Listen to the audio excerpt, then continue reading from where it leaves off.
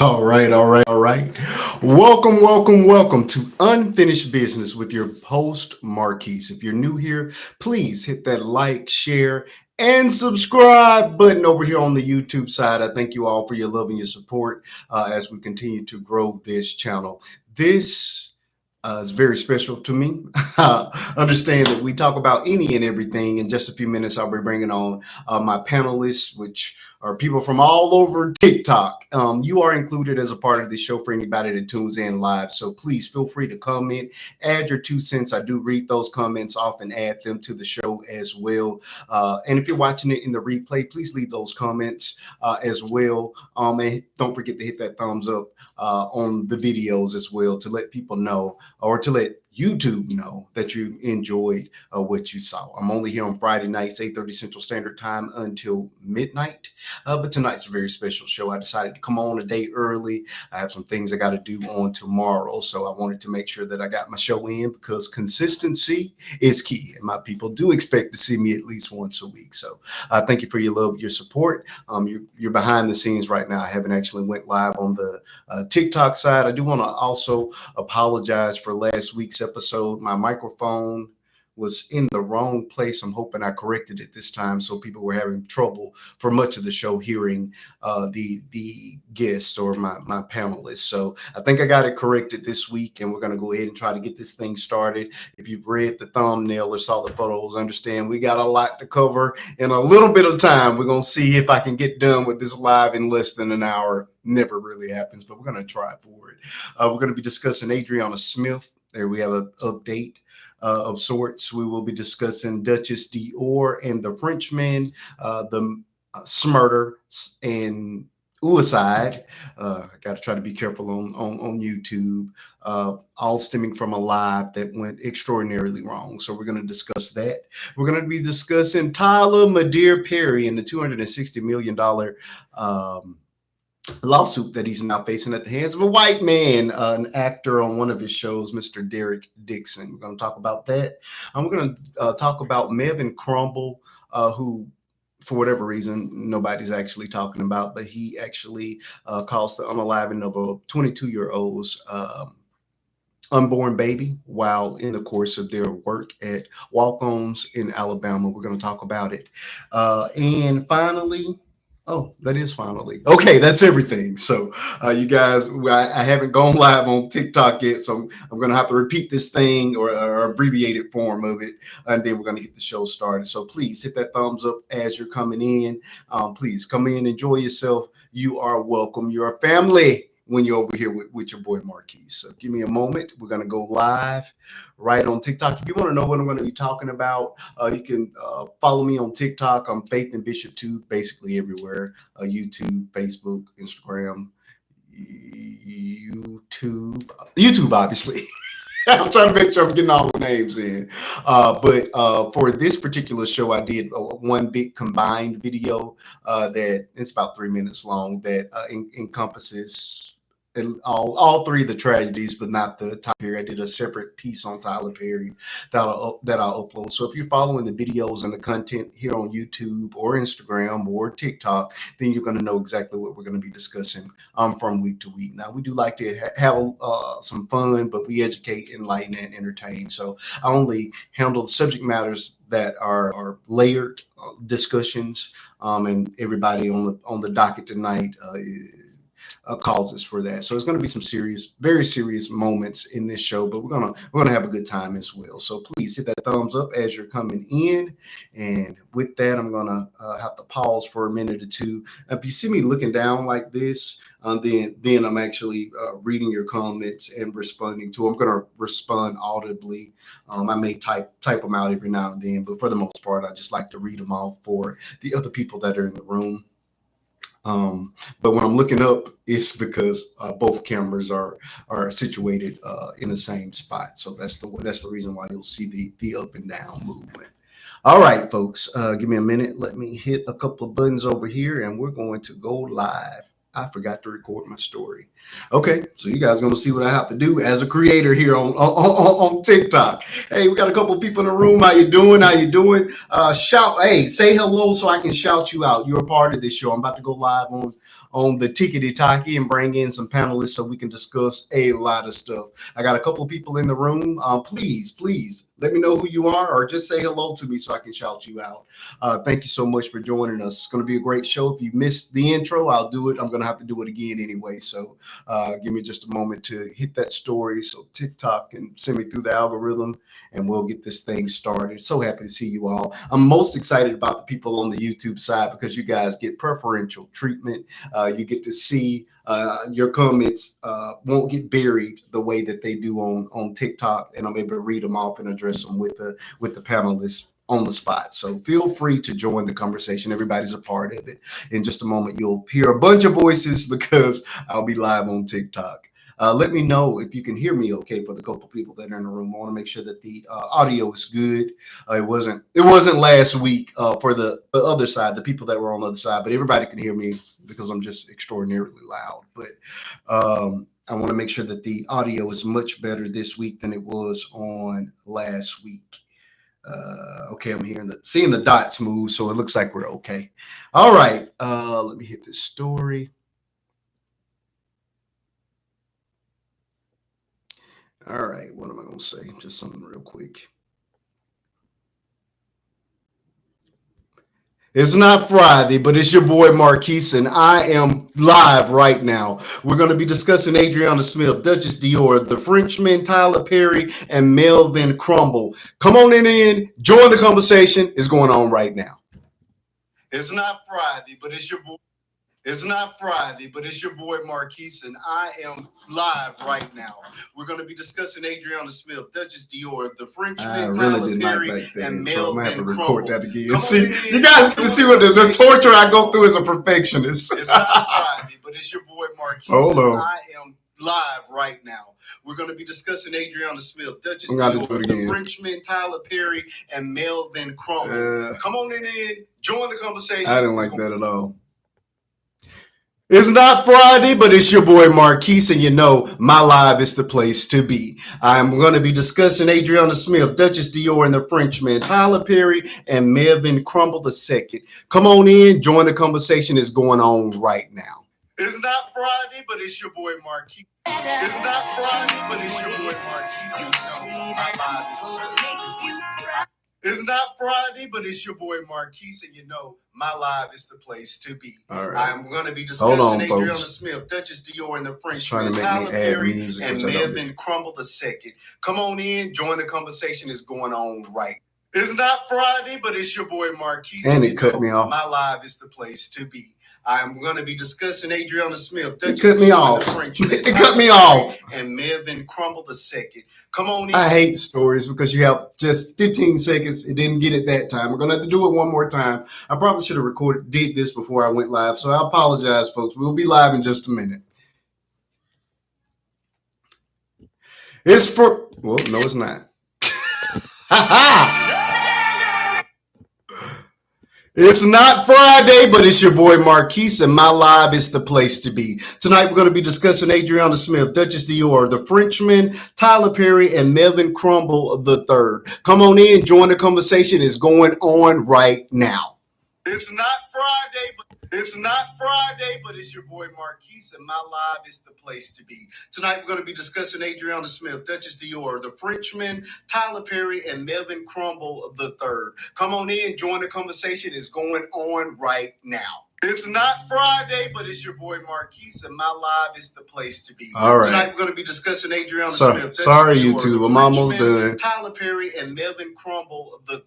Come on in, join the conversation. I apologize, folks. I'm getting it together. I'm joining my live is the place to be. Tonight, we're going to be discussing. This is behind the scenes, folks. Dior, the Frenchman, Tyler Perry, and Melvin Crumble III. Come on in, join the conversation. It's going on right now. It's not Friday, but it's your boy Marquise, and my live is the place to be. Tonight, we're going to be discussing Adriana Smith, Dutchess, Dior, the Frenchman.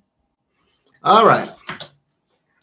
And I think it has me Oh crap. I did good. I was supposed to be live at 8. It says 8:30 p.m. I wrote the wrong time because that's the time I normally go live on Friday night. So it worked out really well because it's taking me this long to get the show prepped. Look at God. Look at God. All right. Hey, we got a couple of people in the room. I need you to hit that thumbs up button so I can get out on the algorithm of YouTube as well. So please, folks, do me a favor and hit the thumbs up. I promise you, you won't regret it. It's about to be a great conversation with some very interesting people. All right. Very fine people. Isn't that what our guy says? And I only got like 30 characters to try to say everything I'm going to say. Smith, Dior, Tyler, and Melvin. I'm just going to use the last names.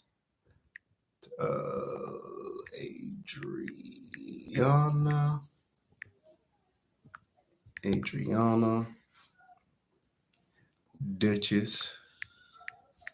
My family's so loud. I apologize. You can hear them through the mic. Dutchess, Tyler, and Melvin.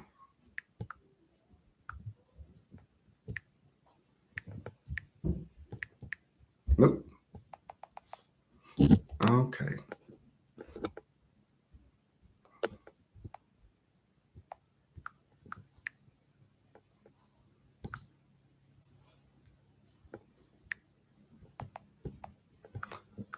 This is insane. Having to compress all this into 30 characters is ridiculous. I'm just going to say, let's put a plus sign.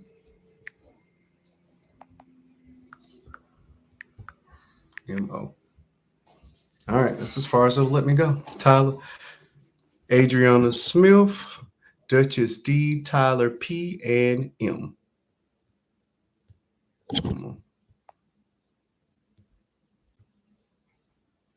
M-O. Okay, close enough.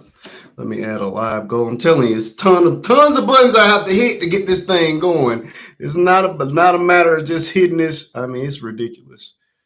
This is ridiculous. My analytics say you don't get any gifts. Okay, these people suck, but I love them anyway.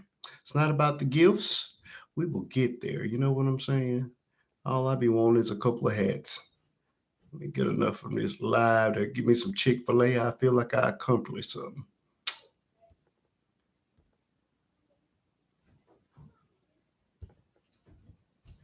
Oh, what? I just put something up there. I really don't care about the money. I just care about, having people to have a conversation with because all I do is run my mouth. I talk entirely too much. But God is good anyway. All right, folks, we're almost done. Got to put my nice thumbnail up.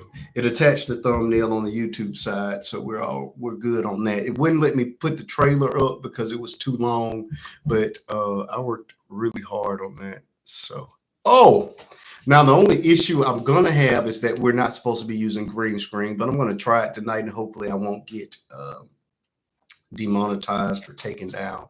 We're just gonna have to attempt it. Oh, locks looking good. Shout out to Kayla Vaughn of Natural Elements. And she keeps these locks looking nice, right and tight. I mean, they look good tonight. So I appreciate her so much. All right, folks, with that, we're going to go live. I got a couple people in the room. Hey, hold on. I'm going to encourage you all. Say hello to me. Why y'all being shy? And I don't know where my chat just ran off to. There we go. I think I made the screen too big.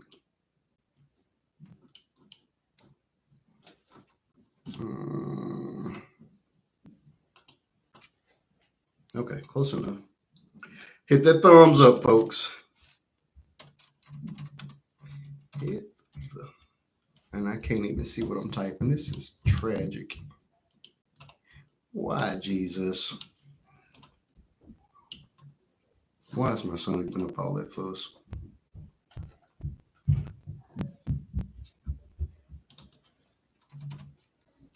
All right. All right. It's about that time. It's about that time. I'm about to tell you what's on my mind. All right. I think we're ready. Oh, I got 1 minute. So, do.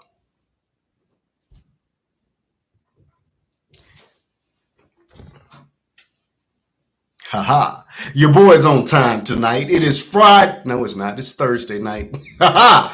It's Thursday night, and you know what we came to do. It is my Thursday night rather than Friday night episode of Unfinished Business with your boy Marquise. Come on in the room, make you some friends, and get comfortable.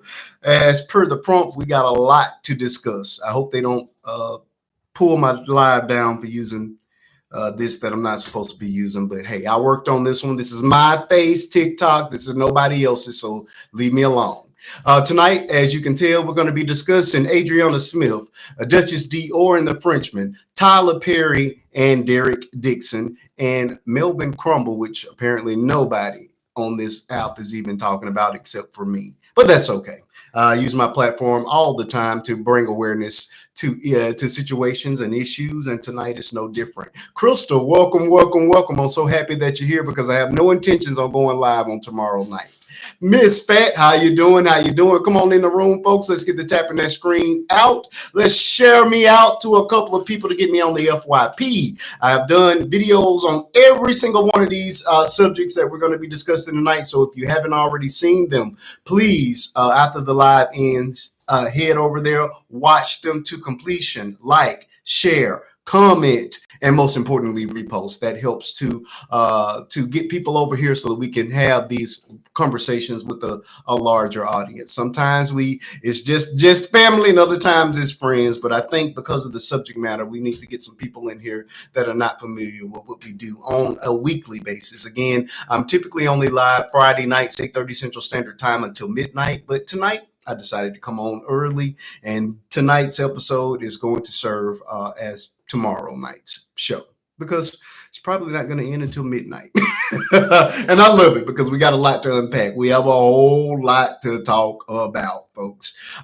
Please understand, I will beg you the entire time that you're here to tap the screen. That's the only thing you're going to get me to beg for. If you want to send a gift to support me as a creator, it's much appreciated, but you're not going to hear a whole lot of that. Sending gifts, outside of being able to get me some Chick-fil-A after doing all this work, it actually helps to push me out in the algorithm as well. So any little bit helps. A little rose here and there will help push me out on in the algorithm. So if you can, please do. And if not, that's fine too. We're not about money over here. We're about having real conversations. So most importantly, this right here costs you absolutely nothing. So go please tap that screen. As you guys can tell, I am live over here as well. Of course, I can't say that name while I'm on TikTok, but I'm right here. That is the username. Please head over there and subscribe. Understand that everybody's a part of this show. So if you're on that side or this side,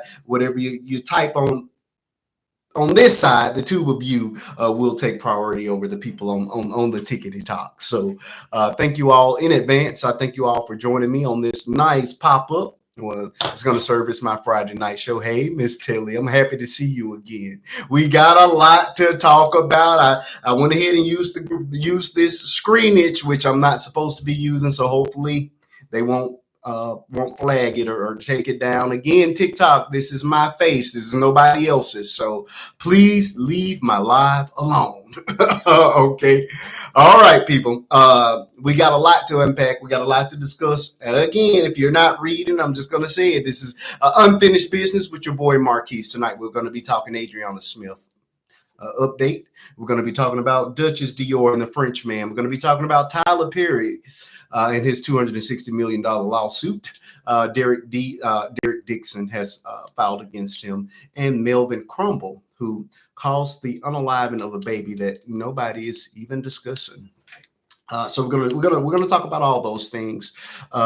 Give me a second. My boxes will be open. Let's. Oh, thank you all. We got 10 people in the room already, and we're already up to 1.1 thousand likes. That's the way that to get the show off to a great start. Let's move it on up closer to that 10K mark, so we can get out on that FYP and TikTok and send a few more people in the room. I love you all, but hey, I want to grow that audience. That is my goal when I'm coming up here. I know you haven't heard about Melvin Crumble, so you in trouble, Tilly. That means that you are not following my TikToks. Although for whatever reason, TikTok labeled one of my videos, the one that I did on Tyler Perry, as AI generated, which I totally don't understand.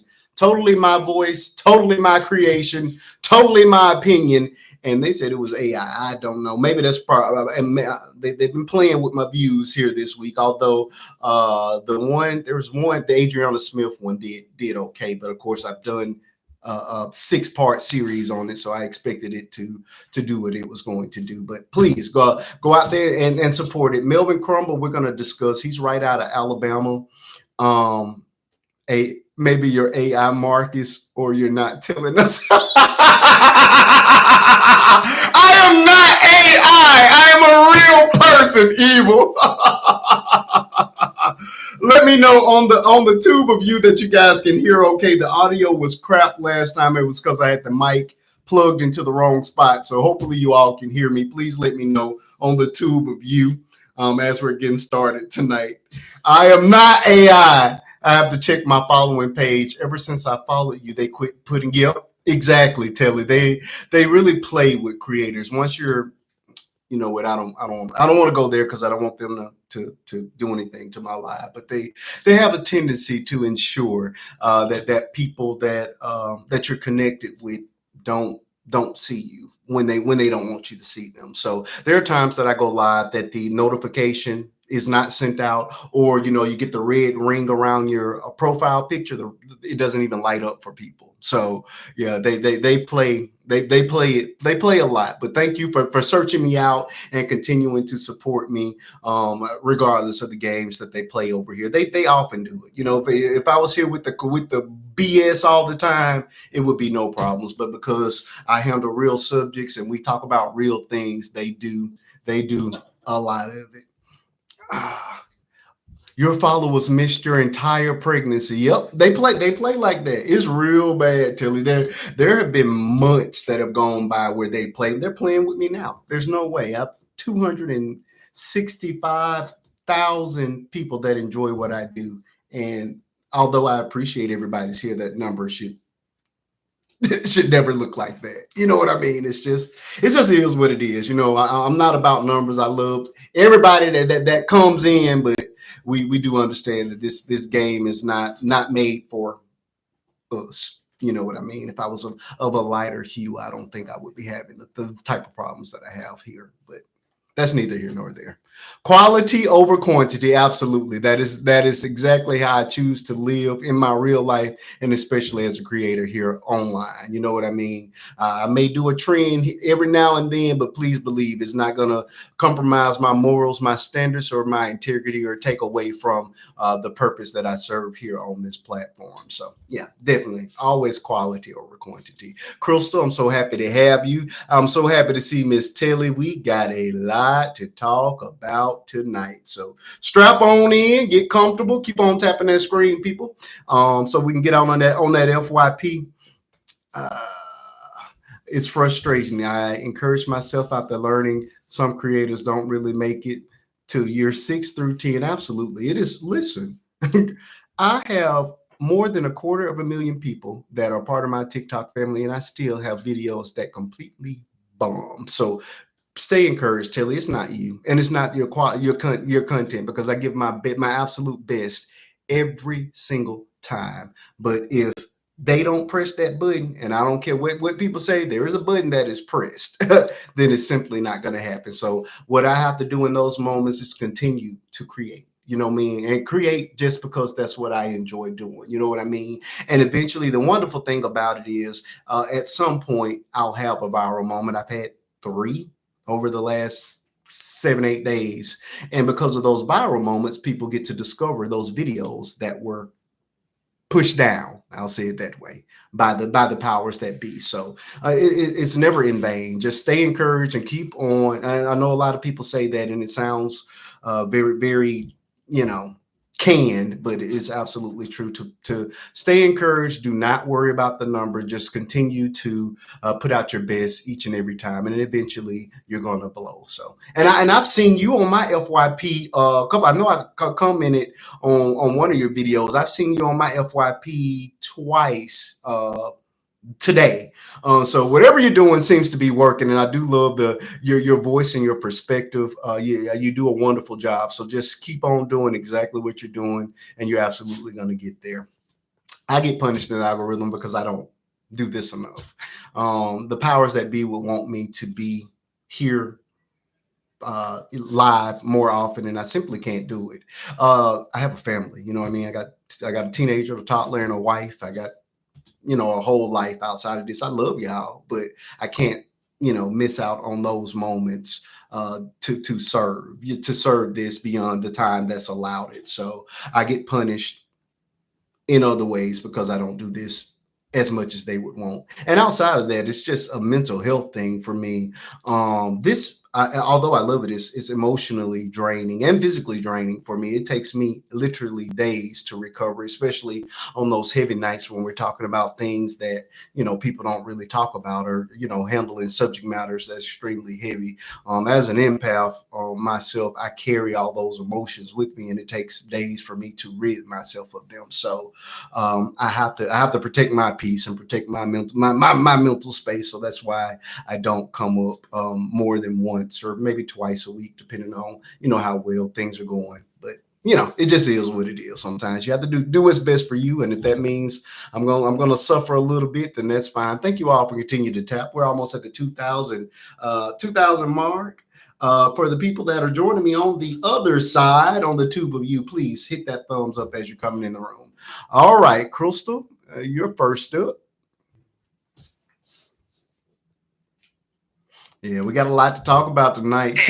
Telly, there's a box waiting for you whenever you're ready. Hey, Crystal. $1,000 for my sister. Could you turn that TV down?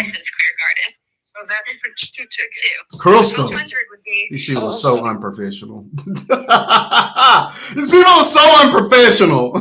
Hey, how you doing this evening, Crystal? I'm glad you came on Thursday night because I have zero intention on going live tomorrow. I mean, I say that and probably will still end up here, but tonight's episode, being that these are all the subjects that I would have handled on Friday, if I get through them all, I won't be here tomorrow because I simply won't have anything to talk about. So that is the goal. We're gonna see. Hey, punchy girly. Excuse me. How you doing tonight? Hello. I'm glad you all are finding me tonight because this is going to serve as Friday night's episode. Unless I find something else. This is every video that I've done this week. We're gonna cover them, and if I get through them all, then I'm gonna take me a day off and enjoy my weekend. You know what I mean? We're gonna see. We're gonna see where we go. Miss Tilly, how you doing tonight? Good to see you. Thank you for joining us. Come on in the room. Turn your mic on, people. My bad. Hey. All right. We got a lot to handle tonight. I'm hoping that I don't get in trouble for this because we're not supposed to use this screenage anymore, but I worked up. Okay, thank you for telling me. Yes, especially in your videos. Now, the video that I commented on, it looks like it was just you, so you were good. But especially in your content, do not use that because it's the new rules state that even I'm not sure if you're monetized or not yet, but for monetization purposes, you will not. It will not. Yeah, I saw that. And then it will. They will actually start striking your account and take it from you if you continue to use it. So I've just stopped commenting on a lot of stuff because no matter what I comment, if it's a good comment, I get stricken against, and I'm like, you know what? I feel like y'all was just looking for a reason because all I said was, "Oh, he's cute." You flagged it? Oh, I got flagged for using the word "awful," and it was in connection with the Adriana Smith case. Somebody. That's crazy. That's so crazy because I'm like, it's a dog. He's adorable, and I get flagged. The only thing I said was awful. They went into, talking about how they felt about the situation, and the word was just awful, and they flagged. I had to go in and appeal it and everything. So I know exactly what you're going through. Thank you all. Let's continue to tap that screen. Let's get us closer to that 10K mark. Evil, how you doing tonight? Well, it's AI Marcus. They really flagged my video as AI generated with me sitting there in front of the camera. It was crazy. By the way, I sent that video, your the ice video. Oh, did you like that one? Thank you so much. Ice friends of mine that works at Ice, they freaking love it. I'm glad to hear it. I was just perplexed, blown away when I watched the sheriff deliver it. I was like, okay, I've got to find a way to use this, in my own family. So I thought it was really good. For those of you who don't, they freaking loved it. I'm glad to hear it. But if you guys haven't checked that video out, please do. There's an ICE agent that's basically talking about all the things that's going to happen to you all if y'all do things to the police. And I used it with my son, who's only 3, and my daughter. So it's really, really good. So check it out. Thank you so much for liking it and supporting it and sending it out to the real ICE agents. So let's see. I know about Adriana Smith. Mm-hmm. Apparently, Derek D was playing the bunny hop with Tyler Perry. Wants $200 million for it. I think, wasn't he the one that did something stupid at McDonald's and hurt a woman's baby? I believe. Oh, you are well versed, Evil. You're gonna be good tonight. Yes, it wasn't McDonald's though. It was. I read about that one, but I don't know what Dutchess Dior is. That one I don't. Cool. And it wasn't McDonald's with Melvin. It was actually a restaurant called Walk-On's Walk-On's Bistro. I know he was messing with a pew pew and a pregnant woman lost her baby. You got it right. And she was only 22 years old. Apparently he got what? Okay, we gonna wear his on. It's like, okay.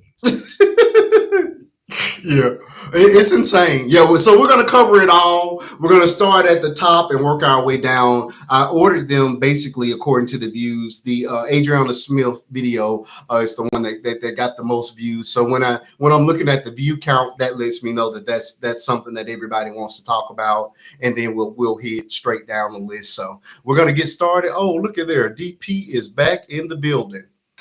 Let me load these boxes up. Let's continue to tap that screen. We got 20 people in the room. Share me out and continue to tap that screen, folks. We got a long night ahead of us and a lot to discuss. The prompt, there's a video made for every one of these videos on my page. Every one of these subjects on my page has a video. So if you haven't already, after the live ends, go watch those videos, like, share, most importantly, repost so that these videos can grow. And so that my messaging can go out and so that more people can discover what we do here on typically Friday nights, but tonight is a Thursday night. It's just, these are important conversations that need to be had. And I just think, a wider audience or a lot more people need to know that there are creators out here that actually have intelligent conversations. So DP, how you doing tonight? I'm doing good. How you doing? I was shocked to see you was on Thursday. Just doing this for Juneteenth. Yeah, Juneteenth. My birthday just passed, Father's Day, and I want to take tomorrow off. So I'm going to go through everything that I would have did on Friday, and hopefully I will have enough strength to not hit the button and come back on tomorrow. So we'll see.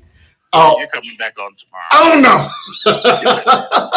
I hope not. I hope I have the strength to just take me. You have nothing better to do. I do. I got kids to take care of. I have things to do.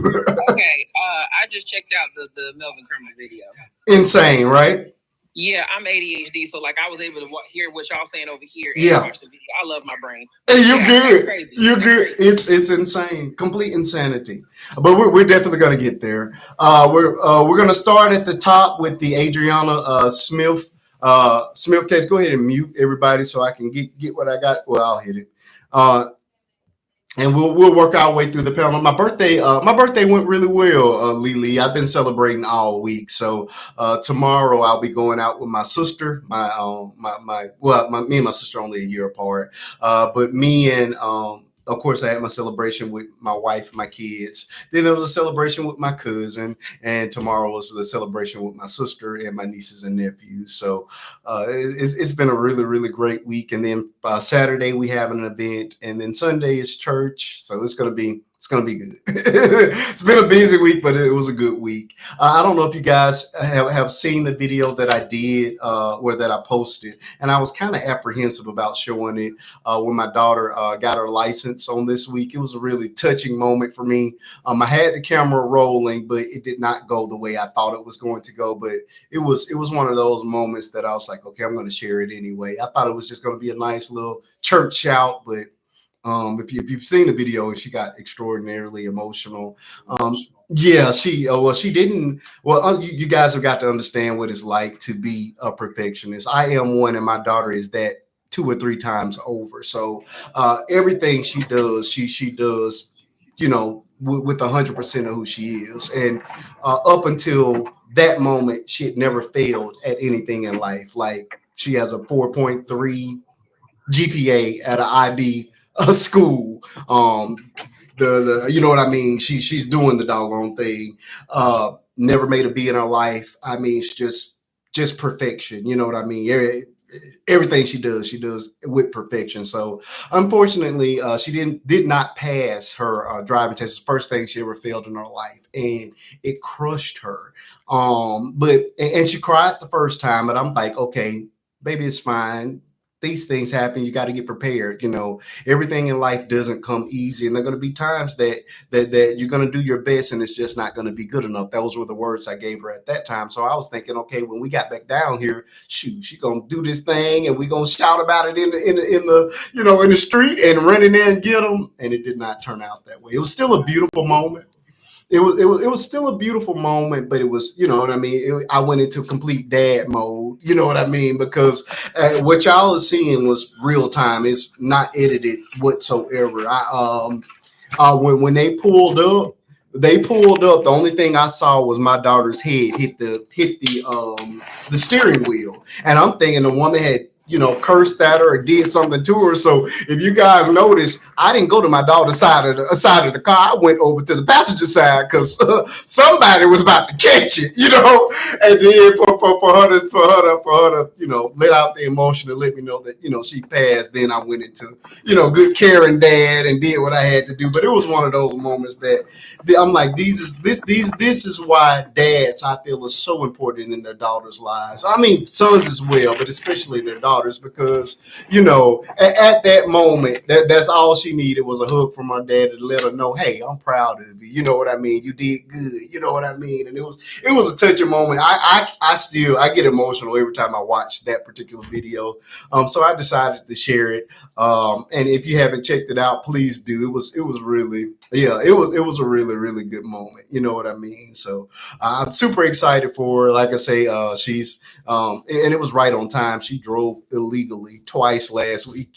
She's gotten a job as a optometry tech with the doctor that she's inspired to be just like. So excited about that. She'll only be doing it for the summer, and then when she starts work steady in January, she'll continue on with that same doctor. So now she's able to drive legally to work, and I mean the doctor's office is about 40 minutes from our house. So I was praying real hard that she didn't get pulled over, and thank God she finally got through it. So with that, I just wanted to shout my baby out. Congratulations to her. I'm like, if I'm this bad off with the driver's license, I'm going to need a personal usher and a sheet when she graduates from high school because I was fighting back tears, and so was the instructor when she had her moment. Yeah, I'm gonna need a usher.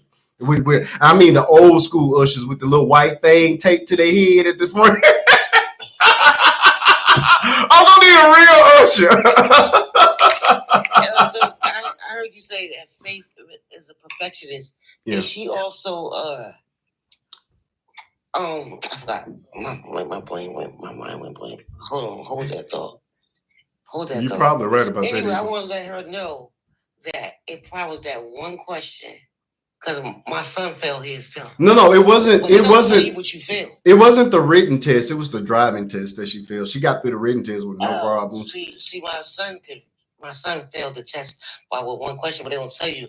But after reviewing it, he figured out, this was years ago, where he failed. Mhm. But the driving test was easy to him because his dad, told Corey. So Yeah. he was driving since learned how to drive since he was 12. Right. So that was very okay. I understand now. Yeah. Yeah. So it was never the written book out. No, it wasn't a But written it was test. probably was something. Was it parallel parking? It probably was one. Oh, they don't even parallel park anymore. It was. How old is She just turned 16 in October.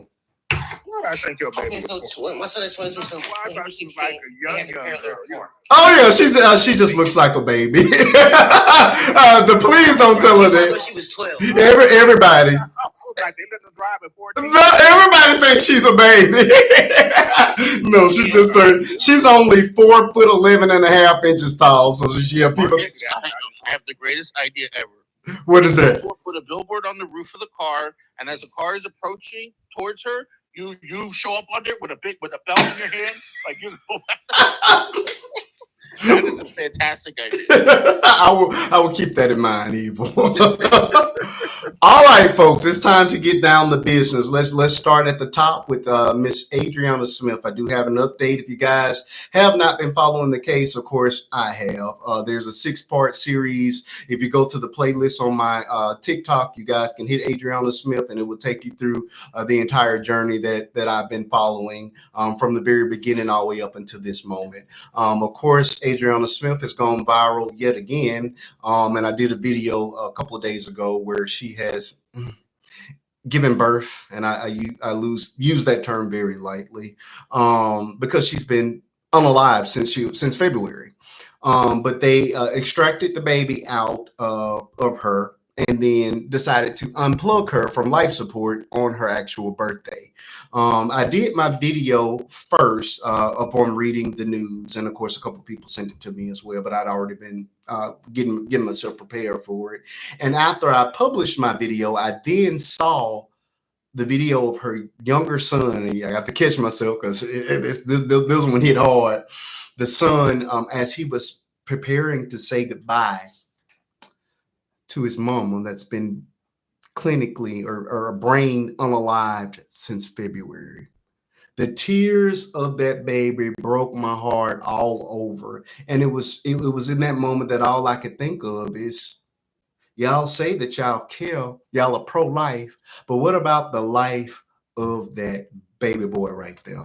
Who's gonna give him the counseling that he needs? Who's gonna pay for it? Who's gonna pay these medical bills for keeping this woman on life support 4 months past her expiration date? Mind you, the media is attempting to make this sound like such a wonderful outcome, but this baby was born extraordinarily premature. And it was born premature because that unalived corpse could no longer support, even on life support, the growth of that child. That child, and I did make an error in my video. I said 1 pound 3 ounces, thinking about my own nephew who was born at that weight. Her son was born at 1 pound and 13 ounces. So he went straight from the human incubator to a real mechanical incubator. And that's where he's residing right now until who knows when, because it will likely be months before he's able. It's going to be several months. I could tell you that based on what my sister went through with my nephew. But yeah, so he still will be. He went from fighting for his life inside of a corpse to fighting for his life on the outside. His name is Chance. But like I say, what got to me was watching that son, that baby boy. I think he's maybe 7 or 8, cry over his mama. Imagine how many times he's cried over his mama thinking that she was sleeping, because the way that it was reported to us, he didn't even know she was gone. He just thought she was sleeping and was going to wake up.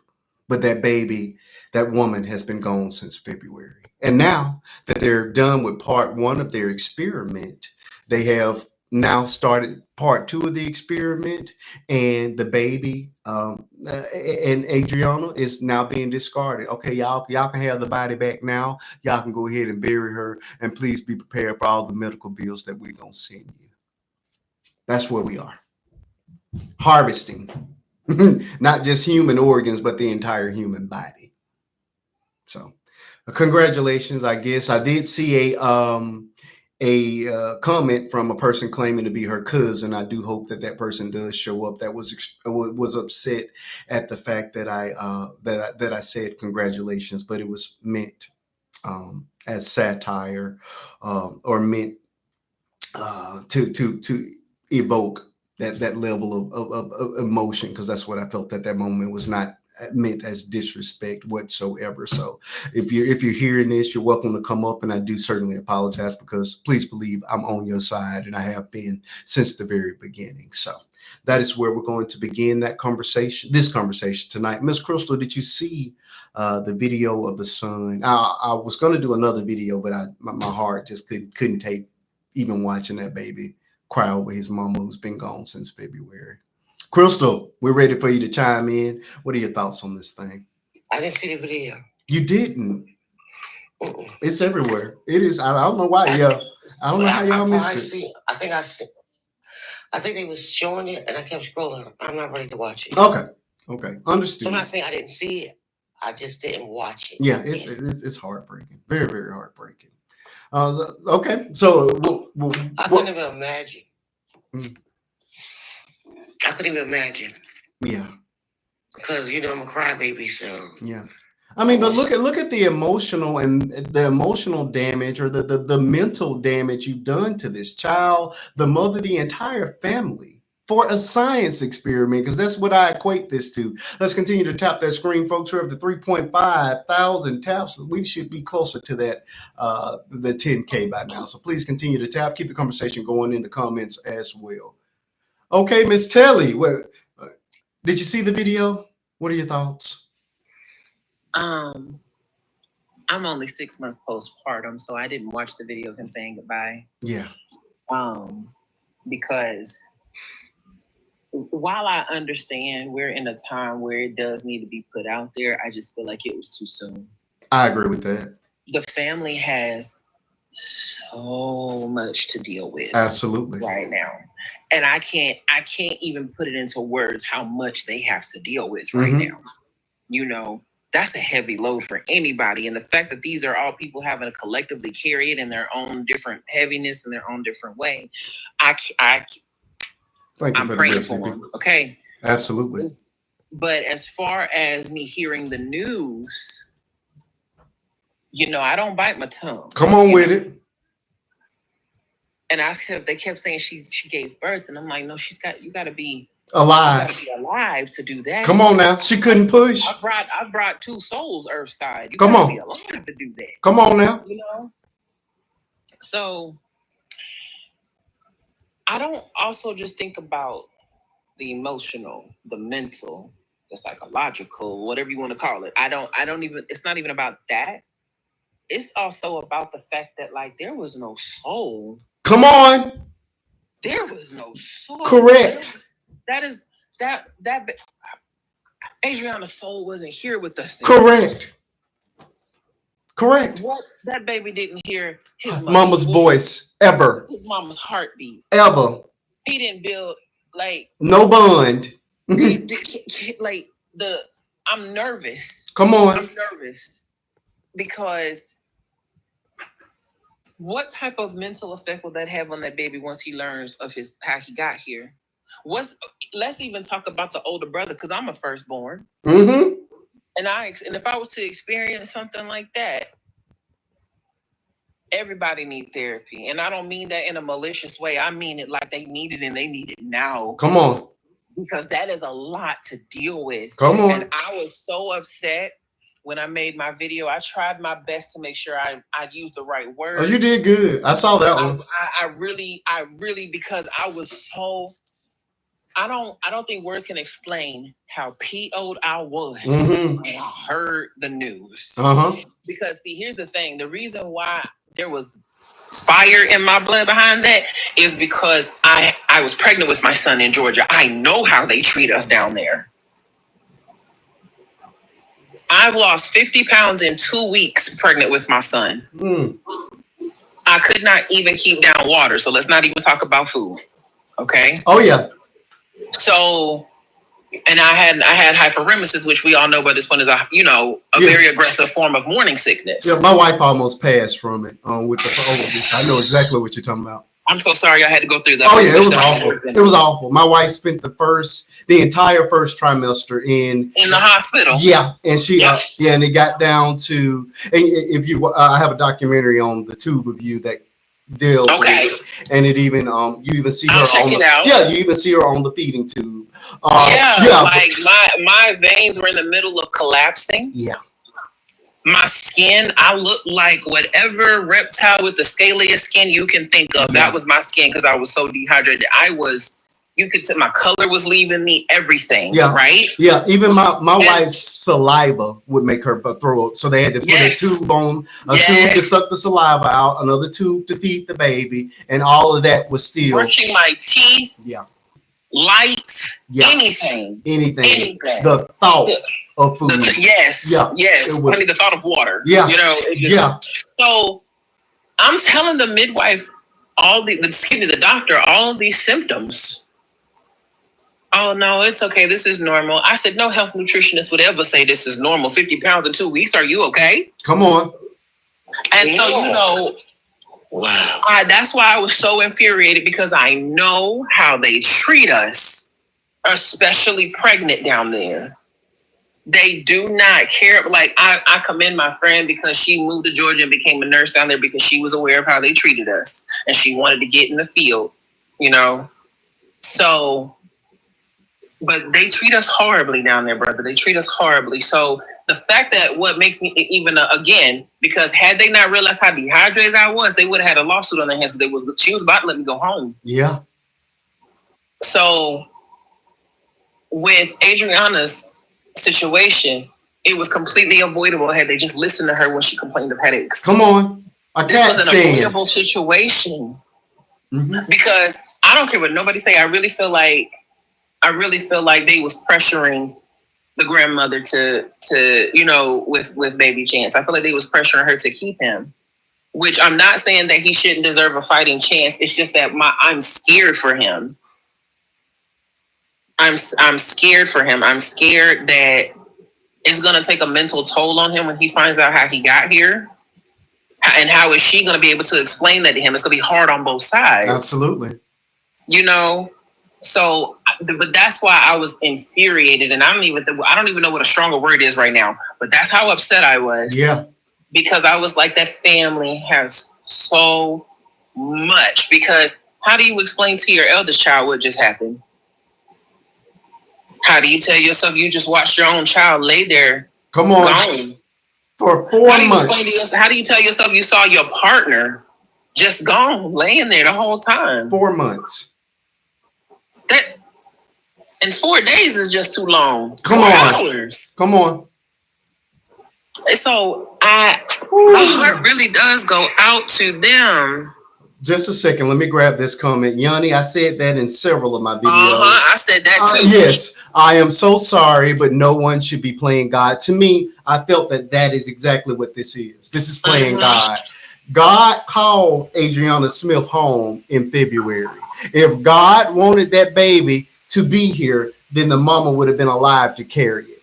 When at least till he was vital. Because, Come on. Excuse me, viable. Here's the thing. And the reason why I say that is because they try to say it's because Georgia has the same bill as Texas when it comes to that, right? Yeah. Okay, but it would not have been a removal. She passed. Correct. So therefore, and we all know that before 24 weeks, if mama is not here, then it's a strong possibility neither is what's in the womb. Correct. It's not viable. So y'all are trying to make a miracle happen that didn't happen on its own. Correct. You can't do that. Correct. I understand science is great. I'm a nerd. I'm a geek. Matter of fact, my chemistry scores was always higher than my algebra scores. Okay. I love me a good science project, but this was not it. That's not it. Yeah. I can't play with nothing like that because you're trying to go against laws of nature now. Correct. You're trying to that's a different level Correct. of audacity that I will never try. Correct. So I just, I can get off my couch. I'm sorry, my cat. But you know, I can't. I can't imagine. And I'm trying my best to wrap my head around it. Right. To me, it's like setting a president of sorts.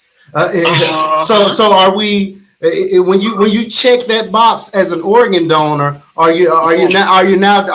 is your entire being now considered an organ? I told my cousin to take that sugar honey iced tea off of his license. Oh, we did. I'll tell you, Faith got a license Monday, and I was sitting next to her when they asked, and I said, absolutely not, before she could even think about it. My cousin was so confused. He was like, well, you know, I thought it was a good thing. I said, anybody else can do it. I said, not us. No. Take it off. And it was got near time for him to renew it, and so he took it off when he renewed it. Yeah. So I was just like, nah. I said, because by that point, I had already known about Henrietta Lacks and Sarah Barton. And, you know, I knew my history at that point. And unfortunately, these schools are not going to teach the kids the history, our kids, the history that they need to know. So it starts at home. But yeah, that's literally what it was. It's just, matter of fact, I don't encourage anybody to watch The Handmaid's Tale, but if you've seen it, it's literally a cautionary tale.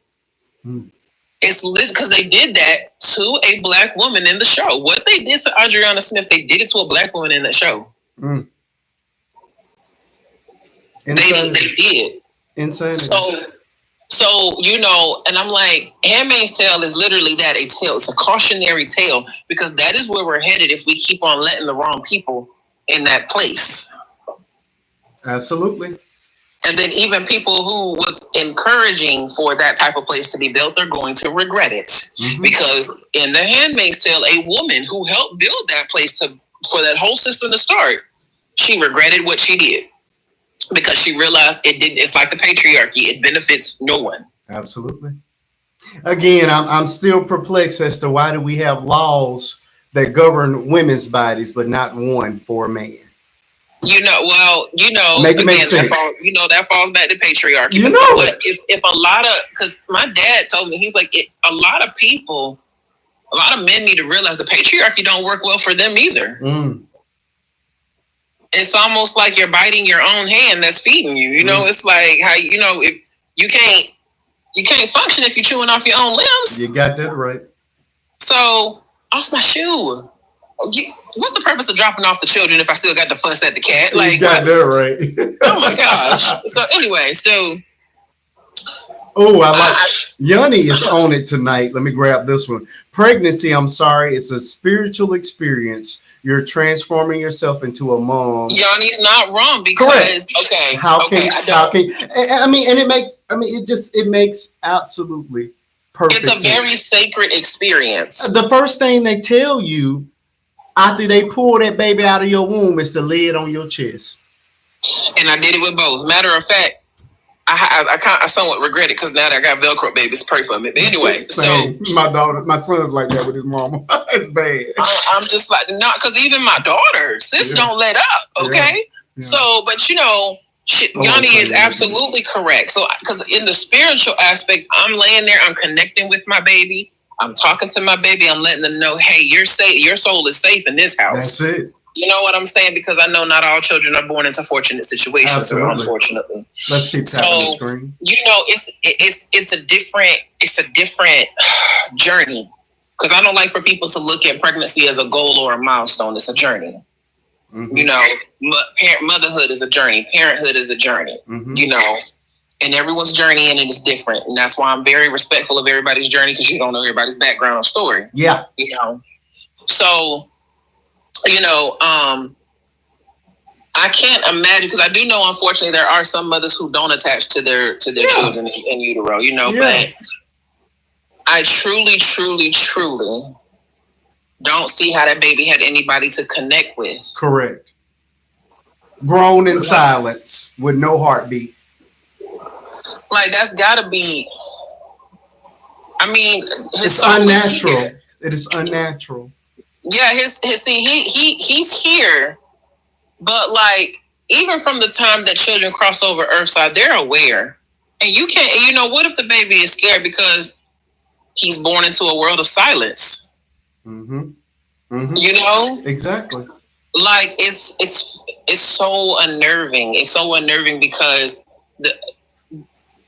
I couldn't wait for either of my children to come out, and I could hold them, I could talk to them, I could hear their first cry, you know, all that type of thing. And it's a bond that the mom has with the baby. Like I immediately, well, for me, because I'm a sap, you know, I'm a pansy. As soon as I saw the 2 lines on the pregnancy test, I was crying and I was in love, you know. But everybody's different. Sometimes it takes for the child to actually get here. Yeah. But by the time that they clean my babies up and put them back on my chest, I'm immediately in love. Yeah. That baby didn't get that. No, not at all. All right. Sonia Thornton is lighting me up on the tube of you. So let me grab her comments. Thank you so much. He's going to be traumatized, and unfortunately, he will have to deal with unforgiveness because they kept it from him. Now that things are the way they are, I have definitely removed the organ donation from my ID. Men rule the world, and exactly, skin to skin is very important for new babies. All right. I agree 100% with everything you said on that, Miss Sonia. Absolutely. I mean, this was just unnatural. I don't care how people try to put this thing. And it's not that we're not saying that we wanted that baby to go, but God calls. Yeah. Oh gosh, yes. Thank you for saying that. Right. Because there's some people in my comments who are accusing me of insinuating that, and I'm like, no, you're interpreting that how you want to, and that's your business, not mine. Absolutely. Because not once did I ever say I don't want him to make it. I'm just afraid for the baby. Absolutely. We're just. And I feel like that's valid to be afraid from him given the circumstance. Correct. This is just not natural. It just isn't. And we're talking about the president that is being set forward, and the quality of life. Absolutely, it does set a precedence because it's like if it wasn't a color redacted woman, come on, right? They was like it would never happen. I said, here's the thing, you're right. I said, but they like to use us to see if they can do it to see if it's possible. Absolutely. Like. You know, I'm not saying this is the first case. I'm pretty, because history does like to repeat itself. Yeah. You know, but the egregious things that was done to us, the reason why half the OBGYN studies exist is because of what they did to us. What they brutally did to us, Black women, you know? And then they tried it on other people. Absolutely. You know? So don't think you're exempt. I don't ever want them to think that they're exempt. It's just that they like to use us as the petri dish. We're the guinea pigs. The brown. Yes. The brown. I was just gonna say that, Marquise. Yeah. They've been using us as guinea pigs since who knew how long. Absolutely. I'm gonna put you in the cage. That's where you're going, in the cage. All right, Evil, your time. Let's chime on in on the Sandra Smith birth. What are your thoughts on it? Well, you and I have had this discussion before on Adriana Smith. And I will say, as a conservative myself, I'm disgusted by this story. I think it's disgusting that conservatives are behind the fact that this woman is brain dead. And I'm going to use the term, I don't know if I can use the word brain dead on here or not. Unalive. But, and the fact that they're putting this family through all this suffering. And they proclamate Christianity. This is as Christianity, which it's not. I'm sorry, it's not. It's just, and Kelly, I have a better word that you can use. It's called disgusting, because it's disgusting. Mm-hmm. And if anything, if Give Tango can give $1 million to some racist white woman, come on, after this family. Come on now, but. Right.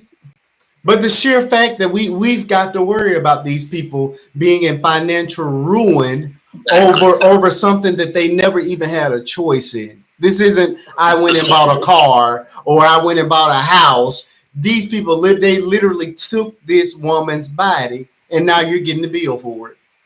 It's embarrassing. That's what it is. It's absolutely embarrassing and completely disgusting. I love it.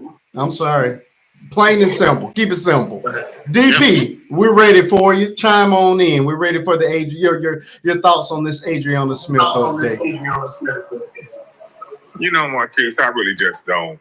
Man, you know, I I don't have much to say about this because it's, you know, I'm just going to be, you know, beating a dead horse and rehashing everything everybody else said. Yeah. It's like, you know, certain things I'm just not going to invest into because it was wrong from the get-go.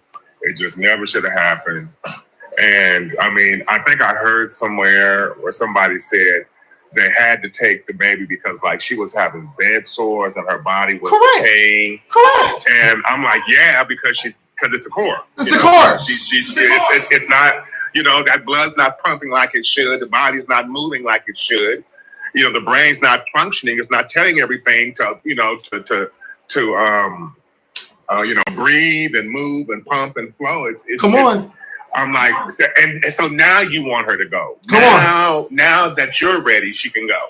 But you weren't ready to let her go 4 or 5 months ago. But now, because you've done what you wanted to do, now you're going to pull the plug because you've gotten what you wanted from her. Correct. And you know what? I just don't have the bandwidth, you know what I'm saying, to really just, you know, there's certain topics on here I stay away from because it's too much. It is. You know, man, like, what are we doing? What are we really? And all I'm thinking about is, you know, who's the next one? Come on. Some little girl, some woman, you know, who's declared brain unalive. And then they say, but wait, we can put some embryos in her. Come on. And we can give some people, you know, who want kids, you know, babies. So let's just put 2 or 3 embryos in her. And if we can get them to 7 months, that'll be viable and we can pull them out, you know, and we can use her for that. And then we'll harvest whatever organs we can get. You know, like I see this going into, you know, it reminds me of I think it was the Blade movie where the vampire just had these warehouses and they would go get all these homeless people, you know what I'm saying? And they had them hung up in these like vacuum sealed bags and they used them as blood banks. They kept them alive. They had, you know, tools on them and stuff, but they just kept, you know, nourishing them and siphoning off the blood. It's just too much, man. It's too much. Hey, you said you weren't going to touch on it, but you added some good stuff to it. I appreciate it. It's awful. It's very awful. Very, very awful. Mia, come on with it. What you got? I saw the video. With the baby. I cried too much. I was like, I wasn't ready. It caught me off guard and I was at work and one of my coworkers were like, what happened? I was like, this. And she was like, yeah. I was like, yeah, I need a minute because it caught me off guard. And then I saw it when I was driving home. And then I was like, I'm going to get off of TikTok for a minute because I wasn't ready. I was like, oh. So not only is her son going to be traumatized, the baby has no mother. Come on. They both have no mother, no relationship anymore. And the baby was here because of what? At this point, you can just go to hell. I'm not even apologizing. That's what they can do. They can just go to hell because all these conservative Christians who think that this was Christianity, no, this was blatant. Like, I don't even know what the hell to call it. I'm sorry. I'm with you. Like, there's just nothing you can call, like, you can't call it anything but murder. That's all I can call it because there's nothing else you can call it. It's just a simple fact that, like, this was a child who didn't even get a chance at life, but this is a woman whose life had to be over because they didn't take her pain serious, and they never take Black women pain seriously. They think that when we say, oh, something is wrong, have some Tylenol, or if you've done something don't feel right, they'll say, oh, have some of this, or you just need bed rest. They don't take our pain seriously. They never have, and they never will. And I feel like this was just a prime example, yet again, that Black women's pain is always going to be discarded and is never going to be taken in consideration because they genuinely do not care. Black women are the most disrespected and most disregarded human beings ever. And it's just like, what in the world? Like, there are no words. I can't even joke because I've been so serious all day today. Like, I'm just not, like, my mental right now is just all over the place because it's like, how many more Black women gotta be unalive for y'all to finally understand, like, what are y'all doing? And I feel like it's just not going to change at this point. So it's just like, it just got to a point where it's just like, there's nothing I can say. There's nothing that's going to be done about it. It's like, there's nothing to say, but they can go to hell. That's all I can say. Hey, I think that's a good place to put them. Renee, welcome to the conversation. How you doing? I'm good. How are you? Doing good. We got a lot to cover tonight. We're starting at the top with the Adriana Smith update. Did you see the video with her son saying goodbye? I could not watch that video. It was awful. It was awful. I don't blame you. And then they chose to let her go on her birthday. Poetic. It was very disheartening. It's very heartbreaking. Yeah. I'm someone who works with kids, especially kiddos with special needs. Yeah. And that's immediately where my mind went in terms of that kiddo. Because when you have a baby who's in the womb and the mother is medically unalive, that baby is still developing in an environment with no maternal touch, no voice, no warmth. It's completely disconnected, and you have the possibility of long-term effects. Absolutely. On stress regulation, sensory processing, emotional bonding, all of those issues. We know that from when we see parents who have their kiddos in the NICU. Yeah. When you have a kiddo that's in the NICU, the mom and dads are in there. They're going every day, no matter the cost, no matter if they're coming from work, if they're taking off work to be around the baby, because we know that skin to skin is important. Absolutely. That the voice is important, music, prayer. None of this was going on for this baby. And so it makes me think about the fact that no one thought about this baby as a human. Correct. Outside of the experiment that they were doing, because he may not remember it cognitively, but his body is going to remember that. Absolutely. Babies store experiences somatically, and so it's going to be in his nervous system. This is a traumatic birth. This is a traumatic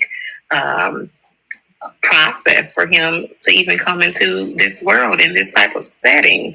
The trauma is going to show up later. It could show up as anxiety, attachment struggles, mood dysregulation. Right. Like, all I can think of is how we have these kiddos who need specialized services, who do get all of that warmth and love and connection. So can you imagine what's going to happen to this baby who didn't get any of that and was simply sent pretty much like in an incubator? Correct. And he's not even out of the woods. The baby is only 1 pound, 13 ounces, extremely premature. So we got to hope that he even gets to that point. You know what I mean? So we went from one set of trauma to another. You caused this family months and months of grief. Now you're done with the body. You discarded it and gave it back for burial. And now we got to fight, hope, and pray that the baby, that this baby even makes it, you know, to go home, because he's going to live in that incubator for several more months. Right. And I know that from experience. My sister had a 1 pound, 3 ounce baby. He's 11 now, but I can tell you the number of times that he coded inside that incubator. I can tell you all the things that went wrong as a result of it. And, you know, glory to God, he's still here and still alive, but at least his mama was still alive, carrying him. You know what I mean? This is just insanity. It's pure insanity. And if he, and you know what else? Lifelong care, imagine that. Is the hospital or the conservators going to contribute to that family if he needs lifelong care, if Correct. he has severe disabilities? Who's going to pay these medical bills?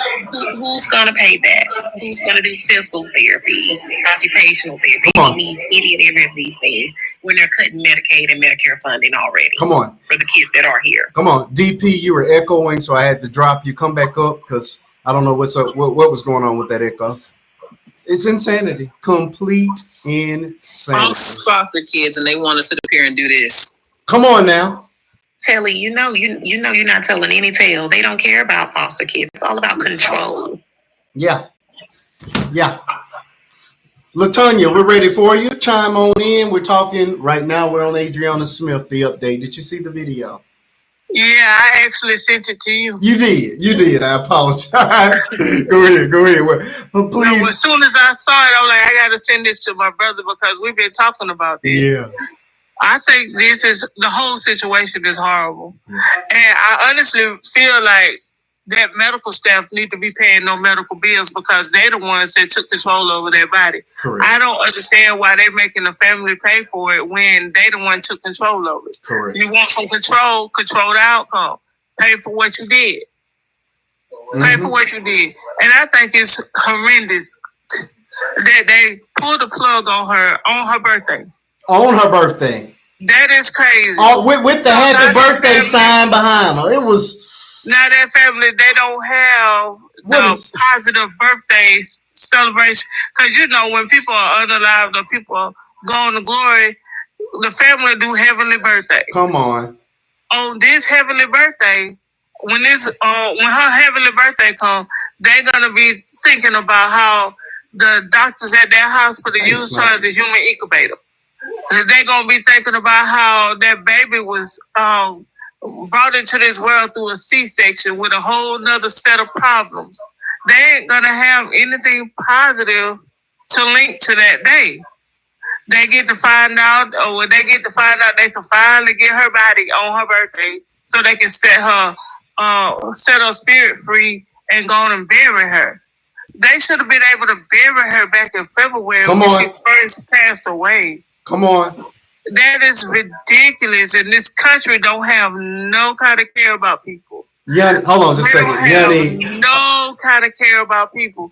And if I'm waiting on the day when they do this to one of their own. Because I think the only reason why it was done to one of ours is because it was one of ours. I don't see them doing this for one of theirs. Yeah. And I think that is really, really ridiculous and crazy. Yeah. Yanni, no. The baby was born, I believe, on the 13th, and they waited until her birthday to pull the plug. So they kept her on life support for a couple of more days after the baby was extracted from her unalived body, and then waited until her birthday to pull the plug on her. Horrible. Just horrible. All right, I'm sorry, Latonya. I didn't mean to stop you. I was just grabbing that comment. Go ahead. You're fine. I know how you work. It's okay. I was done anyway. Okay, cool. Miss Cassie, welcome to the conversation. How you doing tonight? DP, you're echoing again. I don't know what's going on with you. Cassie, welcome to the conversation. What would you like to add to the Adriana Smith conversation? Oh my God, I have been watching what I could of it today and reading about what I could. I was so disgusted by it. I couldn't watch very many videos. It enraged me. I haven't been that mad and I can't tell you how long. Yeah. It's absolutely disgusting. Yeah. And guys, correct me if I'm wrong on this, okay? Because I could be wrong. I think I read this, but I'm not sure.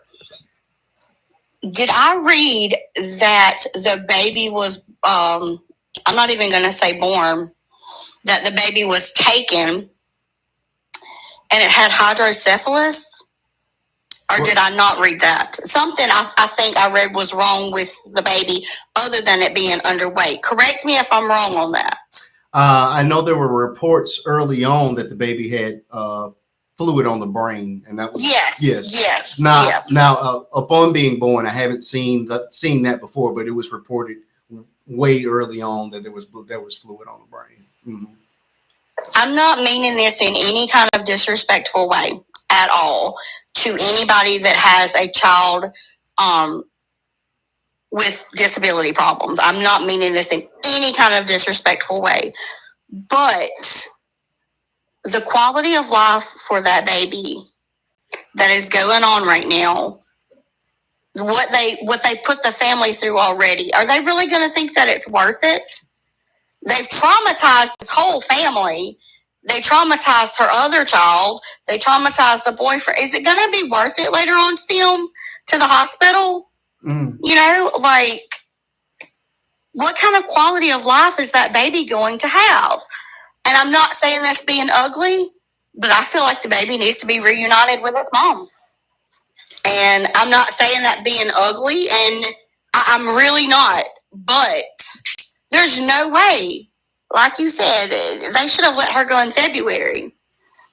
Yeah, I mean, at this point, I think we're too far past that. I at this point, the baby is taking a breath, so I can't say that, we need to just let it go or, stop. Right, and I didn't mean that disrespectfully. Oh, no, you're fine. You're fine. You're fine. All these so-called Christian conservatives. I'm a Christian. Me too. I will be the first one to stand up and say I'm a Christian. But these so-called Christian conservatives that voted to ban abortions and things like that, they didn't think about, hey, and I made a video about this today. There should be certain circumstances where an abortion should be okay and it should be legal. Now, like these people that go out there, and I'm not saying that this is the case, but for argument's sake, sure. These women who go out there and do the deed and get pregnant. I was like, if I get pregnant, it's fine. I can just abort the fetus. Yeah, they're just using it as a form of birth control. I don't. That should be absolutely not okay. Yeah. But in circumstances like this, circumstances like you getting RAPED. Correct.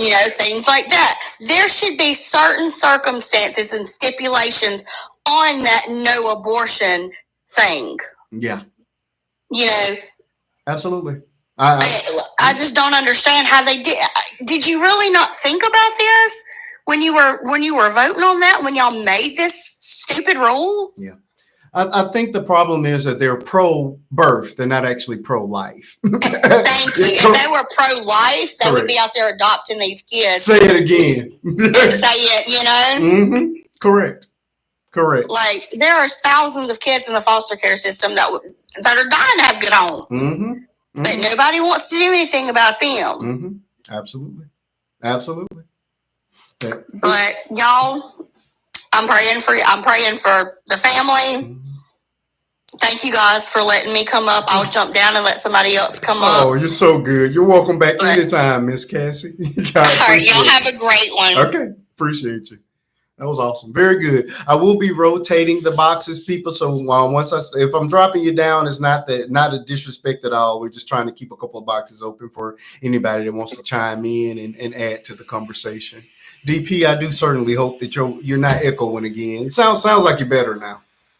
Well, yeah, no, I had you on my speaker because my phone thing is for crap. My phone speaker, so it's very hard to hear. And I'm gonna just say this, and I'm gonna drop on down because I got a lot of chores to do. But I know you'll be on tonight, so I'll come back up. Okay. But it's what's sad is, and this is what when I tell you, I don't like to even really think about this too much because, to be honest with you, part of me is like, I don't want this child to make it, because if this child grows up to be healthy and happy and normal, which I don't think anybody with sense thinks this child will be, this is only going to embolden them. This is going to start a whole new movement. Field of scientific study, and they're going to use this child as the poster child of why we should just turn women into human incubators, that anybody with $50,000 and an egg can do it. You know what I'm saying? Absolutely. So that's like, this is a bad thing if this child makes it. But then if this child doesn't make it, but they can take the data that they got from whatever they did these last few months, that's going to embolden them even further to keep trying. Absolutely. So with the lose-lose situation, they are determined to advance scientific knowledge of creating, babies and doing this to a point to where they don't even have to have women's consent. Correct. This is only a next step to just having these artificial wombs. And like I said, warehouses with thousands of them in there with, thousands of embryos in there. And they're going to be piping in music and piping in women's voices. And I just see this whole thing, you know what I'm saying? And this is becoming now an industry. Because now they're getting to the point to where now you can pick your baby gender, eye color, hair color, they're starting to really just push this whole eugenics and epigenetics and all this stuff till you can get the desired babies that you want. And the only thing they need is an avenue to bring them through where they really don't have to deal with a human being, absolutely having to have some say so or control or worry about are they going to eat healthy enough and exercise enough. No, that artificial womb, like I really see this just really going absolutely to a really dark place, especially for women. I see it going to a very, very bad place. Absolutely. If I may interject for just a moment, has anyone seen the movie What Happened to Monday? No, I have not. Oh, what's it? I need you to watch that because they do because it's on Netflix. Okay. They move out of the trash. Go. I think that's where they're headed because I don't want to give the ending away. But for those of you who have seen it, I'll watch it.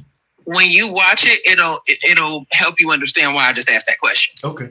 All right. What's it called again? What happened to Monday? What happened to Monday? It's a group about. It's a movie about. Lord, I forgot the name when it's 7 of them that's identical. But anyway, it's 7 girls all born in a town where they're only allowed to have 1 child per household. Oh wow. Plot. Okay, the rarest ever says it was a pretty good film. I'm excited. Look, I love movies, so I would definitely. Well, after this live in, I'll sit up and watch it, and we'll revisit it on the next show, whenever that is. Absolutely. I'm gonna enjoy it. It's really good. I like that. Okay. All right, then, my brother. I'm gonna let you go. If you're back on when I get through with my chores, I'll see y'all later. I'm only on subject number 1. You already know I'm gonna be here for help. Come on back. Okay, all right. All right, folks. Let me switch this grid back so people can know what we're talking about. All right. These are the subjects of the night. I'm getting the request to come through. So we're on Adriana Smith.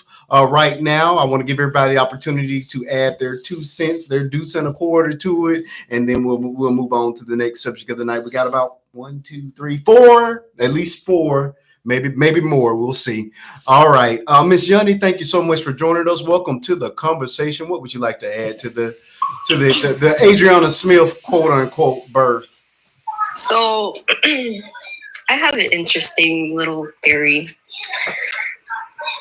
And it's okay if people agree, disagrees, whatever. It's just my theory. They're using this as an experiment to then invoke have people birth YT babies because the YT is starting to become minority, and they have done this through history because when the white women YT on slave plantation, they didn't breastfeed their babies. They didn't have them looking after their babies. Who they have looking after their babies? They just want to use this as an experiment to then further invoke what their agenda is. Because when you go around the whole country, who are you seeing pure YT babies? Everybody's getting mixed. They don't like that. And that's what I've been noticing is that this agenda for the 3 letters, everybody's mixing and they just don't like that no more. And it's sad because I've seen a lot of people who are mixed who feel indifferent to this situation, but I feel like as a mixed person myself that we should recognize the patterns and recognize what's going on in history and put a word to stop it from happening again. Because who are they really gonna have the money to do this experiment again? Who has that money? They're not going to fund it for people who are of color to have this opportunity, quote unquote, to have a baby, a very surrogate, but it's really an incubator. I don't know. That's just what I'm thinking. Anybody want to chime in on that? Address that? Sorry, I just wanted to say, I went and looked at the trailer. I am watching that too. Back to What Happens to Monday. That's good, Marquise. Okay, I'm going to check it out. I just watched the whole trailer. Sorry, I had to go watch it. It's good. Okay, Telly. Well, let me start by listening. Sorry, I was watching that. No problem. I apologize. Yeah, there's a There's a book. Author's name is Ben Wattenberg. Wrote a book called The Birth Dearth. He made that book, I believe, the 60s or the 80s. I'm gonna have to go back and fact check myself, but it was before I was born. He made it, right? And at that time, it was recorded that 60% of deleted fetuses, 60% of those were color redacted. Mm-hmm. They knew over 30 years ago they were become the minority. So was that Yanni who made that excellent point? Because she's not far off at all. Yes, that was Yanni. Yeah, Yanni is not wrong. That's exactly why they're doing it. That's why I said earlier, no, they wouldn't have done it to a color redacted woman, the experiment they tried. Mm-mm. But once they see it works, yes. Yeah. Mm. That's why I said it, because of what Yanni just said. That's why I said that. Thank you all. We're at the 10K mark. Continue to tap, continue to carry the conversation forward in the comment section. It helps to push us out on the algorithm. If they see a lot of chatter going on in the comments, if they see those likes going up and an occasional gift being thrown here and there, it pushes this message out and pushes this live out. So please do those things. Most importantly, tap that screen. Miss Africa, I see you in the room. There's a box available for you. And anybody else that wants to come in and add their 2 cents to the Adriana Smith. Yeah, she's absolutely right. She's absolutely right. It's because the color redacted are becoming a minority. But my biggest question to that is, y'all gaslit us then, because if being a minority isn't so bad, why are you afraid of it? Come on. Hey, Texas. Like if being a minority is not really all that bad, if it's not the worst thing, why are you scared of becoming one? Absolutely. Absolutely. Texas, you coming up to chime in on Adriana Smith? Good to see you. Okay, folks. Anybody else want to add anything further before we move on to the next subject of the night?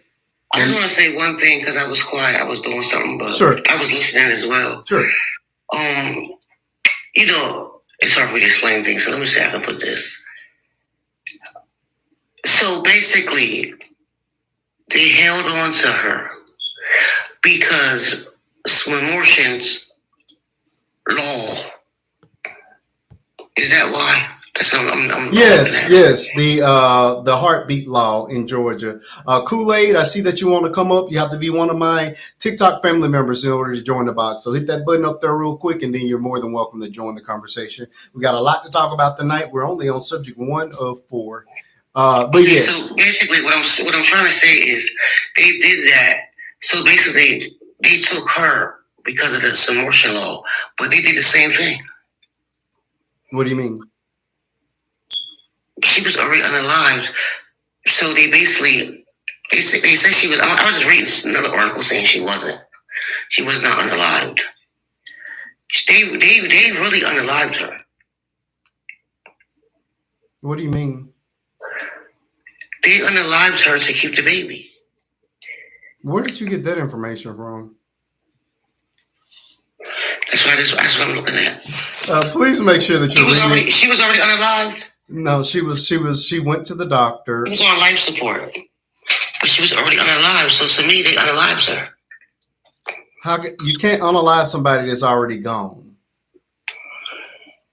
She was already unalived. If she was already unalived, they kept her on life support. I think they just said that to unalive her to do an experiment. No. No. I'm not going to be on the live all tonight. Hey, Africa, welcome to the conversation. Hey, family, how y'all doing? Good to see you. Good to see you. I ain't gonna be on here too long because my phone about to die. Oh, well, you need to charge it, friend, because I'm not coming back tomorrow. Whatever. Keep it moving. Anyway, I just got one thing to say. She's the modern day Henrietta Lacks. Okay. I feel like you didn't give her the proper care to keep her here in the beginning before she had her medical emergency that caused her to pass away. So, in my thought process is you can't deliver a baby if you're not a alive to deliver a child. Correct. How is that possible? But you sat here and you had to go get this kid because liver's failing. Correct. Kidneys are failing. Correct. This child is now living in a toxic Correct. environment. Correct. So exactly how do you deliver if you're not even aware that you're even still here? Come on. So toxic environment, Africa being in her body, right? Yes, her body. That's what I was saying. So they knew she was sick. There's no. This is not sick. She was gone. She's been gone. She's been gone since They didn't give her the February. proper care when she went to the hospital to try to save her to keep the baby. They didn't do the right test. They didn't do their due diligence because they said that the radiation could potentially harm the unborn right at the time. So, but my thing is, because my oldest daughter, I had a situation. They put those vests on you. If it comes down to you needing to go get a certain scan and you're pregnant, they put those heavy things. I know y'all know what I'm talking about. Those little vests. Oh yeah, I know exactly what you're talking about. So they put those on you. So they didn't do due diligence for her, because of the fact is all you see is a black woman. All she's talking about is a headache. We're gonna give you some medicine. We're gonna send you home. That's what I'm so saying. That now you said you decided that you didn't do your job, but now your kid has a heartbeat. So we're gonna keep you on a machine and hope and pray that that this kid can make it to a viable stage. Mm-hmm. But you didn't do what you needed to do to make sure she could be here to participate in the birth of her child. And so eventually the body is going to shut down because it is not getting the proper nutrients. Okay, you can give her Ensure or whatever that stuff is they give them all day long, but she still needs other vitamins and proteins in her body to sustain this pregnancy. And your brain produces a lot of those chemicals. So if your brain dead, how is your body going to do that? Correct. We're talking about constant temperature changes that are needed for this baby. We cannot mimic the human brain. That's the one thing science has yet to be able to do correctly. So and so that's why I've been arguing, and I've really been trying to stay away from it, because I've been arguing with people all day long. They're like, why do you keep calling her the modern day Henrietta Lacks? Because they took her cells, and that's why we have so many vaccines. The cancer research that we've been able to have and has been proven to be successful is because you did not let this lady know that while you took her cervical cancer cells and went and produced all this stuff and studied her cells and her body, y'all used that. And that's the same thing they did with Adriana, I think that's pronounced right, Smith. Y'all used her to see if it's possible. If it's possible. For a child to grow inside of an unalive body. Correct. And then you find out that for so many weeks, depending on, I guess, how strong we are as a race, and they use us for guinea pigs, you try to see just how long you're able to keep this baby in the body before the body shuts starts to break down. Correct. So now the kidneys and the liver went first, which are the two major organs that you need to flush out the toxins in the body. Correct. We knew this was going to happen. The organ failure is bound to happen in a body that brain is no longer functioning. It's just, which is what happened with Bobby Christina. I said the same thing. With her, correct. Because Bobby Brown said it himself. Her organs started fighting the machine. They started shutting down. Life support could only do so much for her until the body said, "Okay, oh no, I'm done. Y'all not gonna let me go. I'm gonna go on my own." Correct. You got it absolutely right. That Bobby Brown passed away a couple of days ago. Say what? I hadn't seen that to be credible yet. They keep posting it. I have not seen that at all. I did. I saw Bobby Brown died. What's today? Let me see this. I saw it, but I hadn't found a. That would have been on CNN. Is it on? That's CNN news. There's no way. I haven't seen it. If it's not on CNN, Bobby Brown would have made CNN. He's a huge star. No, I definitely don't believe it. Hold on. I'm gonna look. They done posted it several times, and I have not found credible resources for that. Yeah, then he would have made CNN. There's no way. But I'm gonna. The answer is no. Bobby Brown, legendary R&B singer, is still very much alive. No. Okay, it's a hoax. That's a hoax. Okay. Yeah.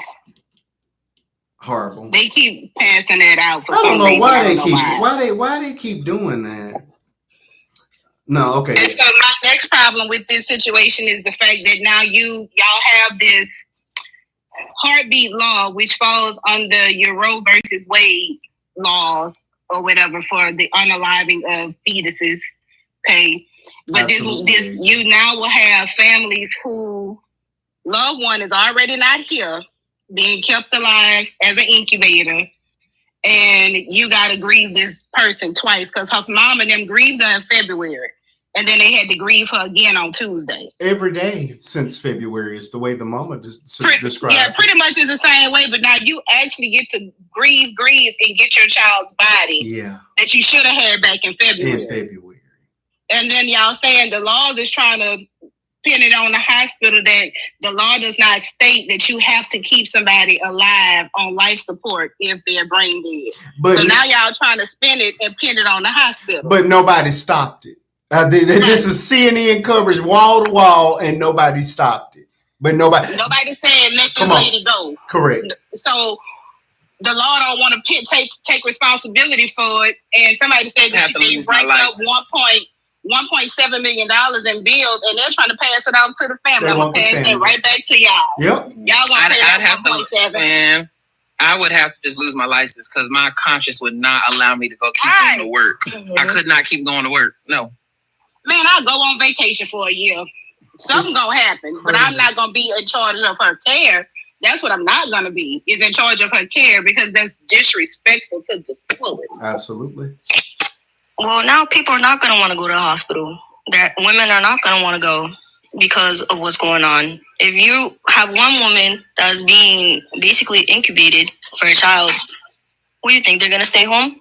Yes, because they're not going to want to accidentally unalive because of malpractice and now be kept. And basically, was it a coma that she was in before she unalived? No.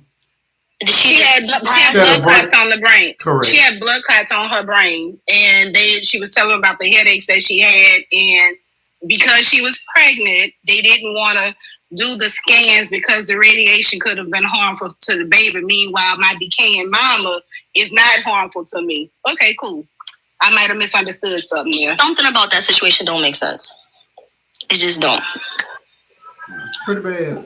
Pretty bad. All right, folks, we have 18 people in the room. Let's continue to tap that screen. Let's move it on up closer to the 20K mark. I agree with you, Yanni, because that's the same thing I've been arguing. It was like, but why didn't they? You asked the hospital why they didn't do the scans, because that's what those covers are for, to protect your baby if you're pregnant, so you can get the proper tests and scans done on you. Yeah. So there was no excuse not to let her go if she came back the very next day saying the headaches have gotten worse. Yeah. The problem is that I find with that is I'm pregnant now, and I've been told I need to get an MRI, and they never said nothing about it harming babies. So that's why I'm just thinking like 1 and 2 is not coming together, because that just don't make sense. What type of scans they needed to get done that was gonna quote unquote harm the baby?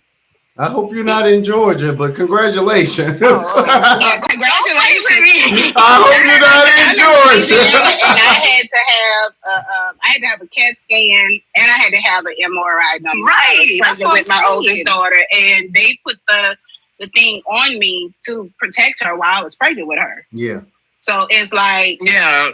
I had to have that done on my chest when I was pregnant with my son. They put something, but there was like this really heavy looking blanket thing they put on my belly. Mm-hmm. So it's like, why didn't y'all do that for her? You're saying you can't because of the radiation that could potentially harm the baby, but it's okay to keep me alive and let my child get live toxin. I'm going to say it because I can't get no whooping. But they probably knew that was going to happen, and they just wanted to let it play out. Could be. You never know. We are all, I won't just say, but most times we as Black women are the guinea pigs when it comes to certain things, because our babies and even with Black men, because I still believe that that's why some of our young Black boys and young Black men are coming up missing, and they're getting autopsies done, and some of their organs are already missing. Our bodies are so powerful, and they need what we have to do a lot of research. to save a lot of lives. That is like how you drown in a river and you get out the river and you don't have no kidneys. But you drowned in the river, but you have no kidneys. Hey, Jay. When your family get your body back and they go do an autopsy to find out why you were unalive. Kidneys don't melt when you drown. I don't think so. Okay. So it's like, and then with babies, their umbilical cord, the blood that's in there is stuff that they use to do research that the blood and the stem cells inside of umbilical cord helps cure leukemia. It helps with, different kinds of diseases that's out there. So why not keep you alive if I can get your baby's umbilical cord? Because you ain't here to tell me I can't have it. I think it's why it's so important for us in our own community to educate ourselves. Absolutely. I've had 4 pregnancies, and through all those pregnancies on my channel, I have proclaimed alternative to hospitals. I went to a birthing center with midwives where I was heard as a person. I did not have to fear for my safety. I fought my insurance company with my last pregnancy for 6 months because they were determined to make me have my birth at a hospital. And I fought tooth and nail because you're going to give me what I deserve and what I want. You're not going to claim that I'm high risk when I'm not because of a BMI that was made up of white men standards. You're not going to tell me that I'm high risk because I'm overweight when I lost 150 pounds before I started getting pregnant and having children. You're just not going to tell me this so you can cut me open, send me on my way, or I'm going to end up not meeting my children, which is what we constantly see in our community. We have a high mortality rate when it comes to birth. And a lot of the times when I've been speaking about alternatives to the hospital, the main thing that I hear from younger women is that, well, I need to go there because I need that, I need them drugs. But you haven't even experienced birth yet. So who told you that it's this painful to where you have to have this experience like this? Right. Because I had a birthing center with midwives and the setting was so serene. I was able to eat. I was able to move around. I was able to sit in a birthing pool. I got on a yoga ball and I had no issues with all of my births. I went home the same day with my children and the midwives came the next day at my house to check on me. And I like to talk about the fact that it's financially more efficient for our community. All right now. Pay one flat fee at a birthing center and they cover you your entire pregnancy for care during the pregnancy, during delivery, and aftercare. We just have to get more information. We have to get more exposed to more information to what's out there. And a lot of people don't even realize that insurance companies will cover it. I like it. Insurance companies, you got to I like that. Very good information. I will say, because I was high risk, I did not have, the knowledge of like finding a proper midwife and everything. I went to, because I live in North Carolina. I don't know if Novant is in other places, but I know Novant's here. And it's a Presbyterian hospital. And they treated me 100 times better than what I experienced in Georgia. Like they would find stuff going on with me that I wouldn't even thought to even ask to figure out if it was going on with me, up until I had my daughter. I think when it comes to the hospitals, I think there needs to be more of us in those hospitals. I will say that. And I know they make it hard for us to make that, make that journey to become doctors because even our fellow Black doctors still face scrutiny in the hospitals, and they're the head person in charge on the floor. Like but I do.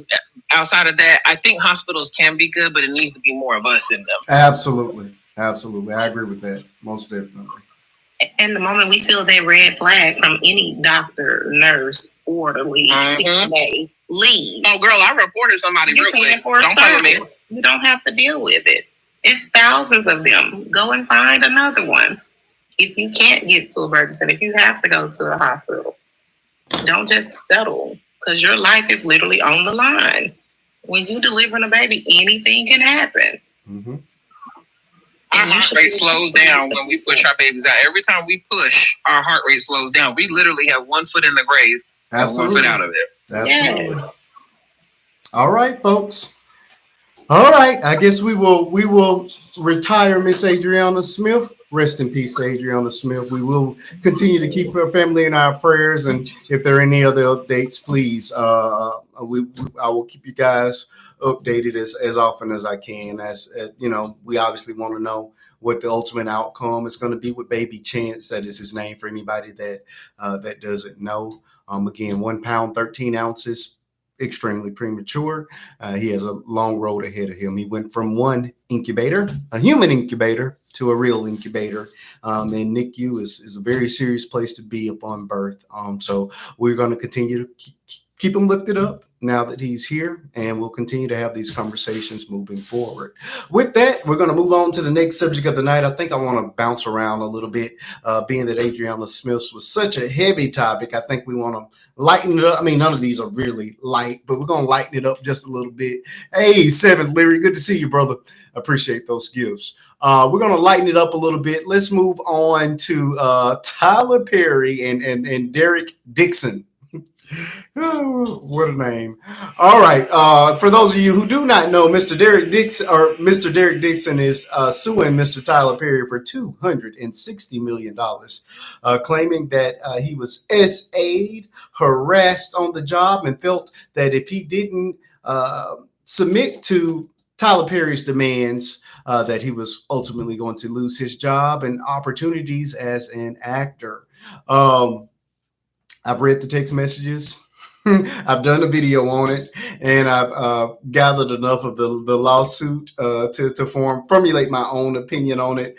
If you guys have already seen the video, of course, I do a video for every subject that we're going to talk about. Then you already know the gist of my conversation. So I won't poison you all with my thoughts.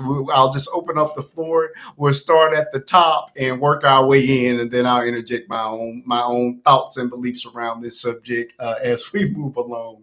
What are your thoughts on Mr. Derek Dixon suing Tyler Perry for $260 million based on the text messages? Now, I'm just going to go ahead and throw this text message thing out here. I'll get to the ins and outs of the lawsuit, but the text messages I thought were just a joke. To me, I didn't see $260 million. I didn't even see $260 in the text messages. It was nothing more than two grown men flirting with each other.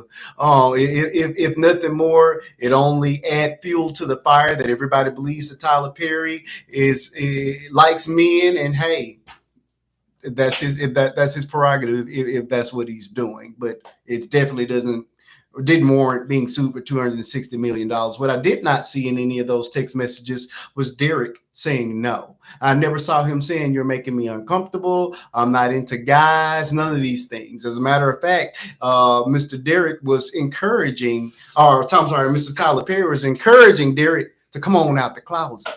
You know what I mean? So to me, it just seems like two men that were flirting, and one is a little bit more interested than the other. And this one saw it as a money grab. That is my thought process, just based on the text messages. But again, we'll get into the ins and outs of the actual lawsuit and the more serious claims as we move along. Ms. Crystal, what are your thoughts? Let's start with the text messages. Have you read any of them, and what do you think of them? I think the text messages made more out what they were. Correct. If that makes any sense. I know exactly what you're saying. Mm-hmm.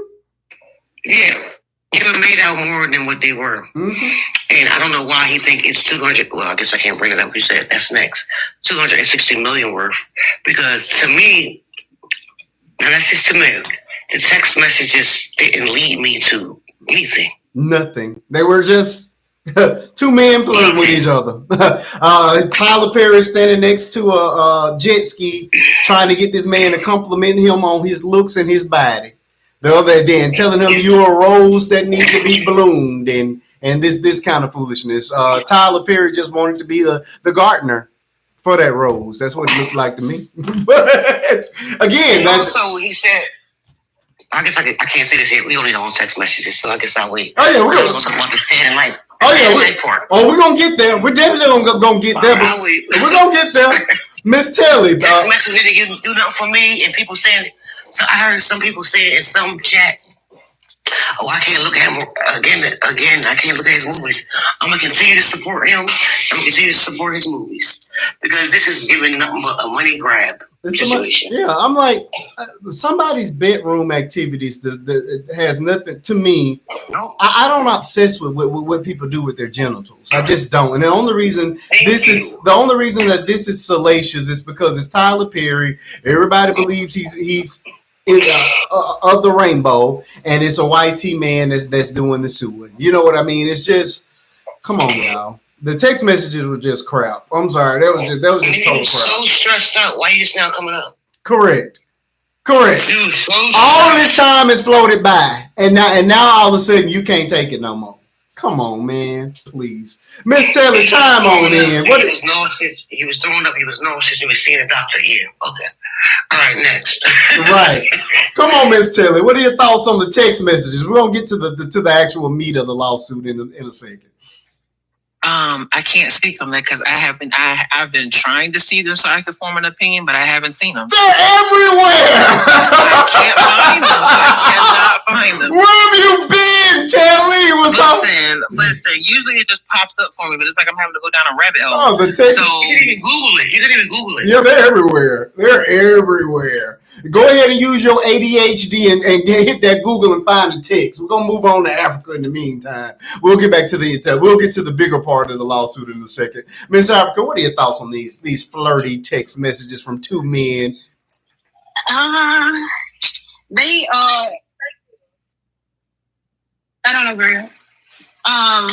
I would have to say the text messages are questionable to me at best because some of the wording and the spelling and then just the way some of them look, I kind of wonder, because you can change anybody's name. Now the pictures might be authentic, but you can change a name on a phone and say that this is somebody.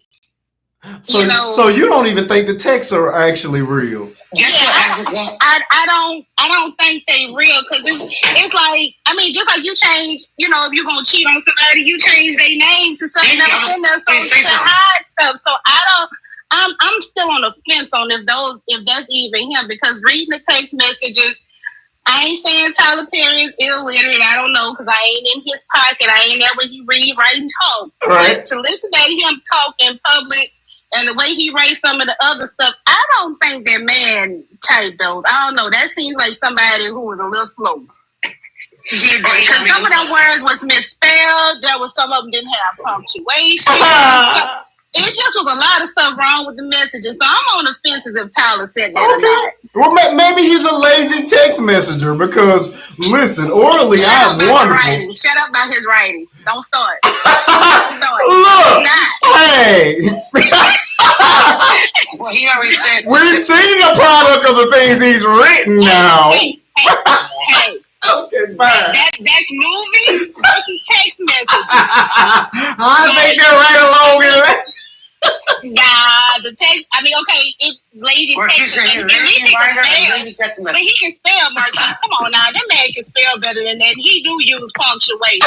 Okay, come on now. We don't know because we don't text. Hey, I like your theory, Africa. I like you for bringing a fresh perspective. I never even questioned it. I'm like, okay. I mean, he sounded like an old man trying to flirt. It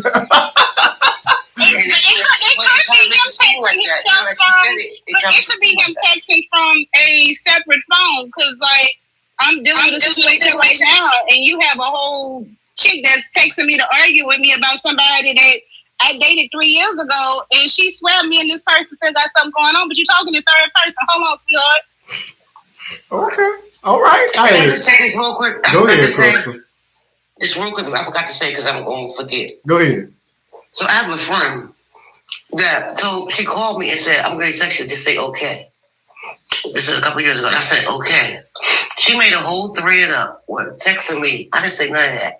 Screenshot it to send to her boyfriend to make it seem like she was with me. I said to her, do not put me in this. But till this day, I don't know how she did that. She made a whole thread of us talking.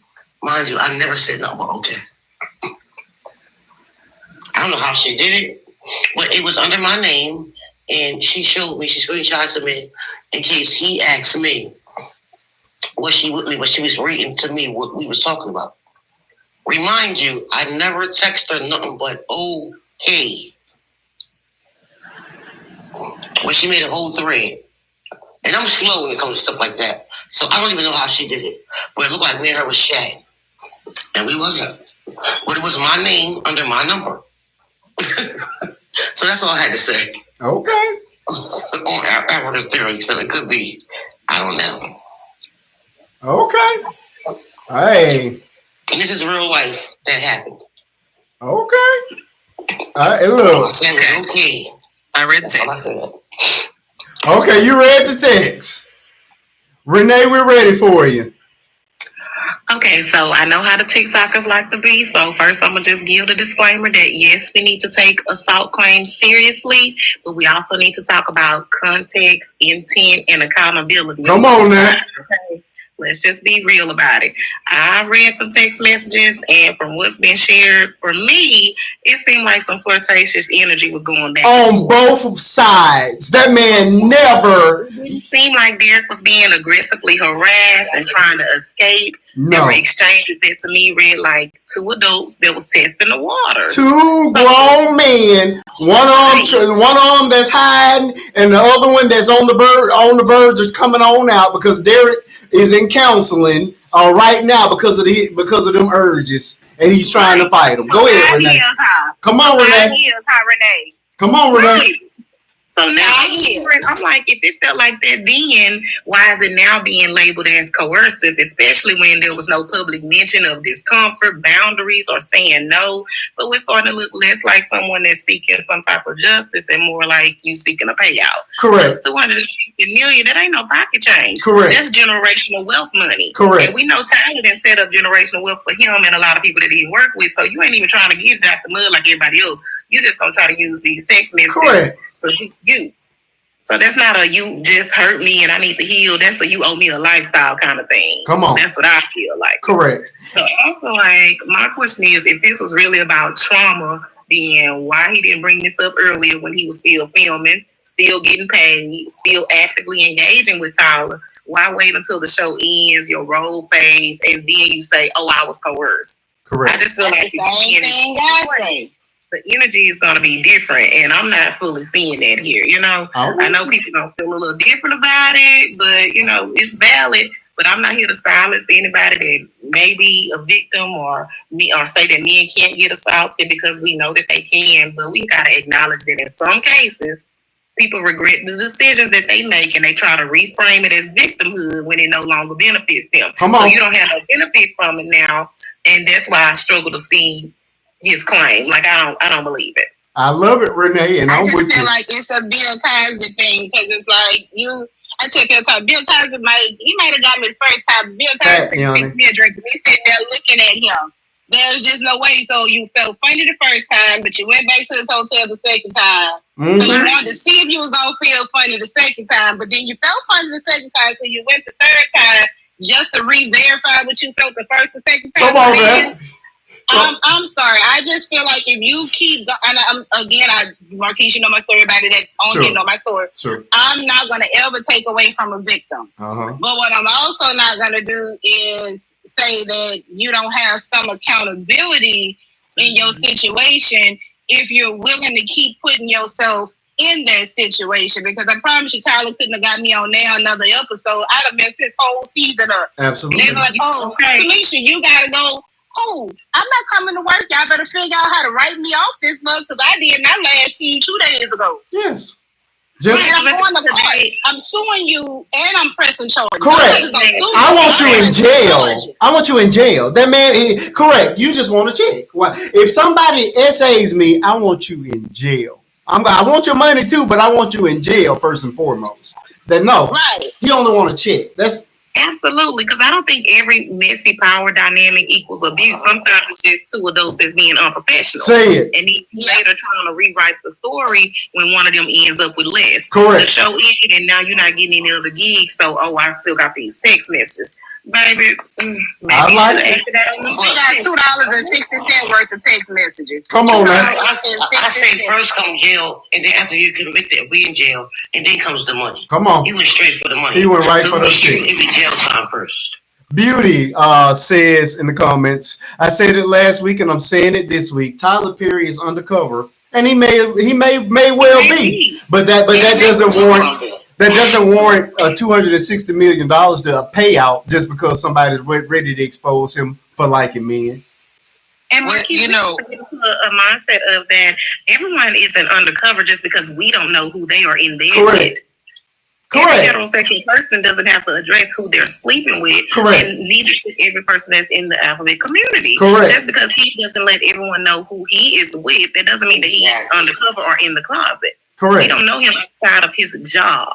Correct. We know him from his job. We his not job. His family. We don't know who at the house with him. His family might have met his man if he Correct. has one. And if he does, who cares? Who cares? That's his business. That's it right there. That is it right there. Okay. There it is. So, what I try to tell the people, because I did make a little think piece on it, but sometimes I fear, specifically in our community, homophobia is stronger than our morals. Absolutely. Correct. Hold on just a second. Beauty says, no, I don't believe it deserves a payout, but it deserves accountability. How does he have to be accountable for his sensuality? That's nobody's business. If somebody wants to volunteer that they sleep with men or they sleep with women, correct. Your personal life has. The only time it becomes accountability is when you do something wrong. if these are two consenting adults, two men that want to get into bed together, that's their business. And before the payout, he should be. If it was true, where is the accountable? Where is he not accountable? Again, we're going to get to the essay, but we're just talking about strictly that. Right now, we're talking strictly the text messages. Text messages with number two men flirting. Yeah. So and that's why I say, like, Cat Williams told us leave the color redacted alone. He did. He told us to do that. Okay. Yeah. But some of us we're not gonna listen. Okay. Some of us not gonna listen. Towards the young, how old is that man? That's a grown man. What young are you talking about, Beauty? That's a grown man. Last time I checked, he ain't 16. Go ahead, Tilly. I'm sorry. No, you're fine. You're fine. No, but I'm just saying, like, I noticed that because it's like the same thing with the Diddy trial, with Cassie and everything like that. People were more focused on who Diddy liked to get in bed with and the fact that this man had racketeering charges. Correct. Sex trafficking charges. Assault charges. Like he got a line as long as Christmas. Okay? Like a rap sheet long as, I mean, literally his rap sheet is as long as I've been alive. Yeah. So but these are all allegedly. I understand what you're saying. Yeah, but basically alleged or even when it's been proven, right? Our community focus more on who somebody got in bed with than what the problem is. That's it. And when your homophobia is stronger than your morals, that's a problem. That's it. And like Renee said, like Africa said, of course, we are not here to, on my platform, I definitely stand for that. We're not here to invalidate anyone when it comes to that, because that's a very serious thing. And that's why I'm like, I need this lawsuit to hurry up and come through, because I did look at the text message and I have a little self-doubt from what I see. I have a little doubt, and I don't want to do that because I like to stand up for the victim, because that is serious. But it really boils my blood when people lie about it. There is no need to lie about it. You know what? 9 times out of 10, if he is lying, because this is all alleged. So if he is lying, what's to say he couldn't have just reached out to Tyler and been like, "Hey, I'm in a rough patch right now. You think I can have?" Like, I'm just saying. He definitely would have gave it to him. That's how he is. Well, another thing I wanted to say I forgot that fast.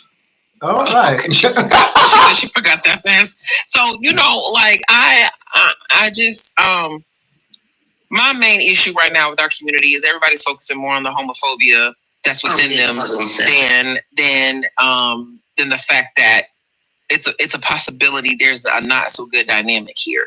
You know, because if he did it, that's terrible. But if old boy is lying, that's just equally as terrible. Yeah. So it's a lose-lose situation. And out of all of that, all you can focus on in it is 2025. Let it go. You know, nowadays, the media doesn't even care about the truth or all that. They just care about the mess. Nowadays, people just want to see the mess. They don't care about the truth. They don't care about who's wrong, like you said, about Diddy's trial. They worry about that. That's what they worry about. They don't care about the other stuff because nowadays, people just like to see tapping up. messy. Let's move it up to 25K. They love to see messy. So they don't care about the people what he's really I learned during my content creation they do that.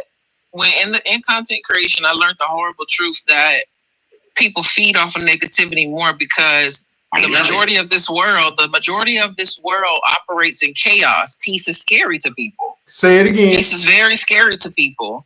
Now, being that I know what peace feels like, I can understand why it's scary because peace and the silence makes you face yourself. Yeah. Makes you hold a mirror up to yourself. That's scary. So when you create drama, it allows people to take their mind off of what they got going on and put themselves on a higher horse than what somebody else has going on. So that's why the powers that be on any social media platform, they will push the drama, the negativity. They'll push all that out. Yeah. That's why, so that's why Marquise and I, we were just talking about that earlier in the live where it's a struggle because I promised myself I wasn't going to build my platform off of drama. Come on, Telly. I promised myself I wasn't going to do that because number one, people will dox you just for having a difference of opinion. Correct. I got kids. Correct. You come to my house, you leave, you going back home in spirit. So before we get to that point, we're not going to do all that. I'll touch on some subjects. I might even ruffle feathers, but I'm not about to do nothing that's going to cause nobody to want to get the opposite of fast on us. And now I got to show you why I'm my daddy's daughter. Absolutely. So I truly believe that's what's going on as well. That people like to focus on the negative more because to them it's enticing. Mm-hmm. You got that. And I don't. Once I discovered peace, it's like, bro, you don't get tired of even taking in someone else's drama over and over again. That does something to your mental. It does. Absolutely. It does. So yeah. Very good. Very well put. Okay, where were we in line? Africa, have you already chimed in? I forgot my place. Where were we? It's on Latanya. Okay, Latanya. Y'all know my short-term memory is next to nothing. Go ahead, Latanya. Whatever, dude. Okay, Tyler Perry text messages. We're about to get into the meat and potatoes. Let's start with the text messages. To be honest, when I saw the text messages, I was like, this is fake. I was like, somebody been practicing on Chat GPT or whatever that thing is called, because you can make up any kind of thread that you want to. Okay. And put somebody's name on it. Okay. And when you look at the character of the people that are involved, not even the name, you use the phone number. And it's out of character for Tyler. It's very out of character for Tyler. But for it to be a white tea man, I honestly think that he feels like he's going to be the one to bring down the black community. And he going for the head and not the tail. And he's trying to figure out he can make an example out of somebody because he's just that good. And he ain't. I don't know about I saw we did see Tyler Perry singing He's Got the Whole World in His Hands. Y'all just it was an old video from the pandemic. Was that not new? Yes, I kept trying to tell people that. It was an old video. That was old. Okay. We was all locked in. They put it up like it was new. Okay, I apologize. Well, that's something that probably came out of his drafts. They used that video. I still have the video. They made it look new. We couldn't go out. It was during the pandemic because me and my friends had a chat. We started singing it too. Okay, my bad. Video. It looked new to me. Look it up on his page. Well, you guys. If it goes to Instagram, they go all the way back to 2020. That video is from when we first got locked in. Journey. Okay, wait. Look, you got to understand. I've only been here a couple of years, so that was before me. Yeah. I'm sorry. It's cool. All right. Yeah, it was before you. Yanni, we're ready. What are your thoughts on the text messages? Are they worth $260 million? No. I feel like who doesn't sign an NDA, especially in 2025? Who lets it get to that point? I mean, I don't know, because I've been watching Tyler Perry since I was little. Like, I never seen him with nobody. His private life has never been leaked out like that. He's always kept a positive image. I think it's fake, because it's like, who doesn't sign an NDA? Who's letting text messages get out like that? Why is he messing with somebody that has a minor role in one of his shows? It just doesn't make sense. Right. Okay, I like it. All right, now it's time to start back at the top. We're going to dig a little deeper. Let's get into the actual the actual lawsuit itself. Now, Derek Dixon is claiming that there were multiple occasions where he spent time with Tyler Perry privately. There was at least one occasion. Thank you so much for that gift, Miss Moon. At least one occasion where he was at the house, where he got drunk at the house, where he was pitching an idea for a show, which I don't understand. If you're operating in a professional manner, why are you that comfortable to get drunk with your potential boss or with somebody that somebody that you're looking to get some assistance with launching a show? That I found questionable. But he got so drunk that Tyler Perry told him that, hey, you could just spend the night at my guest house, which, again, Uber has been around for quite some time. Why didn't he just Uber you a car back to your house? There were plenty of ways for you to go home. But, okay, no problem. He spent the night with at Tyler Perry's house in the guest room, guest house, guest something. And he claims that he stripped down to his underwear, and Tyler Perry got into bed with him and basically got into bed with him and grabbed his butt and basically said, hey, you need to relax and just let this thing happen. We don't know how that... Stop laughing, Crystal. So after that incident, there was another occasion where he basically told the man to strip down and get on the scale. You allowed another occasion to happen after that. Right. So he gets. This is not funny. Hush, Crystal. He gets on the scale, and Tyler Perry again gropes him. I think he gropes him that time. There was yet another occasion inside the trailer on the set where he said that Tyler Perry grabbed him, and it kind of reminded me of the scene from Beauty and Black where the two guys were in the bathroom, and one grabbed him real rough, and he was like, I don't like it like that, if y'all remember that. But he claims that Tyler Perry grabbed him by the throat and told him, hey, do you like it rough? That was another occasion. So at least 3 occasions that he claimed that Tyler Perry assaulted him. And that is what is the meat and potatoes of this particular lawsuit. He's basically claiming that because Tyler Perry was his boss and he felt that, he would lose his career, his acting ability to act, be blackballed, and not have the opportunity to get his shows launched, that all these things happen, and now he wants money for it. $260 million for these incidents. Let me first say, for $260 million, and mind you, I got a wife, and I do not like men, but Tyler Perry, you are more than welcome to touch my thigh for $260 million. For $260 million, yes, you can grab my butt as well for $260 million. I'm just saying. 260. I'm just saying. Derek never said that Tyler Perry, entered him. We just talking about grabbing butts and thighs. If you want to grab my butt and touch my thigh for $260 million, you're more than welcome to do so. Matter of fact, you can call me. I'll come right over. You can touch my thigh and grab my butt for $260 million. I'm just saying. I'm just saying. But again, okay. That's the gist of the lawsuit. I'm pretty sure I left out a couple of but those were the biggest of the incidents. Crystal, what are your thoughts on the butt grabbing and the thighs? Is his thighs worth $260 million? If it was a woman, no.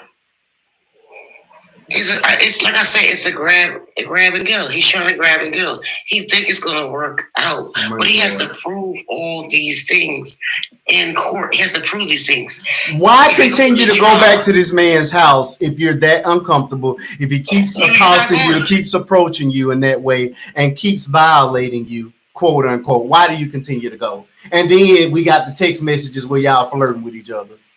Make it make sense. You sound like a jump off, and you no longer collecting the check. So now you finna come out them. That's what it sounds like to me. I'm just gonna keep it real. And then for him to lie and say that Tyler Perry also said that if he doesn't continue, that his character is gonna be unalived off. His character was unalived off because that's the way Tyler Perry wrote it. So he tried to put that in there too. Oh yeah, he did say that as well. Yeah. That's the way he wrote it. And we already know Tyler Perry always has a twist and a turn. In some of his movies and some of his shows, it's always like that. So, yeah, I'm sorry. I just don't believe it. I don't even believe. I believe the text message, like I said, was bogus. To me, bogus. And like you said, it's flirting. That was two grown men flirting. Tyler Perry, you can flirt with me for $260 million. They were. But he's trying to turn it into a $260 million lawsuit. Or so if he really did these things to you, where are the charges? You went straight to sue. If you were that uncomfortable, you press the charges first to get him convicted, and then that's when the money comes in. Come on. Convicted first, and then the money comes in. That's just my opinion. I'm with you. Africa is a thigh touch and a butt rub worth $260 million. I mean, I think mine is nice back there, but I'm just saying, so it could be, but well, let me get you. I am allowing you to do these things to me, and I'm continuously allowing you to do these things to me, then no, it's not worth $260, because at this point in time, from 2020 to 2025, I've been a willing participant. It took you 5 years to come forward with the man rubbing on your butt and taking your back. It took me 5 years because hold on. Wait. I couldn't lose my actual bread and butter. All right. I had to make sure that my character had a job just in case this $260 lawsuit didn't go through. But at least $260 million lawsuit didn't go through. At least I got my checks from my role on the show. And so now that my role is no longer there, I need $260 because these thighs and his butt is real nice. And I can't help but to ask and say what I need from Mr. Perry. And my co-workers didn't see anything, and they refused to see that this man is just, y'all know how the man is. And y'all saw him. And y'all were not helping me.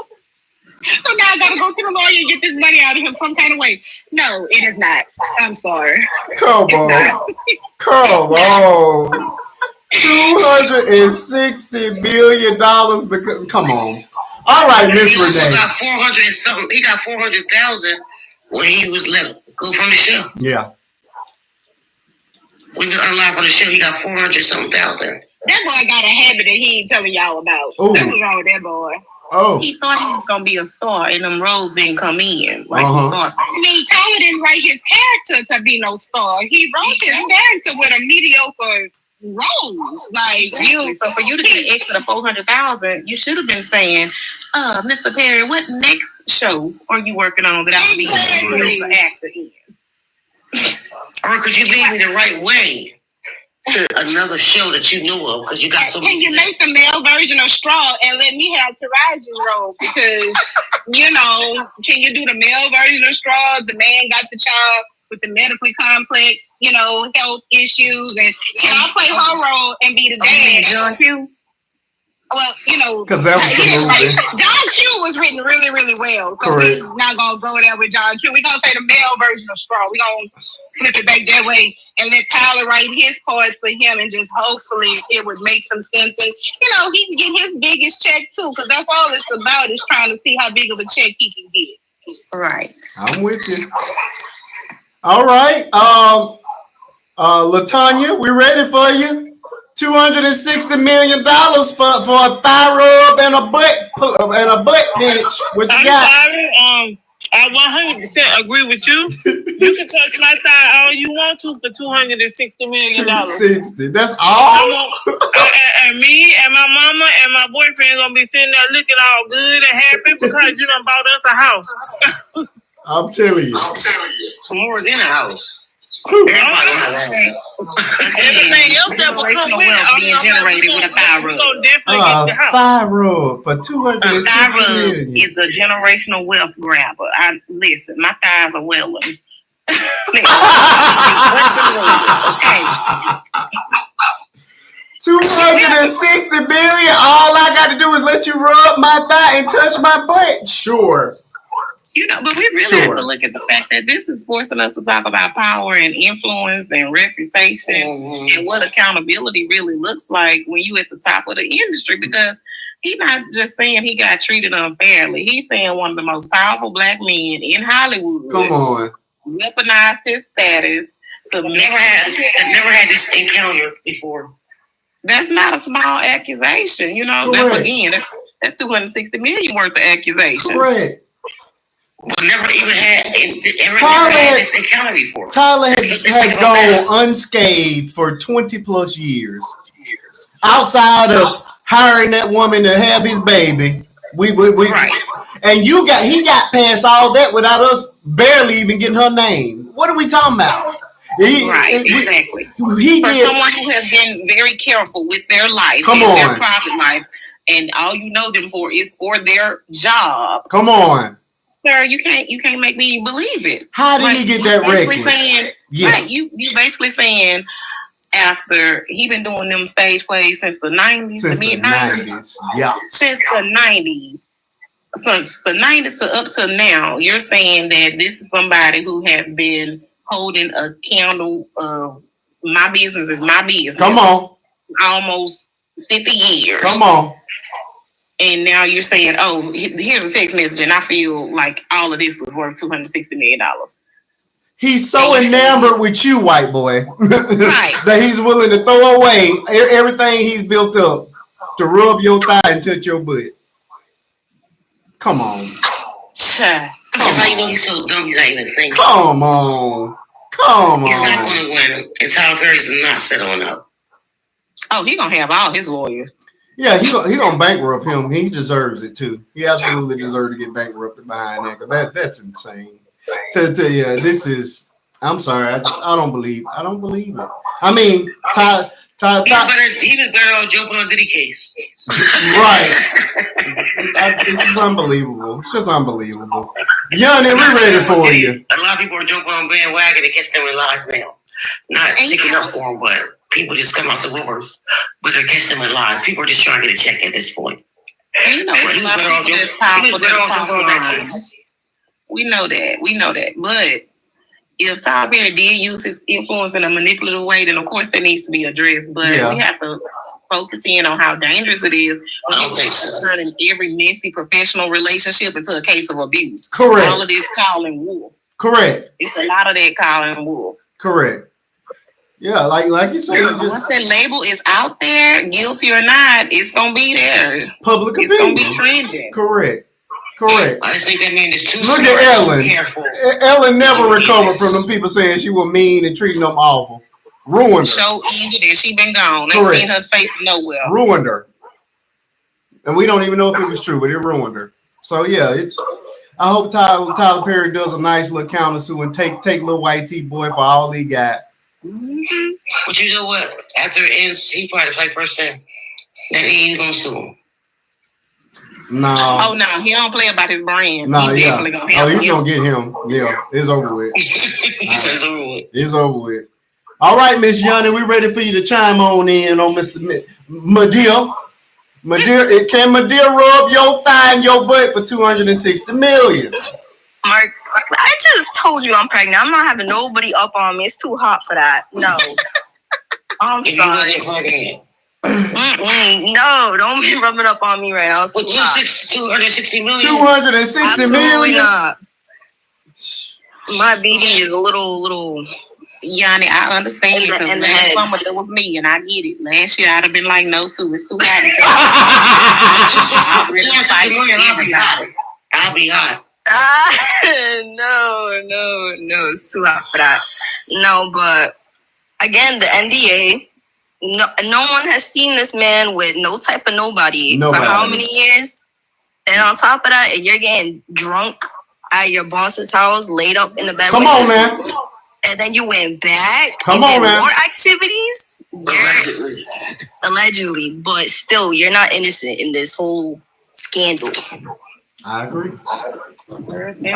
Absolutely agree. All right. That was fun. I think. Anybody else before we move on to subject number 3? We're moving along now.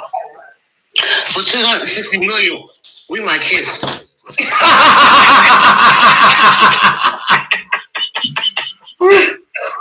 That was gonna be a little rough, but I'm gonna pray about it. I might. I don't 260. Just a pecker. I'm not right now. No tongue now. 260. Jesus. 260. Yeah. Okay. Rub and a butt slap. Yeah, you can slap. You can slap my buddy, rub my thigh for 260. I'm not even gonna hold you on that. Say what you want. That's a life changer. That's generated for the world. Hey, never got to work again. Neither do my children or my grandkids. 260. What are you talking about? Okay. He's trying to be forever not working. Mm-mm. He's trying to build his own Dixon platform. For real.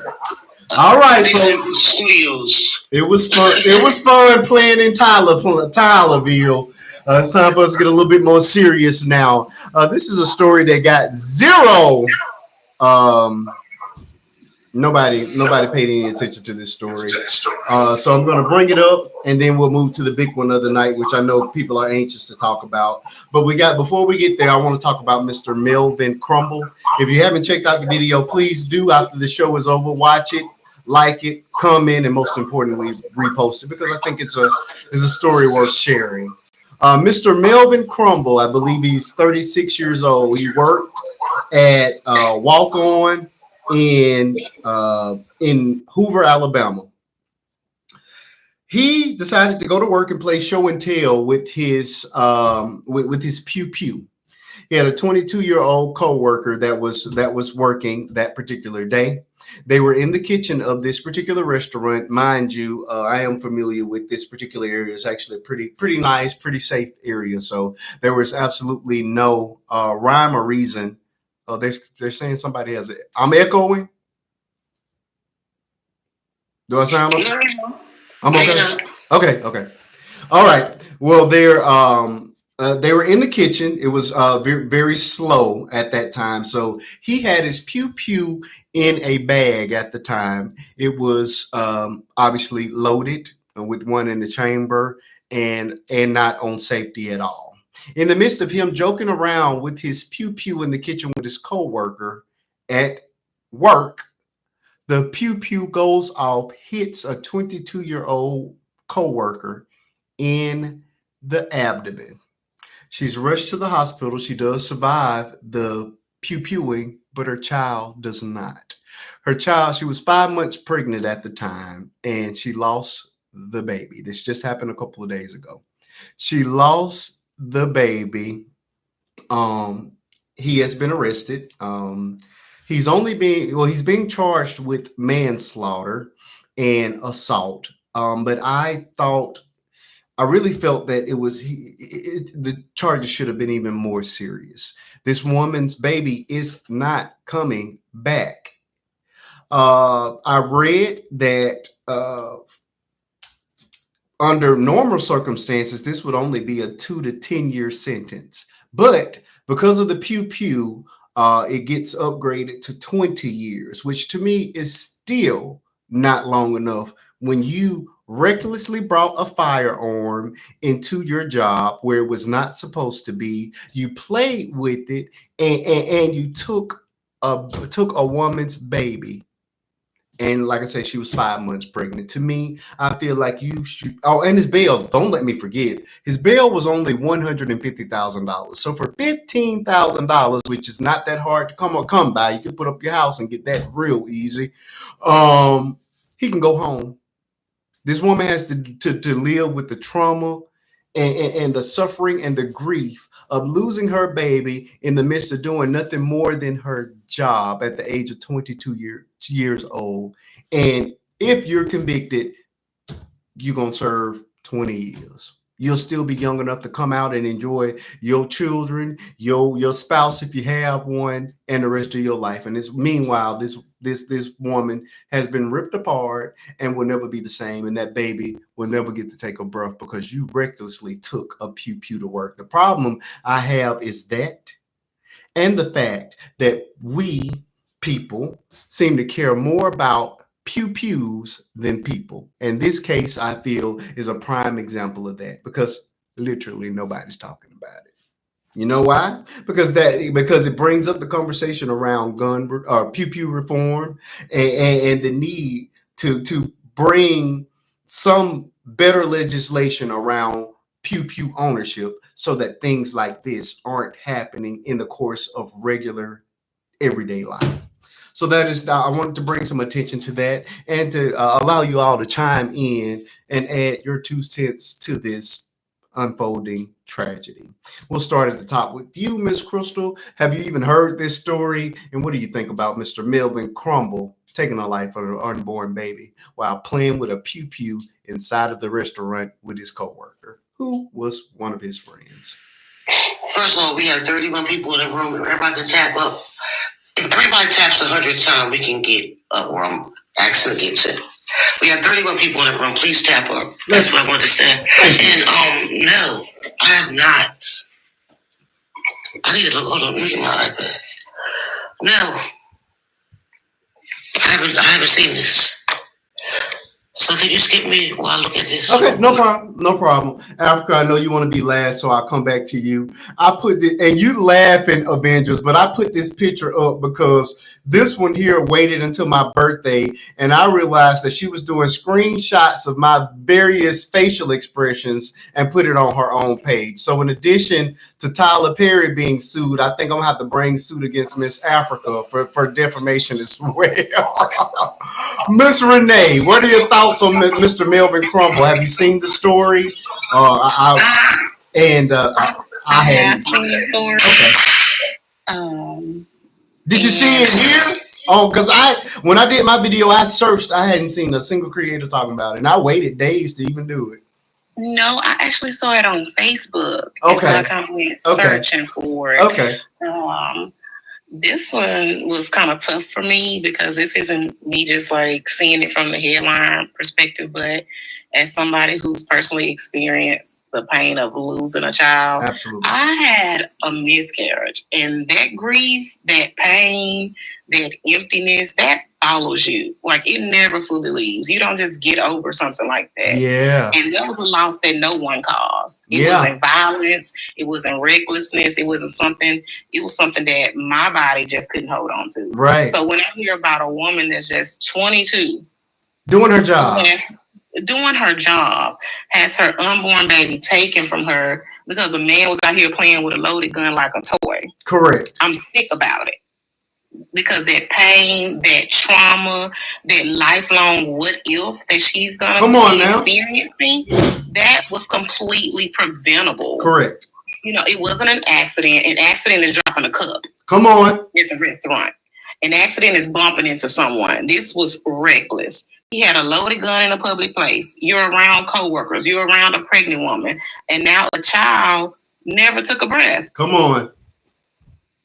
I had to grieve my child knowing there was nothing I could have done to change the outcome. But this mother, she has to live knowing that someone else's carelessness is why her baby isn't here. Come on. You don't just lose that baby. You lose that dream. You lose the name you picked out, the due date that you circled on your calendar, the outfits that you were thinking about, that heartbeat that you heard. All of that is gone. And now she's expected to try to recover while the world debates whether her baby counts as a victim. Come on. That baby counted the moment she knew she was pregnant. Come on. That baby counted when she started planning her future, and that baby counts now in her memory, in her grief, and in her justice. This was absolutely preventable. I love it. If this system doesn't do anything less than hold that man accountable, it's saying her baby didn't matter. Correct.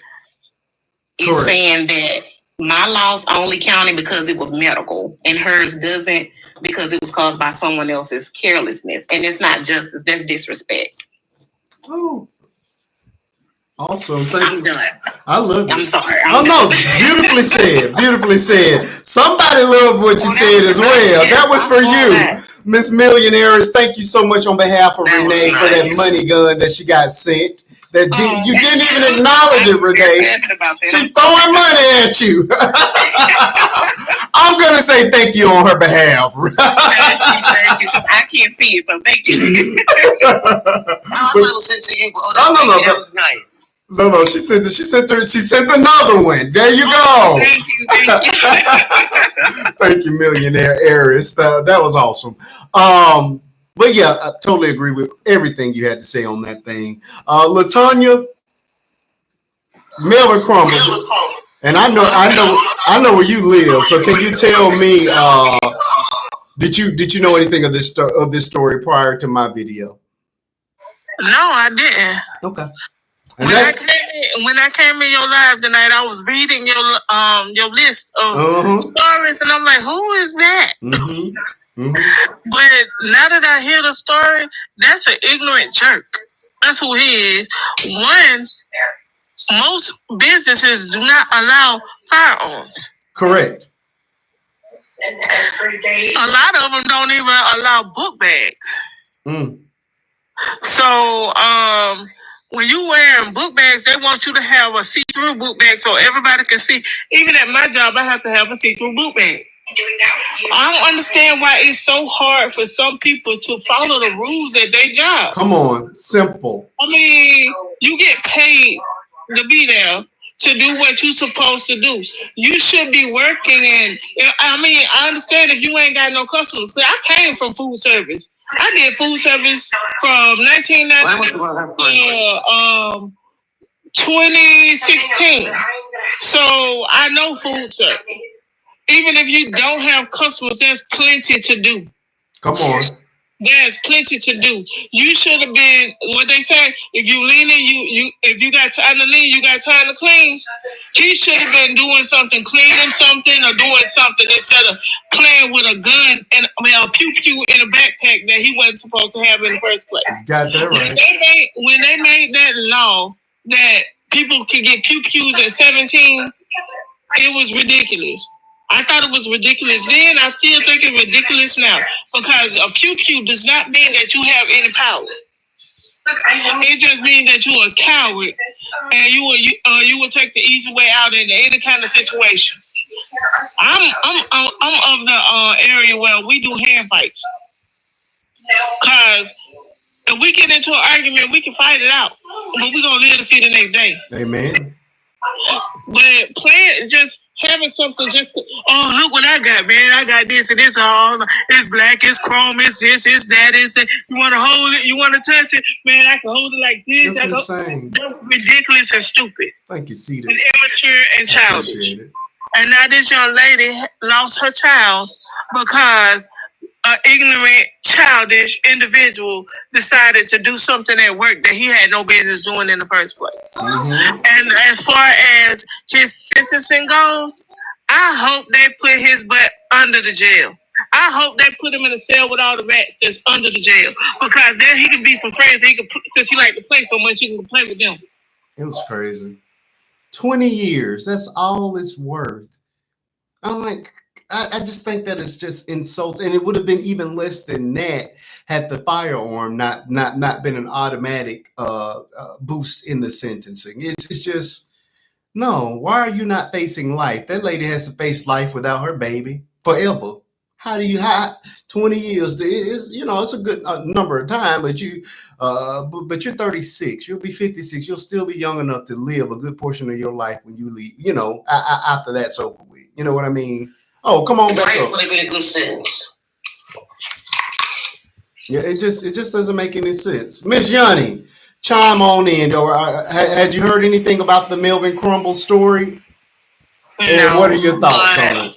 My problem is if your friends at work, that means you knew she was pregnant. Correct. It means that you spent enough time around her, got to know her. And on top of that, you bring a firearm into a workplace like you're not supposed to be doing it any which way. And then you're pointing it at her, and then it goes off. At that point, when do we consider a fetus, quote unquote fetus, a human being? He should have life in prison, no chance of parole, because you knowingly did that. That wasn't a mistake. That was a choice. You chose to bring that to work. You chose to point it at a pregnant woman, and knowingly, if you shot it off or not, we will never know. But it shot her, and the baby passed. Yeah. It's just the choices leading up to that was not smart. Agreed. But at the same time, it's just like you gotta do what you gotta do. You gotta go do that time because you're never gonna bring that baby's life back. Agreed. I'm surprised that the family didn't get it back on the street. Oh. I'm surprised. I'm surprised. It's only been a few days. We never know. It's only been a few days. It's just too much for me. I'm just very, very disheartened, like you say, at the fact that you were so reckless. You were so young minded. You're almost 40 years old, bringing a firearm into your place of business. Wait, he's almost 40? Yeah, he's 36. She was 22. Oh, no. This is a grown man. He needs life. He needs life. Yeah. I was thinking that he was 20s. No. This is a grown man. This is a grown playing man. too much, huh? No, he needs to go to jail. He needs to, yeah. Like I said, I just feel like the charge is not serious enough. I just feel like you should, when you do something that heinous, unintentional or intentional, you should be facing life with no parole, because that lady will never be the same. She can have other children, but she will never be able to have that child. And who's to say we don't even know if that's going to cause her to have issues carrying future children. You know what I mean? It was just wrong. Just so wrong. So I wanted to definitely shed some light on that thing. Okay, hold on. Let me grab this comment. Seated to Rest says, yes, sis, too grown. If he was in his 20s, the mindset would have been different. That's what I said. I think that's why I'm so outraged by it, Seated. It's just the sheer fact that you are a grown behind man. You're too old. You're too old to not know better. You know what I mean? So for that reason, I just feel like you need, your charges should be even more serious. Some people, Sonia, some people age and the mind never catches up. He needs to suffer. I agree with that message. I approve that message in its entirety. Absolutely. Absolutely. Hey, Lavender, how you doing tonight? All right, folks, we have made it to the big one of the night. Too grown for a pew to be that fascinating at work. Absolutely. Show that thing off in the parking lot. Show it off when you make it back home. Oh, Africa, I almost forgot. You were last on this thing. Go ahead. I told you my mind is bad. First off, don't be telling everybody I took screenshots of you. I didn't appreciate it one bit. It's a sidebar. Thank you very much. We can discuss this later. He's still with us, Million. I just had to let you know that. But anywho, I heard about the story. I agree. 20 years ain't enough. It's not enough. And I feel like some of it should be stacked charges, because there is a feticide charge. So on top of your manslaughter, it should be your manslaughter, your attempted manslaughter, your feticide, neglect of a weapon discharge. It's all kind of charges that he should have had trumped on top of each other. I don't care how they trump them, stack them, whatever they want to call it. He's missing quite a few charges. And for that young lady, one, she's young. And to lose your baby and you're young, that's going to forever sit on your mind. Absolutely. We as adults struggle, because I have a cousin, geriatric pregnancy. She miscarried. she still struggles 3 years later with her miscarriage. And she's now 43. So to have someone 22 to have to deal with that, who is still growing and still mentally growing and brain is still available, that is something that's going to forever traumatize her. And as Yanni said, we don't know if that's going to cause her problems later on down the road to be able to have kids, because you don't know if you damaged her uterus. You don't. Correct. You have forever changed this young lady's life. And I was struggling to believe. I really wanted to keep going back and see that this was a typo on his age. I'm just struggling to believe that we have somebody at his big old age. I understood what Sonya said, that the mind may have not grown up. Yeah. But you got a little common sense to know to go have a gun, to bring a gun with you. So, I mean, a pew-pew with you. So that means you have enough sense to know at your big old age, you're not supposed to be playing with a pew-pew. Correct. And the gun laws are just... I can't stand them. Like, you see so many people who have them, and they're not using them for what they're meant to be for. Correct. You know, I get it. If you live in a severely bad area, you need it in your car or whatever. But in a workplace, at best, at a workplace, you may need some mace. At best. Correct.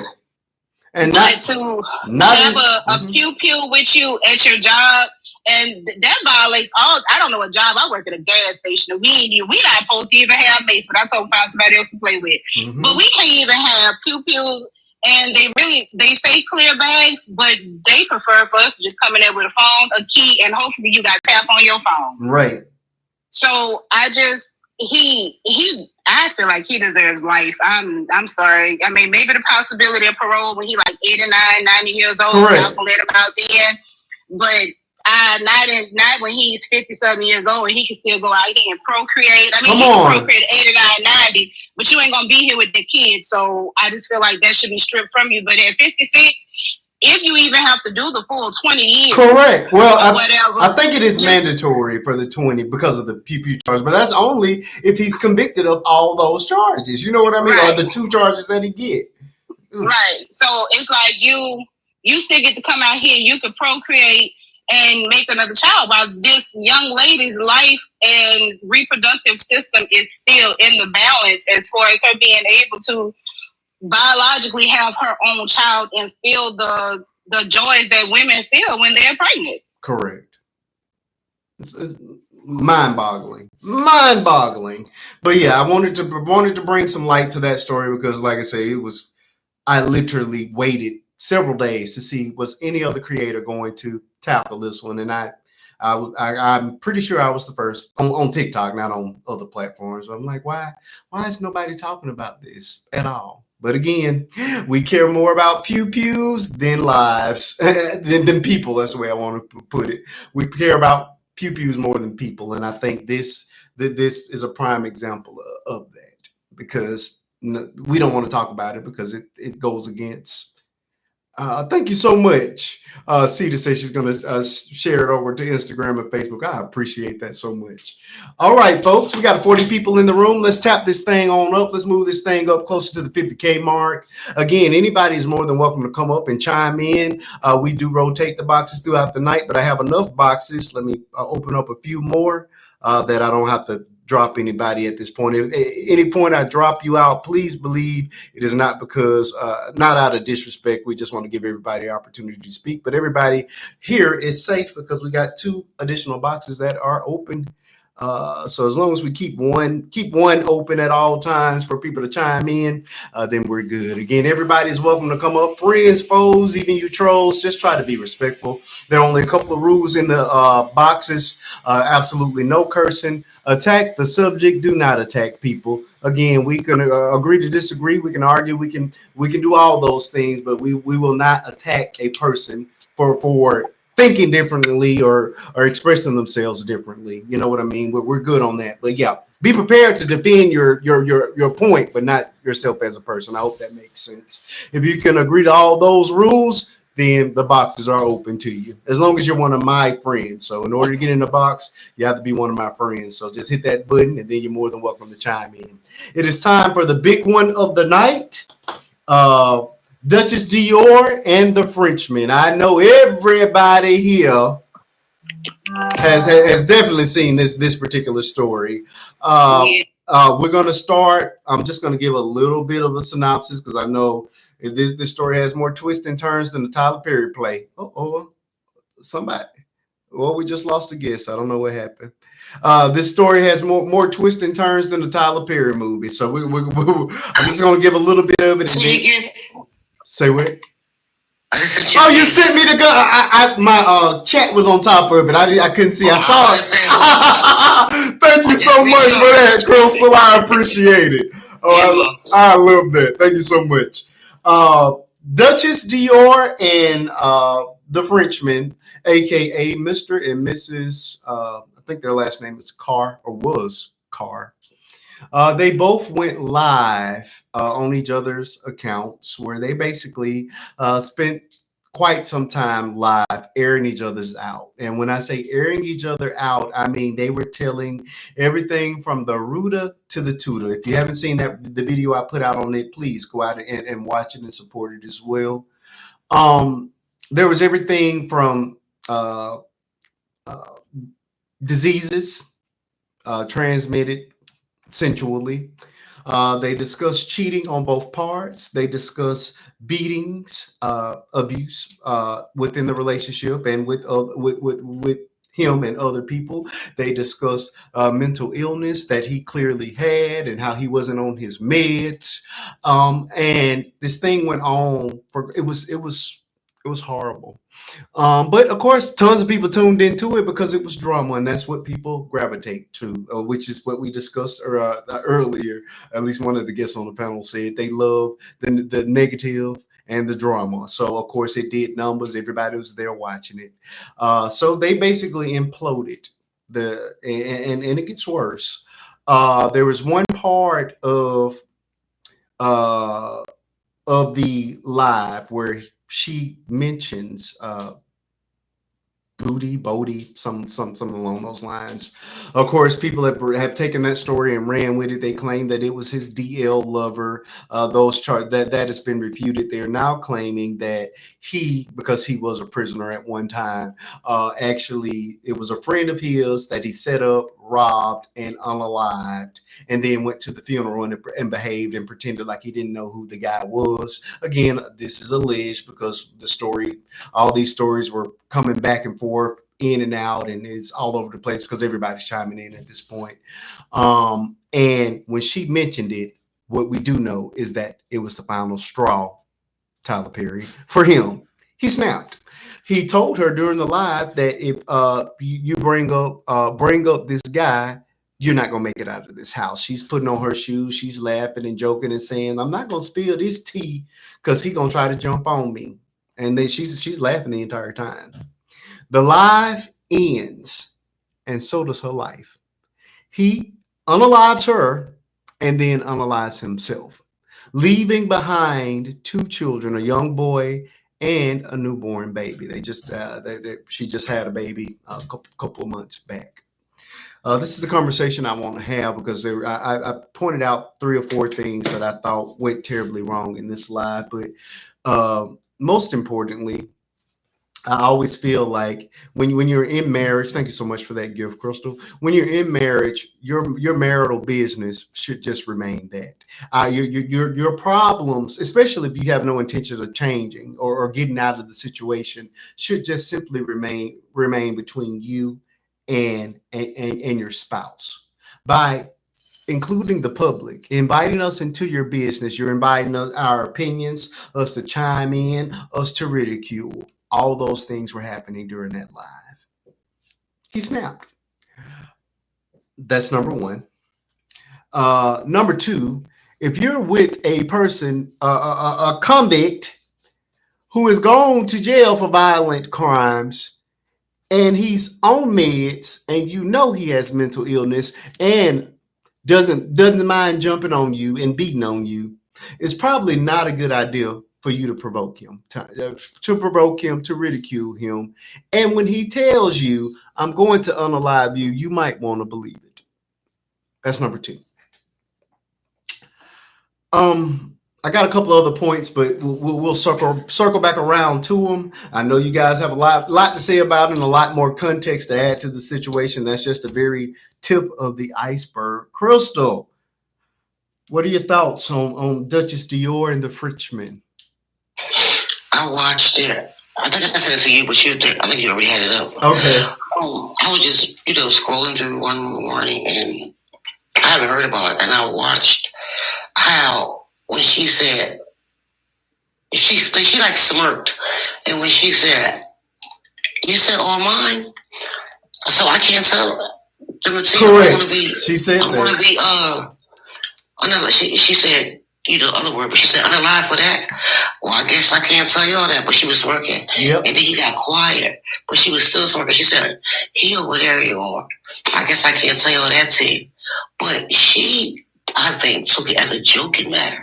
It all was a smirk in her face. She laughed the entire time. So long, I don't think she took it serious. Yeah.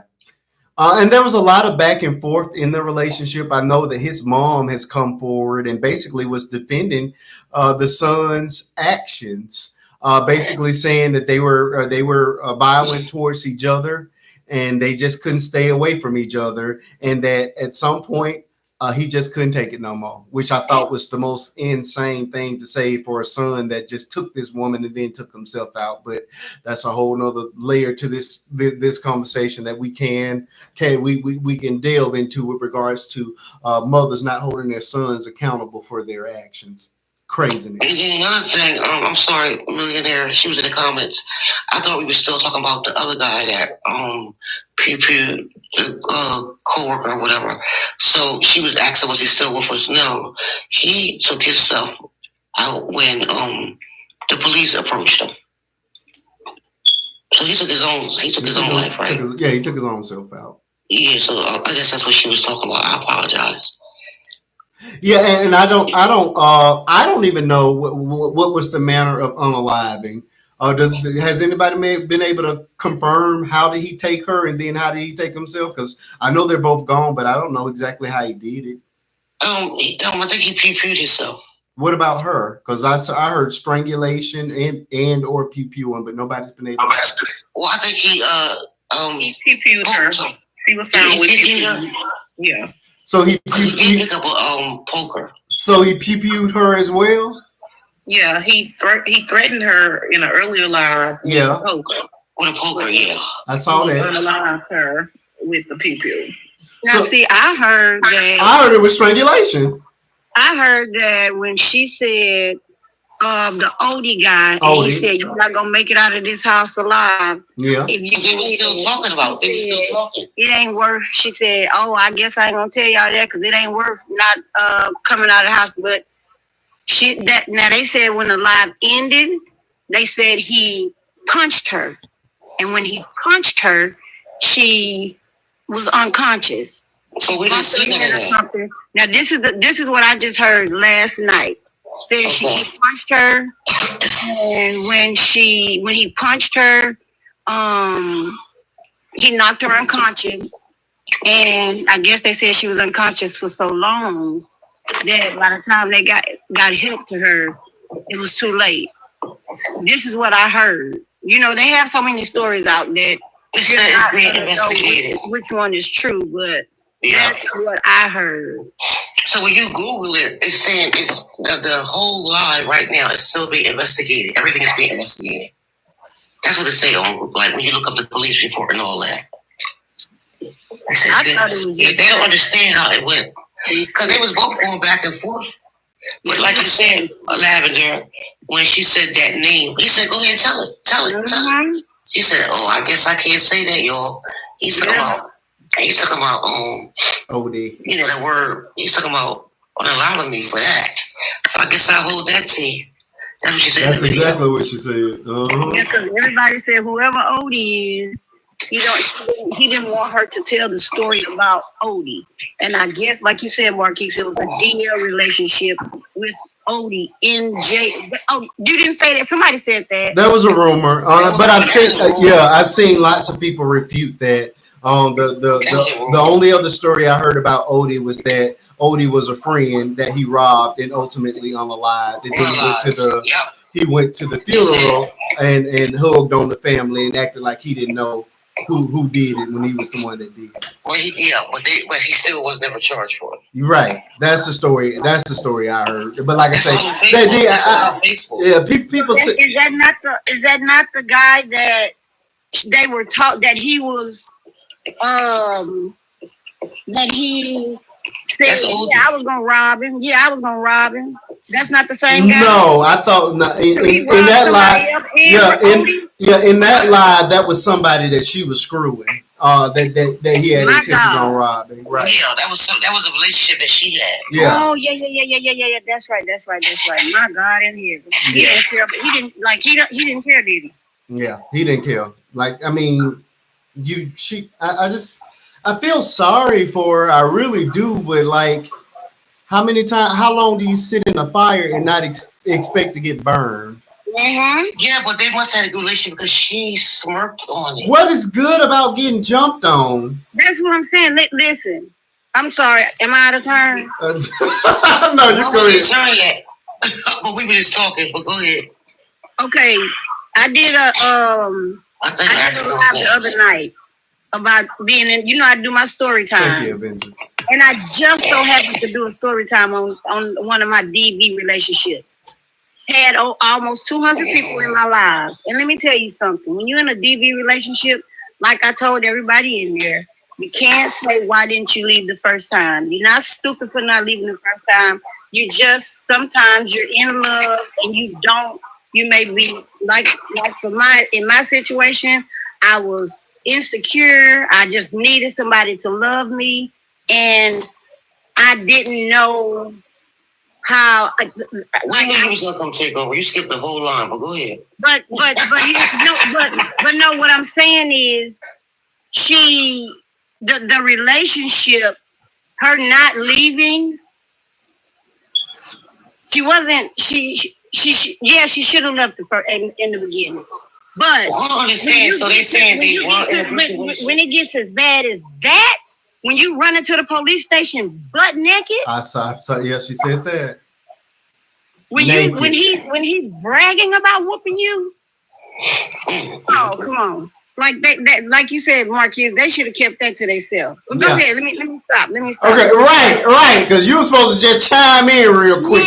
Let's head back to the top of the line. That's a sensitive subject for me because I done been there and done it. That's a sensitive topic for me. I have too. Abusive relationship. Let's start. Go ahead, Crystal. We'll start at the top and work our way down.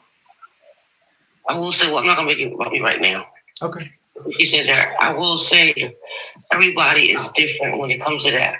We can say what we would have did or what we should have did, but when you're in that when you're in that type of relationship, and in your mind, you don't think somebody's gonna do something like that. It could take it took that. Everybody is different. What happened with me? My person went to jail. Is it just a woman thing? Because I just can't. The very thought of you putting your hands on me, it's just not. Well, we can't. You hit me one time, we are done. I just. Of course you're saying that because you're a man. You're not gonna hit a woman back. Most men don't hit women back. Marquise, let me tell you something. When a lot of men do that relationship, I was always that girl that was like, if a man ever put his hands on me, I'm gonna do this. I wish you would put his. That was you, Crystal. We'll let you in the box. And when it happened, I was so in shock. Yeah, I was like, oh my God. I agree with Lavender on that. And you believe it, and then it happens again, and then he says, it just becomes repetitive until when you're done. But see, I had to say, okay, you know what? I gotta go.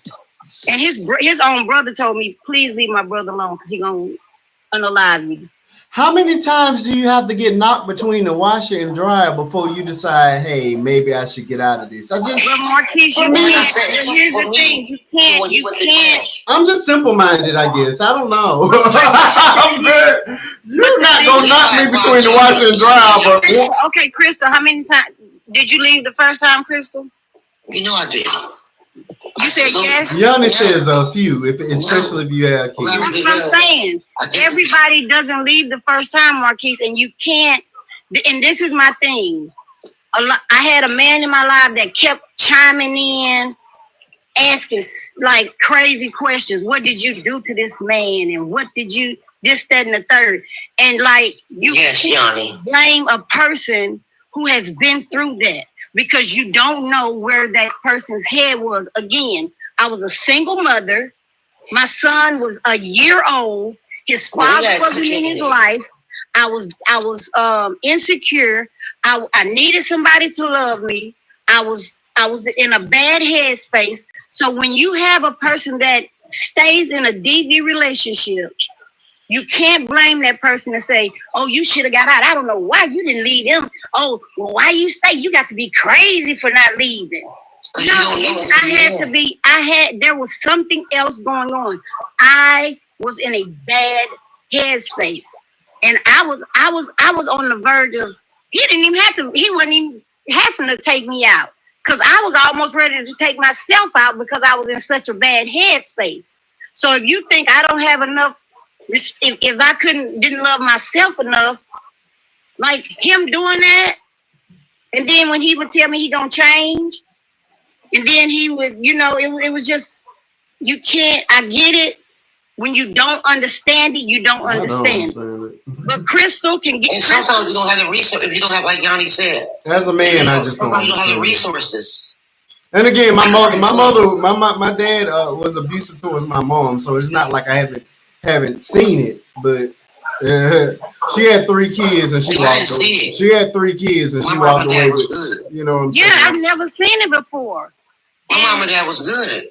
Yeah. So you can say that, Marquise, you've seen it. That's why you said you would never let it happen. You would never do it to a woman. Okay. But women are different. Yeah, like I say, it has to be. Well, I know a man that we can't say that it has to be women, because a lot of the. I know men. That's what I said. Yeah. I don't know men. From same-sex relationships as well. And those partnerships are toxic as well. Okay, now that's a little. No. Right. To me, that's different. But I have heard of men being in relationships with women that beat them. I don't know, man. I saw that. I just saw that. When you talking about 2 dudes, it's just too much testosterone in the house. I can see y'all fist fighting. I mean, a couple on Facebook, they follow this guy. He finally got rid of her. I don't know no man. I don't know one that sit down and get whooped. This woman used to beat the brakes off and slap him.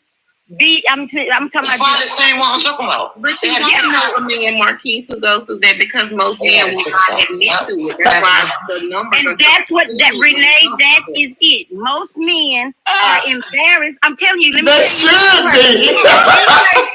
Listen, research has shown. Studies have shown want to hit her back. That men are embarrassed to come forward to tell that they have been abused by their wife or girlfriend. Listen, now I got a son he finally said, he said the reason why he called the cops, he said, because he was afraid what he might do to her. And it took for her to bust him in the head. He couldn't take it anymore. She hit him in the head with a pipe. And that's beautiful. That's very nice. But I raised my daughter. I got a son and a daughter. I'm raising them both the same. Keep your hands to yourself. Don't swing on nobody unless you're ready for what's coming back in your direction. So keep your hands to yourself. Lavender, we got 5 other people. You gonna have to let somebody else talk. I would say I didn't know that. I thought that it was like a piece. I didn't know the show had changed. Okay. I didn't know we had to take turns. You gonna have to slow down. Lavender, it was because me and you was ping pong each other. But I'm gonna mute my phone and Africa is next. Go ahead, Miss Africa.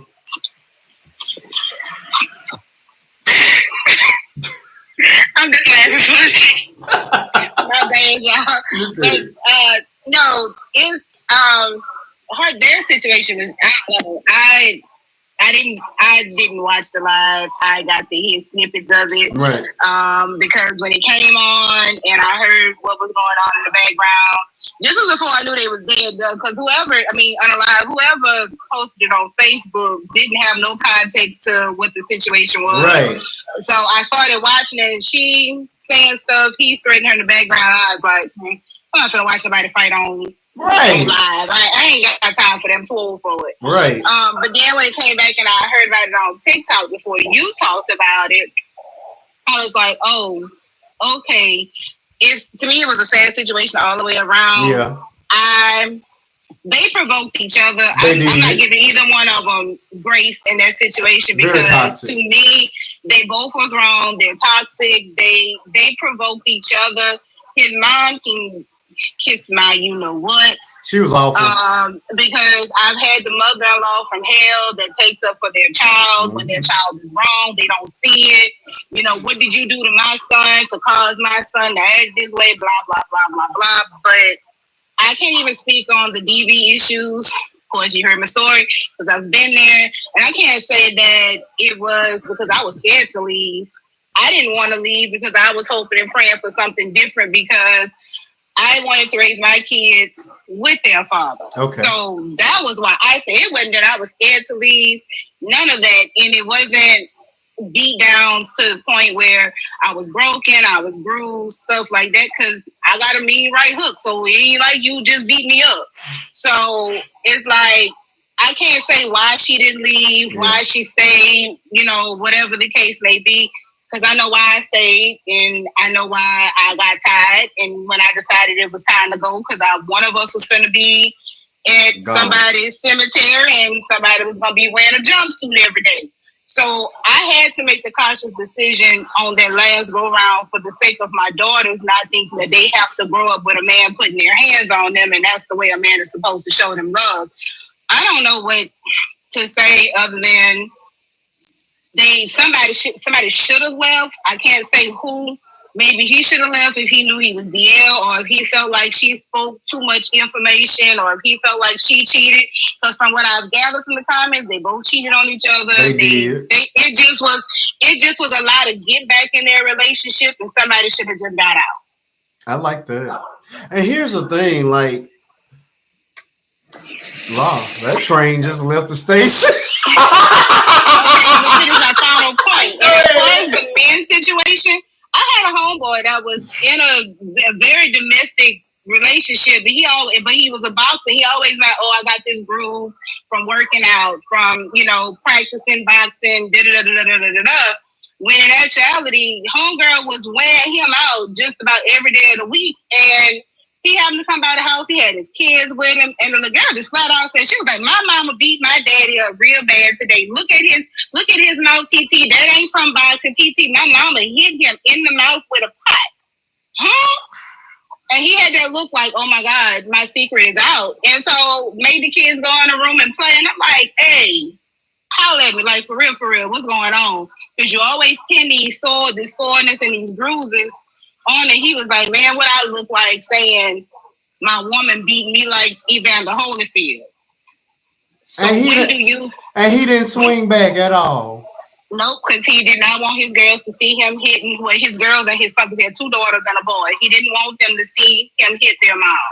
Meanwhile, she's okay with jumping on you in front of y'all kids. Right. So your girls think it's okay to fight boys, and your son think it's okay for a girl to fight him. And it's like, when do you decide to do something different? And the only reason why he got out of it was because his daughter at the time was 9, and she called 911 and had them listening to what was going on the phone. And the police came. She opened up the door just before her mama got a chance to stab him. Gee whiz. That's crazy. So you do have men who won't say something just because they don't want nobody to know that they living with Mrs. Evander Holyfield. No. Now again, I'm not condoning DV on either part, but I'm just there's just a line that's just not to be not to be crossed. I mean, of course, we have that understanding in my household.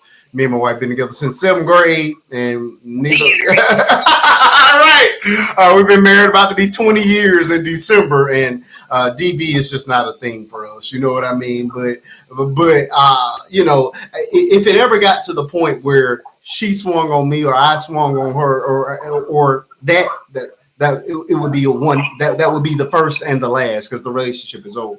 If I have that much anger towards you where I can no longer control myself, then we simply don't need to be together. Like I just have a hard time understanding how is it that I black your eye and then lay down and make love to you. With your eyes swollen. How do y'all do that? I just don't get it. I just absolutely well, don't. Like I say, I wasn't bruised up or nothing. My bruise came. My busted face came the very last time we had a physical altercation, which ended up with me having to I made a decision, forgot the WD card in my door, and he knew I was coming in there. But I also made that decision. You need to go and call your mom and daddy. And I helped him pack his stuff up to get up out the house, because I can't afford for your people to raise my kids, and I can't afford to be in jail away from my kids. And I actually was going to be okay with you being in the ground. So that part wouldn't even my problem. It was who was going to have my kids. Yeah. Okay. All right. Let's tap that screen up. Let's move it on up to the 55K mark. I thank you all for the taps. I thank you all for hanging out with me tonight. We're ready for you, Miss Renee, because you about to give me some educate me on why I need to understand how is it that my wife can beat on me and I can stay, because I don't understand this thing. I'm a big proponent of everybody keeping them hands to themselves. You better. That's the first thing. Okay? That's right.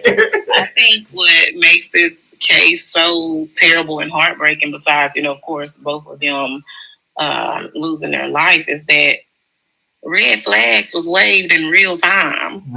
This wasn't hidden. He was threatening her in front of an audience. Correct. And people were laughing in the comments. They were sending emojis. They were saying, y'all toxic, LOL. But the truth is, toxic isn't funny, especially when someone ends up unalive. And we've gotten to this age of the internet where we have been just conditioned to desensitize to everything. Yep. DV isn't always the bruises. Sometimes it's manipulation. It's the threats. It's the gaslighting. It's the isolation. It's the public humiliation. So you're seeing all of that in real time. Yep. And then, unfortunately, sometimes it's that unalive moment. She didn't get unalived in silence. She had a whole platform watching. Come on. And that's what really has my spirit just heavy about it, because we have to also remember the fact that they have 2 kiddos that just lost both their parents in one night. Come on. Mom unalive, dad took himself. Yeah. Took himself out. And so now they're left with trauma that's going to last a lifetime. And the internet is forever. Correct. 10 years from now, you're going to go back and Google your parents and see their live video. Come on. On the night that led to all of it. Come on. Right. Yeah. And all of us, the whole internet was there. Laughing. Beg for help. Mm-hmm. And nobody moved fast enough. Yep. Like, people love to share the breakup quotes and reposts about protect Black women, but where's the real protections in real time? Where's the resources for mom to get on there and, they were both toxic, they were doing this to each other? Okay, so mom, where were you to have a sit down with both of them and say this needs to stop? Come on. And why are we just now coming out to an audience because it was on for the world to see, to now say, they both are toxic because now you're trying to defend his memory. Mm-hmm. Instead of holding both people accountable, when you should have been saying that while they were both here. Hey, y'all need to just let this go. Where's the village when the woman says, I'm scared, and everyone thinks she's being dramatic? Yep. And when are we going to stop supporting it? because people wouldn't get up here and do this foolishness except people gonna watch, except people gonna like and come. Y'all, people need to understand that this is a hit of dopamine for a lot of people. The internet is a drug. It is literally a drug. People get off from seeing them numbers go through the roof, from seeing them taps and them likes and them comments, whether it's good or bad. I get trolls. It's attention. I get trolls all the time, and I cannot understand it because I've gone back and forth with a few of them, only to realize that they're actually fans. But that's that they felt that was the only way that they were going to get my attention. I'm like, you would have been. I would have paid you just as much attention if you would have just been nice. Nah, I gotta block you. You know what I mean? But it's a dopamine hit. So if we stop supporting the foolishness, then they won't get the high off of it, and it will die down. People will simply stop doing it. But as long as we're here to tune in for the stupidity, they're going to continue to do it, and they're going to continue to up the ante every single time. Because the worse that it got, the more attention that the lives got, the more comments that you saw. Sure. And I told my best friend, we were having lunch today, I told her, I said, this is the equivalent to a SNUFF film. Correct. You know, they said people was telling them, oh, y'all need y'all own reality show. Y'all be over there, y'all be cutting up so much. Like, that's how bad it had gotten. And that's how, you know what I'm saying? Yeah. Like, people were encouraging it. Yeah. And this should be a wake-up call for people, you know, whether you're a woman, man, influencers, followers, you have to take these threats seriously. Correct. You know, you have to get into a space where you believe people the first time when they say that they feel unsafe. Because even if she didn't have the strength to walk away, where are you, mother-in-law, when she's running to the police station but naked saying, I don't feel safe? Yeah. Where are you to check your son? Yeah, and you're all responsible. Everybody that sat there and laughed and joked. Yes. The girl that was sitting on the phone, egging it on, all of y'all are responsible. But guess what? You're the flavor of the week. And next week, and after we done getting our lives done, numbers up, after we done creating our content off you, you go in a pile with the rest of the trash as we wait for the next story to break. It's mad. Nobody's gonna use mention their name after next week, after next Friday. July 1st, it's gonna be a whole new Dior and somebody else on the live, because it's a lot of people who argue. I've seen them. I don't know what side of TikTok I be on, but I go ahead and block it because that's not what I'm on TikTok for. Correct. Use your platform for good, like right now. Correct. We need to fight these pew laws. We need to fight this Roe versus Wade some more. We need to fight this heartbeat law. There's a lot of things we need to be fighting about that we are not using these platforms for. And to watch that go down and his mama to come back and talk later about her precious child that she gave birth to. Come on. Ma'am, nobody want to hear about your baby. I want to know why you didn't intervene on the behalf of your grandchildren so both these parents can still be here. Come on. But check this out, Africa. But check this out. You know, the brother goes live on his Facebook or TikTok or whatever. The brother goes live and he crying, hey, brother, man, bro, I thought it was just a normal thing that y'all do. What? How is that normal? But don't call me and tell me it's normal, because I knew it wasn't normal when I was in it. Right. So don't call me and say it was a normal thing, man. I didn't believe you. He had done told his brother he was gonna take the girl out. I ain't think you was gonna really do it, man. And you crying.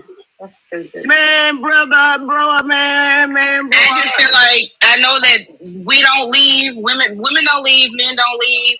But if you know that things is getting to a certain level, things is getting to a certain hot spot, however you want to leave, somebody needs to forcefully step in and say, hey, look, y'all, even especially when it's kids involved, y'all have these kids. Like, these kids are the ones that are going to grow up and suffer the most. Absolutely. Out of this whole situation. His mama going to be okay. Her mama going to eventually be okay, but those kids are going to forever be scarred.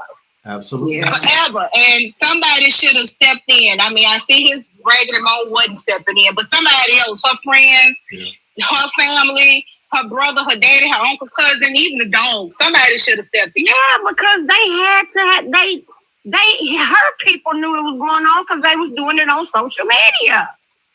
So how does her people not know what's going on? And then that girl, they know laughter, they just get desensitized. Yeah. Because after so many years, of them and after so many family members have said, okay, this is enough of that. Girl, you need to leave them. And they go right back to them. They get tired. I stop. I take my hands off of it. People get tired. I ain't getting in the middle of that no more. Because ultimately, or oftentimes, it's the bystanders of those that attempt to help that either become the enemy or become the victim. And I've seen that where you got these two people that are just like these, and you got the family member that step in. Hey, y'all need to stop that, and then it becomes. Oh, now you can't hang out with that person. I'm not going to no family functions. I don't want them. You're right. They just don't want us together. They against us. It's us against the world. That's the way that kind of stuff goes to playing out after it goes on so long. So I cannot hold all the family up to try to nail them to the cross, because I'm pretty sure. Tell them I don't want them. I don't want your mama over here because your mama in our business, and I don't want so and so over here because they in our business. Like now, like you said, you get in the middle of it. You want somebody to intervene, and even as a family member, you want to intervene, but you know that if you intervene, like you said, it's gonna. You become the enemy. You become the enemy. You become the enemy, and it can backfire on you. And then now it's like, okay, well, I don't want your sister over here because, last time she came over, she all in our business, and this, that, and the third. Yeah. And then not to mention how much were the kids exposed to if this was their norm. Absolutely. That's why I said that they should have stepped in on behalf of the kids. If you can't control grown folks, but go fight for custody of them babies. Absolutely. Because you know how that goes, especially in our communities. You know what they were being told. What goes on in this house, you got it. Telling them what you saw, what you heard, what you did, blah, blah, blah. You know how that goes. I really wish people stopped saying that. Oh, absolutely. Because nobody grow when you think like that. Absolutely. I mean, I grew up in a household like that with my grandmother and her husband. Notice I didn't say my grandparents. Mm-hmm. My grandmother and her husband. I watched him violate her so many. He used to be a hunter. I have actually watched him beat my grandmother with a turkey head after he went hunting. My God. And then he would drag her through her own house by her hair and lock her on the back porch, and then tell us we better not open the door for her. And then he'll go get in her car and go see other women. Wow. And I was like 8. I was 8 when I saw that. He actually went and rigged her car one day so that when he's driving and she's in the passenger side, he hit this particular curve and the door would pop open and she would fly out the car. What happened, my grandmother was driving and my aunt was on the passenger side. So when she hit that curve, my mentally ill aunt flew out of the car. And now to this day, you cannot get her to sit in the front seat of a car. And if you go past 20 miles an hour, she's hanging onto the seat crying, asking you to slow down. Jesus. Oh, my God. Man, look. Now, I stayed. But I'm like Africa. It was only so long I was going to stay before one of us finna go up out of here. One of us was finna go. Because, look, now you rigging the car like now we going too far now.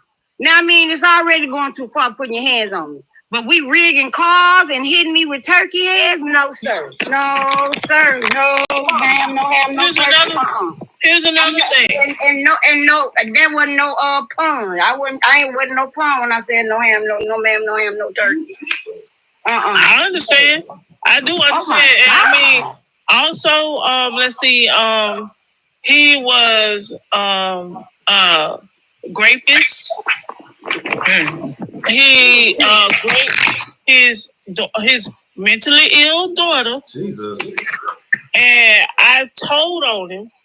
And my grandmother to this day still blames me because they took him out of the household. Lord have mercy. The man passed away. He passed away a couple of years ago. And she still, every time I talk to her, she still talk about how upset with me she was that I ruined the family. Well, LaToya, guess who's not upset with you? I'm not.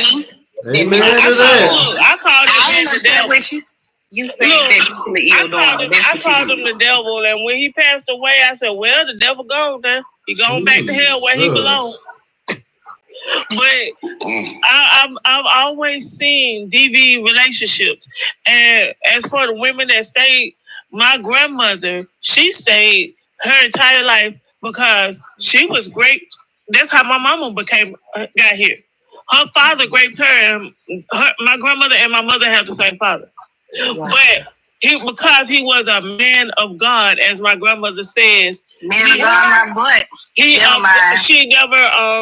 She never put anything on him. He was a man of God. He was supposed to be a pastor. He was supposed to be a pastor, but I never really claimed him as one. I called him a hypocrite because most of the men in my family were, because they all was in the same thing. All of my uncles were just like their daddy. All of them. And I said that cycle was going to end with me because I'm not going to have it. And then when everybody in my family could have children except me. So my bloodline dies with me because I can't have children. Jesus. I can't have children. And my grandmother's husband is the reason why I'm 100% colorblind. He's the reason why I have an eye condition called bilateral amblyopia, because he was always trying to get at my mama, and people around town thought that when she got pregnant, they thought that he was the father, and they was spreading that around town even though he wasn't the father. So what happened, he got tired of hearing his name, so he kicked her in the stomach to try to unalive me. Jesus. And he put her in labor, and when I was born, I had his shoe print on my eyes. Lord. That's what caused my colorblindness, trauma during birth. And that's what caused my bilateral amblyopia. And for those who don't know what bilateral amblyopia is, it's when you have perfectly healthy optic nerves, but they don't get the message from the brain that tells them that they're supposed to see, because the message got cut off half transmission. He caused that damage when he kicked her in the stomach, basically kicking me in the face. Wow. So I know a little bit about domestic violence, and I will tell you now, I never stood up for. I had one boyfriend that called himself trying to hit me, and he's still in prison right now. I beat him out through the house, drug him down the stairs and into the yard, and waited for the police to come. I was beating them when they came. They had to get me off of him. What made me mad, he used his fingernail and he cut my face. And I was pissed off about that because I like my skin. I have good, clear skin. He scratched my face, and I had a cut diagonally across one of my eyes, and I was pissed off about it. And I let all my rage out on him. I told him, I said, I know where you're going. You're going to hell, but you're going to jail too. And while you in there, look at the scars that I done put on your body. And I hope every time you see them, you look at, you think about me. Jesus. What's happening? Sorry to cut you off. Are we tapping up? I know that's real. Let's move this thing on up closer to the 60K mark. We have 27 people hanging, and this conversation has been great all night. I just did 1.5. I'm in my pants right now. Look at you. I don't know how many I done done. I'm just over here, the doggone thing just. I usually carry myself. Thank you all for the tap. I appreciate it. I'm going to put it to you like this. I tap, then I stop. Did I tap some more? And did I stop? Because my you have to explain. It really helps. I don't think on Marquise when I do that. I'm just saying.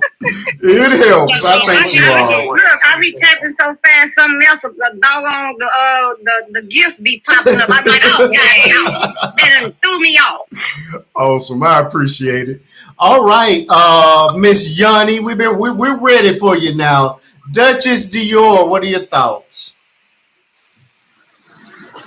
Sorry, I was tapping, but Yanni was tapping. Y'all make me sick. Y'all don't have to announce it. I'm not saying that, but Yanni knew. I like Yanni. She's cool. This is my first time meeting Yanni.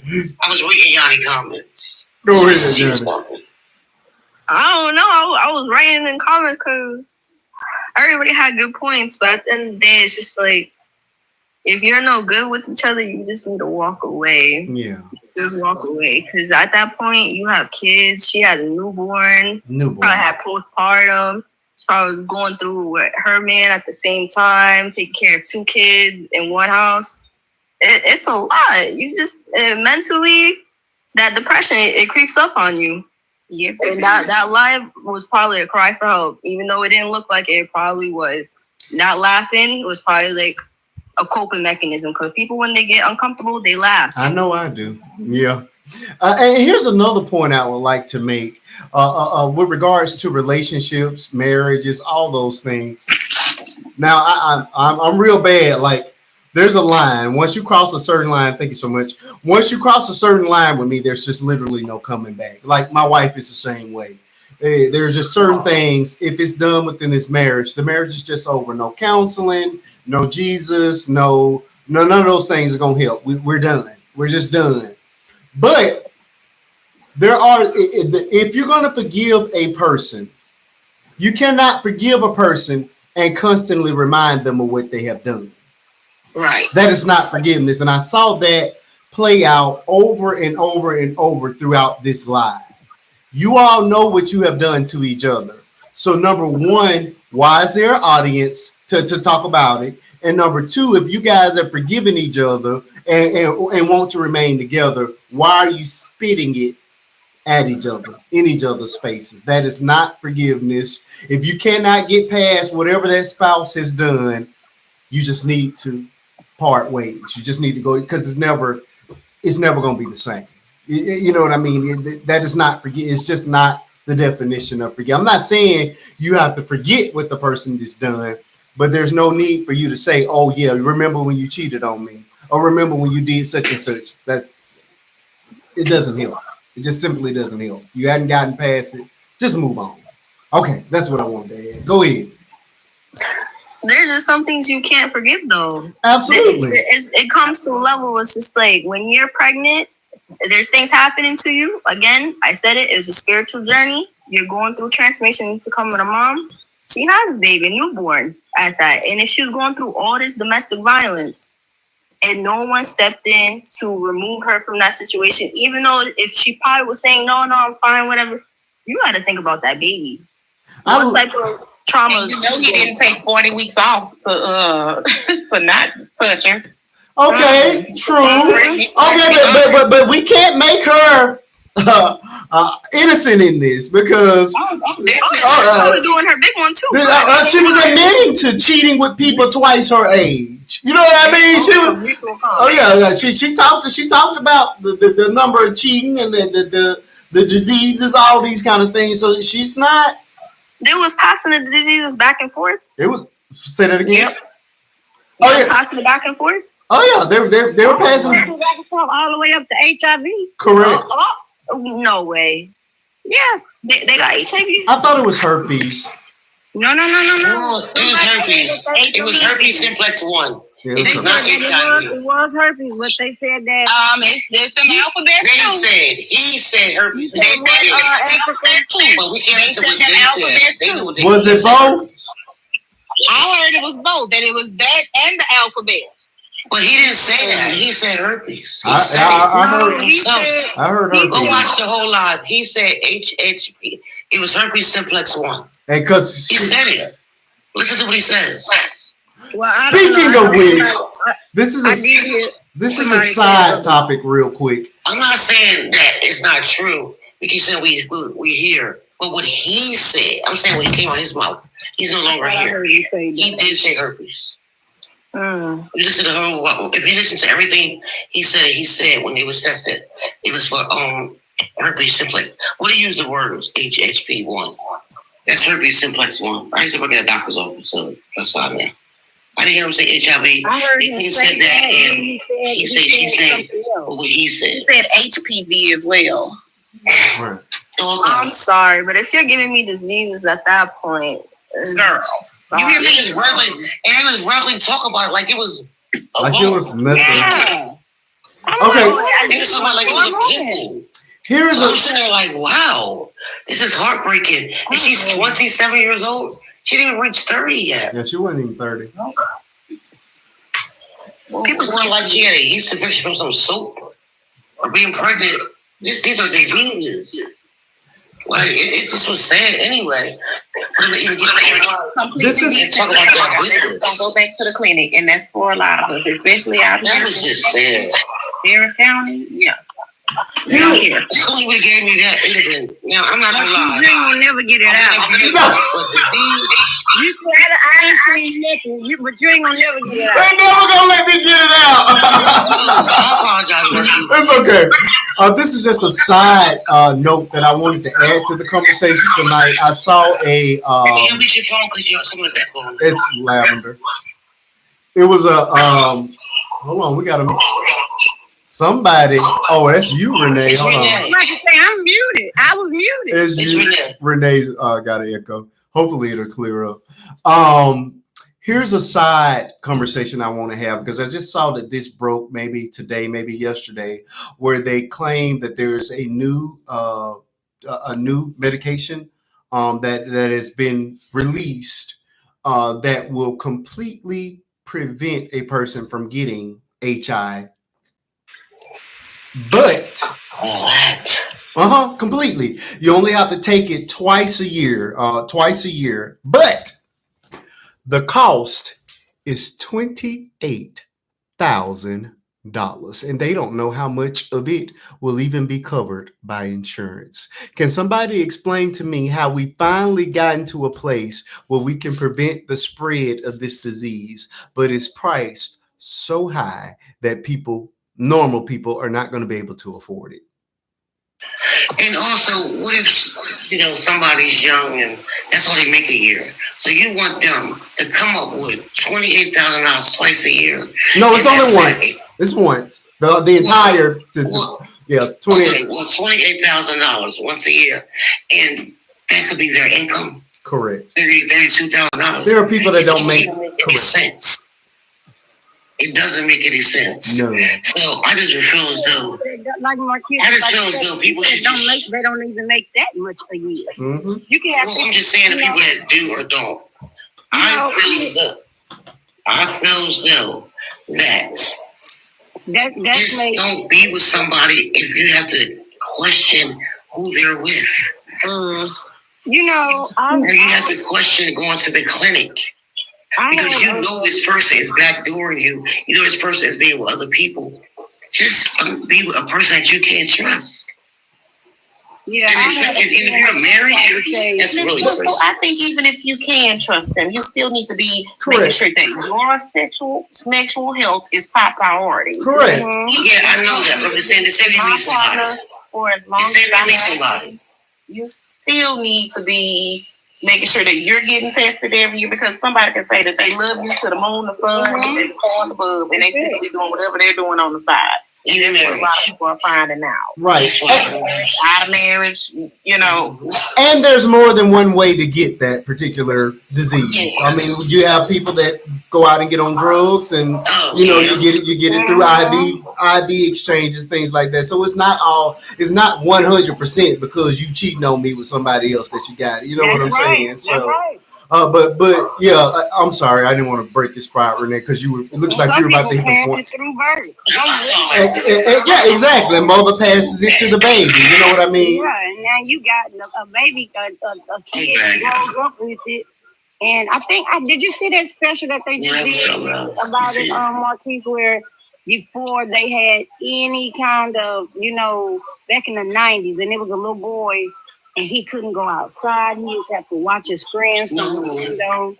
And yeah, it was like back in the 90s, and his mom passed it to him through birth. And the poor thing, like, he couldn't go outside and stuff. And Yanni, I think that's right. Yeah. And he just used to have to sit in the house all the time because nobody, like, it was so unheard of. And everybody thought, if I touch you, I'm going to get it. If I'm around you, I'm going to get it. And he had to stay in the house all the time. He couldn't be around nobody but his mother. Because nobody knew about it. It's insane. Complete insanity. Yeah. I'm sorry. But $28,000, Renee. Why? Why? You ready for my mouth? Please, I'm ready for you. Tear them up, Renee, because I can't believe $28,000. I sometimes get into a little bit of a conspiracy mode. Let's do it. Let's just be honest. So is my wife. Those alphabets, they impact more than one community, but here in the United States, the Black and brown communities, especially in the South, are carrying the highest rates. And most folks that's at risk ain't walking around with elite insurance and big pharma connections. And so if this shot is going to be a luxury price level, it's not prevention, it's gatekeeping. Let's be honest. Woo! Say that one more time. It is not prevention, it is gatekeeping. I got to write that down. That might end up in one of my videos. I like that. I'm going to tag you in there to give you credit for it. Now that's a word. Renee, you could have said it any better. Renee. It is not prevention. It's the truth of it. You know what I'm saying? Like, I know it's the truth, but I'm just saying you could have said it. Beautifully said. Go ahead. I'm sorry. You get to the science of it, and we are trying to really end alphabet transmissions, but the only people who can afford it already have the best healthcare access. That's wild. Mm-hmm. That's essentially medical inequality right in plain sight in our faces. And we've seen it before. We're seeing it with insulin. We're seeing it with the PrEP pills that's already out. We see it with mental health meds. This is another version of the same story. It's a breakthrough for the rich and maybe later for everybody else. Come on. And then the bad part about it is, on the global scale, they're saying that the cost of it could be $25 per person per year. Correct. If you make the drugs to scale. Correct. $25. Correct. So why we charging $30,000? Come on now. So somebody lying, somebody confident, or both. A car. $28,000. That's a 2025 Nissan Kick. You got it. Down payment on a house. Come on you now. Hear me? That's college tuition. Come on. You hear me? Come on. Renee, you win tonight. I got to send you a gift for that because that was just that was awesome. You won. That was comment of the night. I love that. Oh, okay. I'm running out of money, but I'm gonna send you these hand hards. We got that. Hold on. Well, anyway, y'all, someone stole my wallet. Beautifully said. What? Somebody stole your wallet? Yeah, so tonight I was like, I usually give when I couldn't give. Oh. But I didn't know you could get credit card up to here. So somebody stole my wallet. I'm sorry to hear that. I was so upset, y'all. I got to do everything over. So tomorrow I go to DMV. I had to stop my credit cards. But luckily, I had a credit card on site. Right. But yeah, somebody stole my whole wallet. And I don't want to get into that, so we can talk about something else. You're good. Lavender, it is finally your turn, even though it felt like it's been your turn all night. Go ahead. You already look. I didn't know that the rules had changed. Number one, and number two, we know that I try to be insightful, and I try to just give a little bit of give my thoughts on everything. That was that situation. Like I said, I don't think. Yes, I was in a DV relationship. Hold on, before we get back to that, you got to chime in on the $28,000. The $28,000. Let me tell you medication. Here's the thing.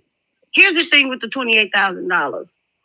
So they want you to pay $28,000 a year. Like you said, some people don't even make that. The system, and this is what I want people. I want to say this: the system wants you to make it. when I say they want you to make it, this $28,000, like you said, like Renee said, this is for the people that already have immaculate health care, that can afford it and not miss anything. Now, I'm gonna say this. Everybody know I'm not at the best. Mm-hmm. I'm on disability, right? My son lives with me. I went to the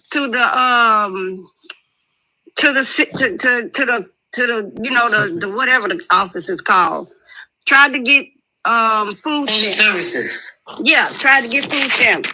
Do you know my son makes $12 an hour, including my disability? They told me that my income was too high. Mm-hmm. So I had to go back, take my son off the case. You know what they told me? Now your bills exceed your income. So now I had to go back and fill out the paperwork again and say that my son doesn't live with me, but somebody. No, this is what you do. No. Hold on. Let me tell you what I did. I had to just get where I had somebody to write a letter to say that they paid. I just can't say that. I used to work for some services. Write a letter to say they give you a certain amount a month. So that's what I was going to say. I was going to tell you, I used to work there for years. Oh yeah, I had to get my cousin to write me a note to say that she gives me a certain amount just to cap it off. But do you know? You could have just had your son not living with you and all your thing, and say that he rents a room, he pays you a certain amount. The fact that it costs so much but that's what I'm saying. They want you to barely make it. So if I'm barely making it, if all you want me to do is have enough money to pay my bills, and that's it, how do you expect me to afford this? Yeah. Yeah, and then when you go over, Lavender, they said, well, how are you paying this? They asked so many questions, like, is there one? I used to work there. They said I was too involved with the clients, too involved. Meaning, basically, I was taking too long. That's why I just tell them, you do this, you do that, you do this, you do that. And I was getting so many approvals, they questioned it. How you going to question me because I'm trying to help? And you have I was fired because I took too long with a client. You have some social workers that do that, because I've had them to step outside with me and then say, listen, this is what you need to do to get your business. I used to take phone numbers and block my number and call them. I write down what I told them to do. And don't say I told them to. I'm telling you, they fired me because of that. They fired me. I think this is now here's the thing about this pill. Is this pill guaranteed to work, or is it's 99%? Just 99%. I think look, I'm pretty sure Magic Johnson been taking it forever. He's just not detected. He's just not detected. So I believe Magic Johnson been taking it forever. I study. That's why Magic. Come on. That's why Magic healthy looking. Magic Johnson. He was the only person that can afford it at the time. He doesn't have it anymore. Well, it's different between HIV and AIDS. So he was HIV positive. Now you can't even detect it in him. Yep. Because they've been had it and he's been taking it, and now they're going to come out and charge somebody $28,000 a year. $28,000. But with the Dior situation, those two, I think, like Marquise, I think like you said, I think it was the high that they got off of people just chiming in on it and loving to see the foolishness, and because like the friend that was on the other end of the phone. Yep. Now I wonder. I was just wondering. I was like, now I wonder how she feels. How you feel now? That you contributed to it. Yeah, you add that on. You told your friend to tell this story, and that's what ultimately led to her being taken out. You add this on. So I feel like when you're in a domestic situation, it's only gonna get worse. So I understand. Yes, like I said, I was there, been there, and when this man the first time he put his hands on me, it shocked me so bad because we had been together for almost a year and a half. But here's the thing: somebody told my sister the day they found out me and him was dating, tell your sister to watch herself because Anthony liked to put his hands on women. And go ahead. So there were no signs of violence prior to him hitting you. Marquise, let me tell you something. This man never raised his voice. He never got angry. Listen, let me tell you something. Let me tell you, this man was a Larry needs a book. Wait, hold on. Let me tell you something. It seems like she has one. Let me tell you what this man did. When I told him what was said, he was like, he looked me dead in my face and said, if I got to put my hands on a woman, I don't need to be with her. I would never put my hands on a woman. We were together for a year. All this man did, I met him on Halloween night. He proposed to me on my birthday. Like he was a great man. Like great. That's why when it happened, I was like, whoa, where did this come from? I was confused to the fact to where it was like, did you see any narcissists in him? How could it? Well, like, where did this even come from? Like, this is not the person that I know. And then he said, when he first did it, he said, it was so bad because he was choking me, and I looked up because I told him I couldn't breathe, and he was choking me and said, "Can you breathe now, B?" And I looked at him, and all I saw was unalive in his eyes. And I said, Anthony, why are you doing this to me? I love you. And it was like something clicked. And he stopped. How do you see that in his eyes? Stopped. I'm telling you, like this crazy look? When you can look in somebody's eyes, sometimes you can look at somebody and see, I'm sorry, somebody hit F1 in the chat. You can look and see death in their eyes. And you can, because you can see that it was like he turned off.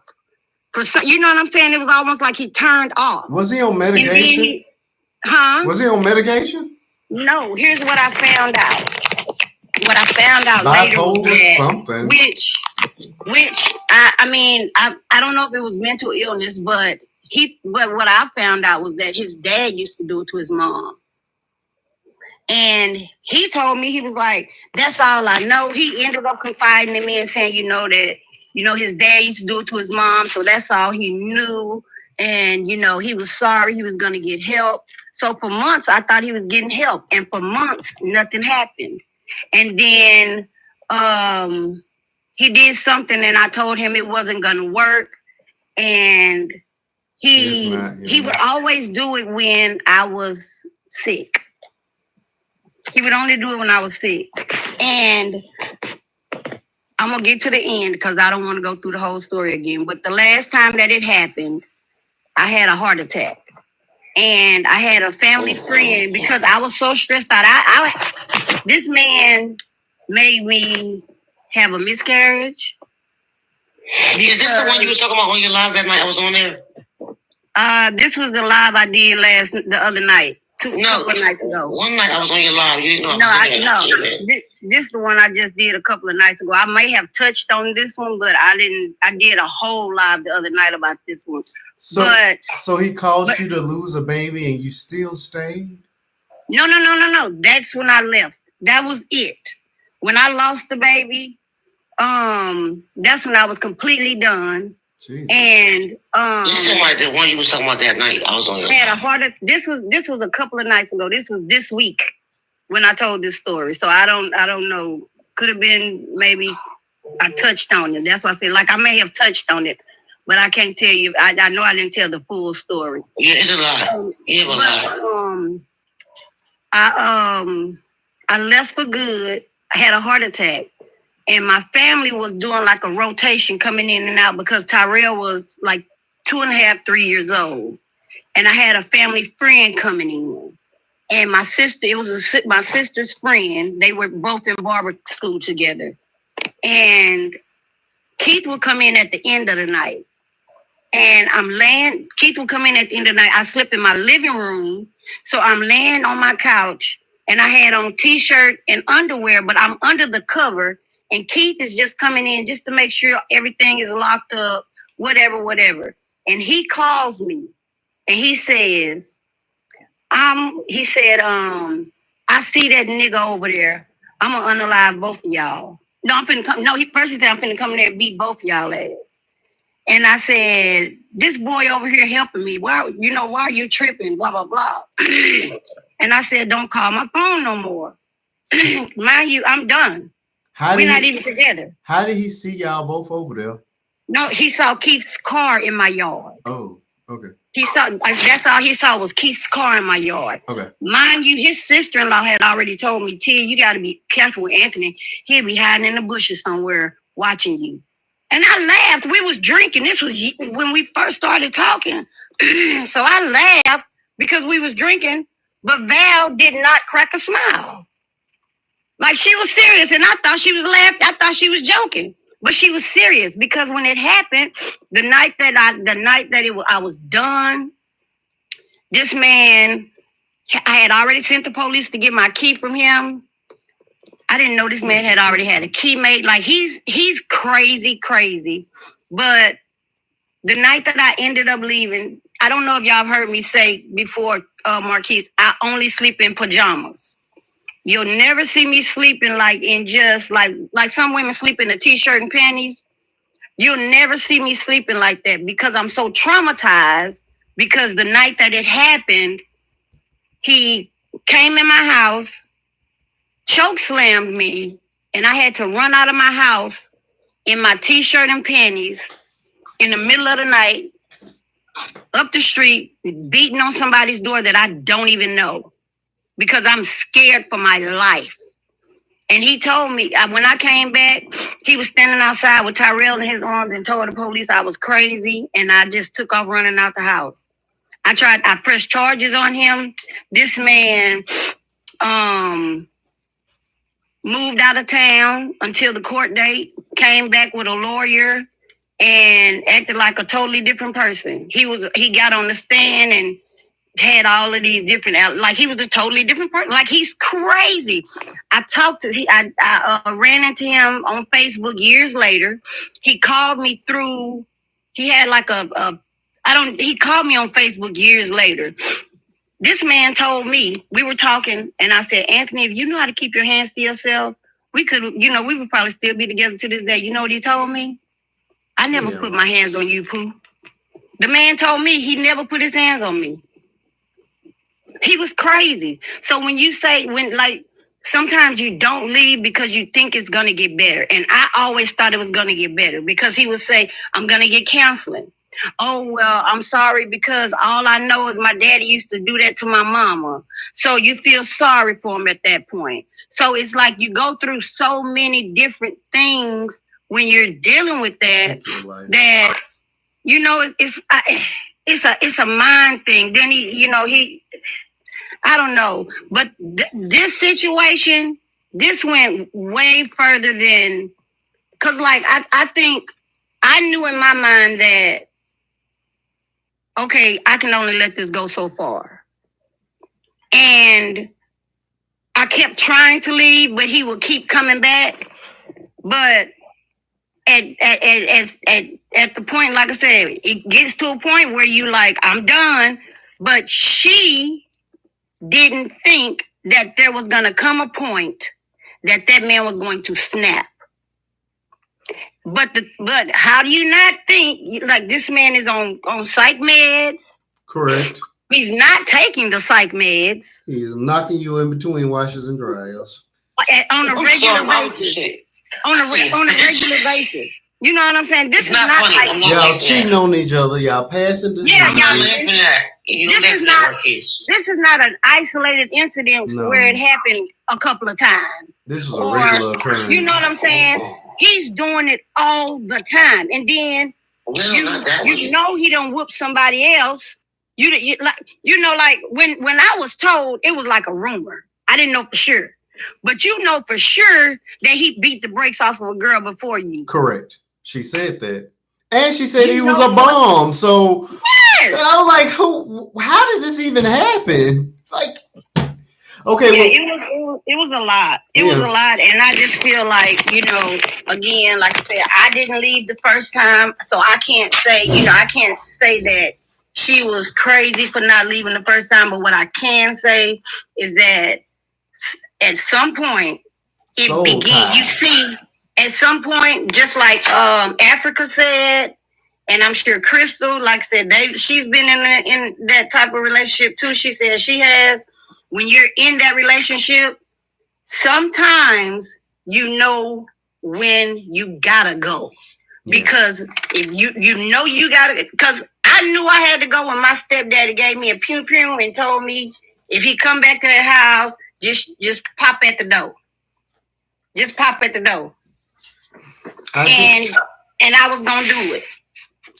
He told me to pop at the frame, the door frame, at the top of the door frame. I had every intentions of going straight through that door. I had every intention of going straight through that door. Your hair looks good. Oh, thank you.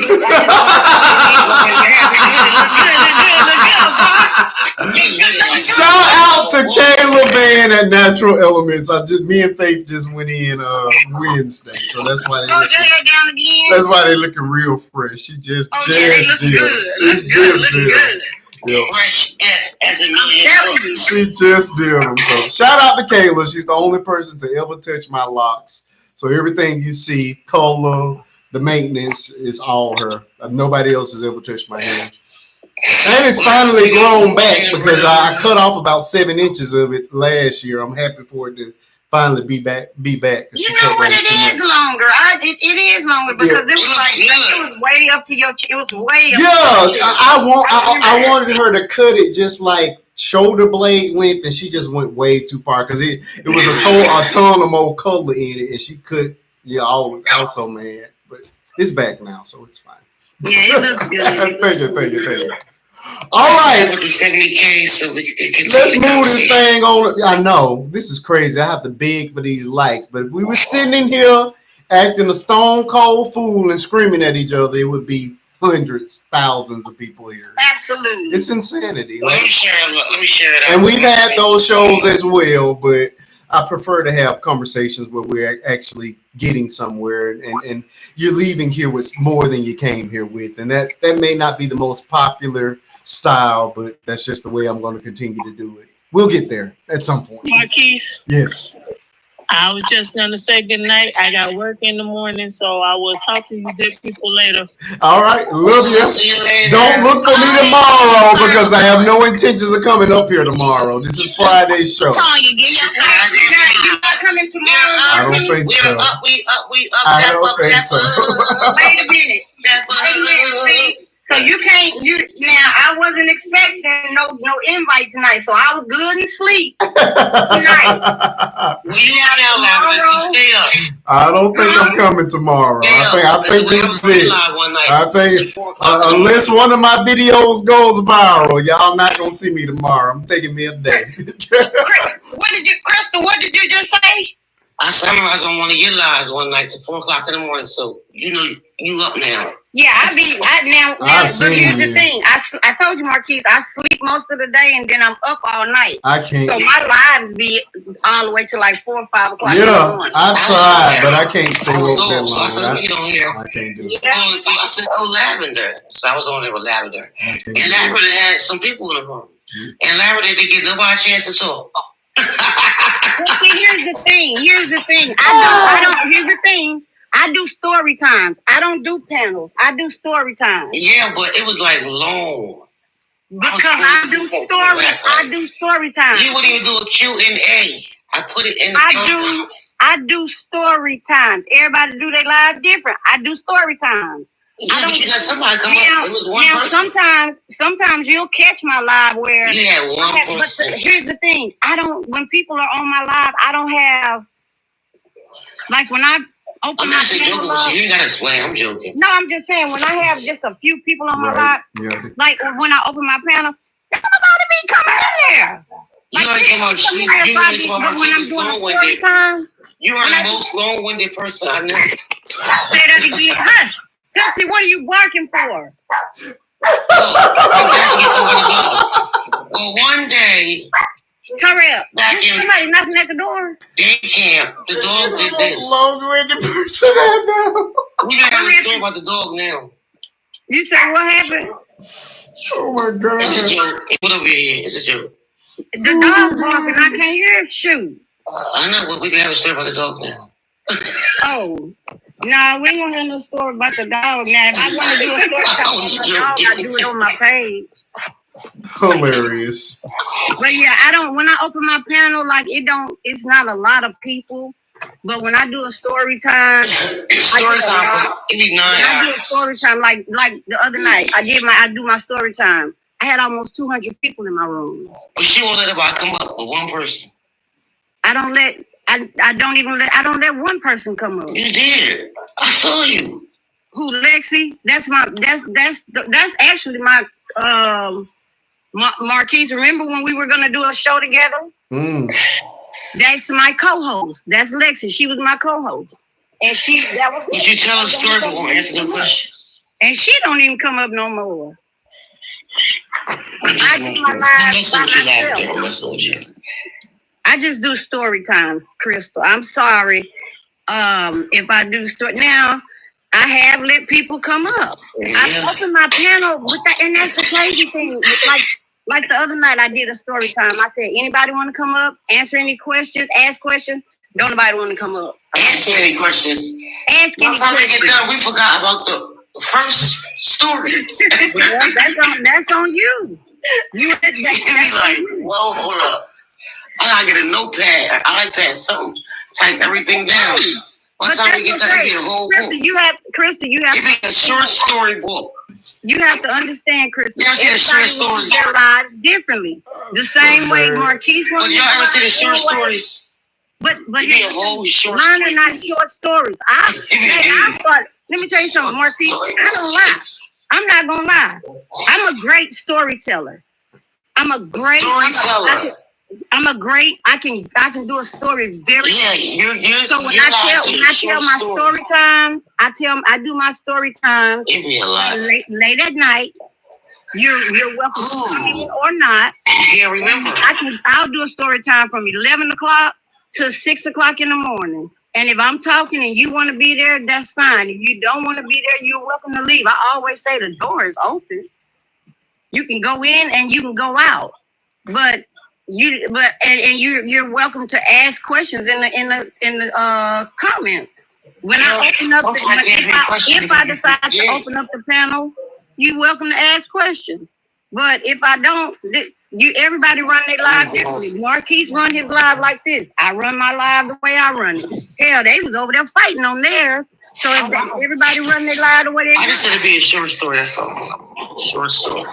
No, that's what I'm saying. I don't want to do a short. But Crystal, you can't tell me to do a short story on my TikTok. You have one. What I'm saying is you can't tell me how long to tell a story on my TikTok. No, short story movie. But if I want to read a whole book on my live, but here's the thing, Crystal. I was just letting you know. How is it that you can say, oh, you should tell you don't I didn't say you should not do a short story. You should do a short story. I said you have a short story. I didn't say you should do anything. I have a short story and I tell it on my live. The whole time. Every time you're live, you do a short story. Then that's what I'm saying. It's my life. Oh, I know that. And that's how I do. I've always since from the beginning of time. A short story of why you do short stories. From the beginning of time, since I started listening for final thoughts, y'all. Remember, when I first met you, Marquise, I used to do bedtime stories. Why? And short stories, can tell us why she gonna do short stories. Final thoughts. Let's do final thoughts. Let's do final thoughts because Crystal is trying to tell somebody else how to run live. How often do you go live? I am not trying. Why do you get so upset? Because How do you go live? Do you go live, Crystal? If you go live, I'll come over there and support you. When are you going live? I went live one time ever.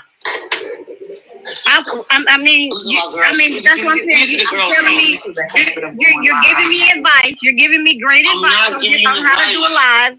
You're giving me great advice. I would like to know when you're going live so I can.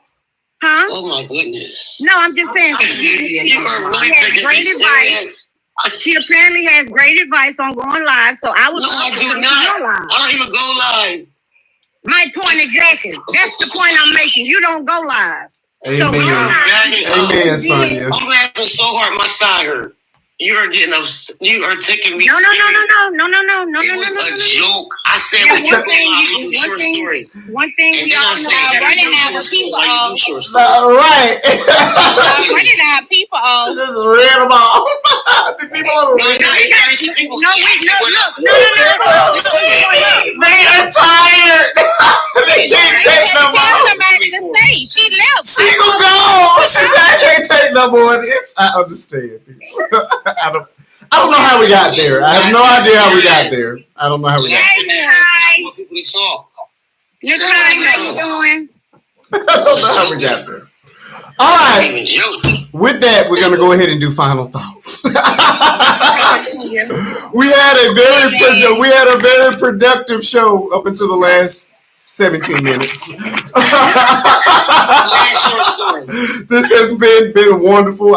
We made it through all of our topics of the night. I know, Renee, you may be new to the boxes, but we do final thoughts where each of my panelists is allowed a minute or two to give their final thoughts. You can talk about any of this. On tomorrow. This was short. What you mean? I have been on for 4 hours, 18 minutes, and 25 seconds. How is that short, Crystal?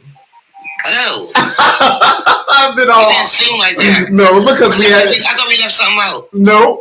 Yes, we did. See, she's trying to get the conversation going again. Yeah, I am. I'm on YouTube. My phone at? Yeah, I'm gonna head over there. I may stick around on the tube of you for a little while longer, but this show is ending. All right. The tube of you. All right, folks. So you have a minute or two. You can talk about any. I am not coming tomorrow. You can talk. Tomorrow, so I can go on to the YouTube too and be up. So Lord, can we do the final thought? So you can talk about any. No, you ain't talking short story. It's never gonna happen, Lord. It's never gonna happen. All right, you can talk about any portion of the show, or you can leave us with something brand new, just something for us to hang on to until we meet again, which is not gonna be tomorrow. Unless I cave. I might cave. I'm not, I say I'm not coming in. For you, Marquise. I enjoy your live. Thank you, Renee. Renee, it is really quite simple. I'm actually typically only go live on Friday nights, 8:30 p.m. until midnight on Central Standard Time. So that's my normal date. To this week is the first time of me coming in on surprise and saying I'm not coming on Friday. So I might come, but I'm trying my best to take a day off. So we'll see. But normally it's only on Friday nights. I'm ready for the next topic. These were all of my topics. I don't have anything to talk about. Listen, everything that I'm going to talk about, I make a TikTok for. So whenever you want to know what we're going to be talking about, just follow the TikToks throughout the week, and they're gonna pop up on the show. So I've done. This is everything I've talked about this week. I literally have nothing to talk about.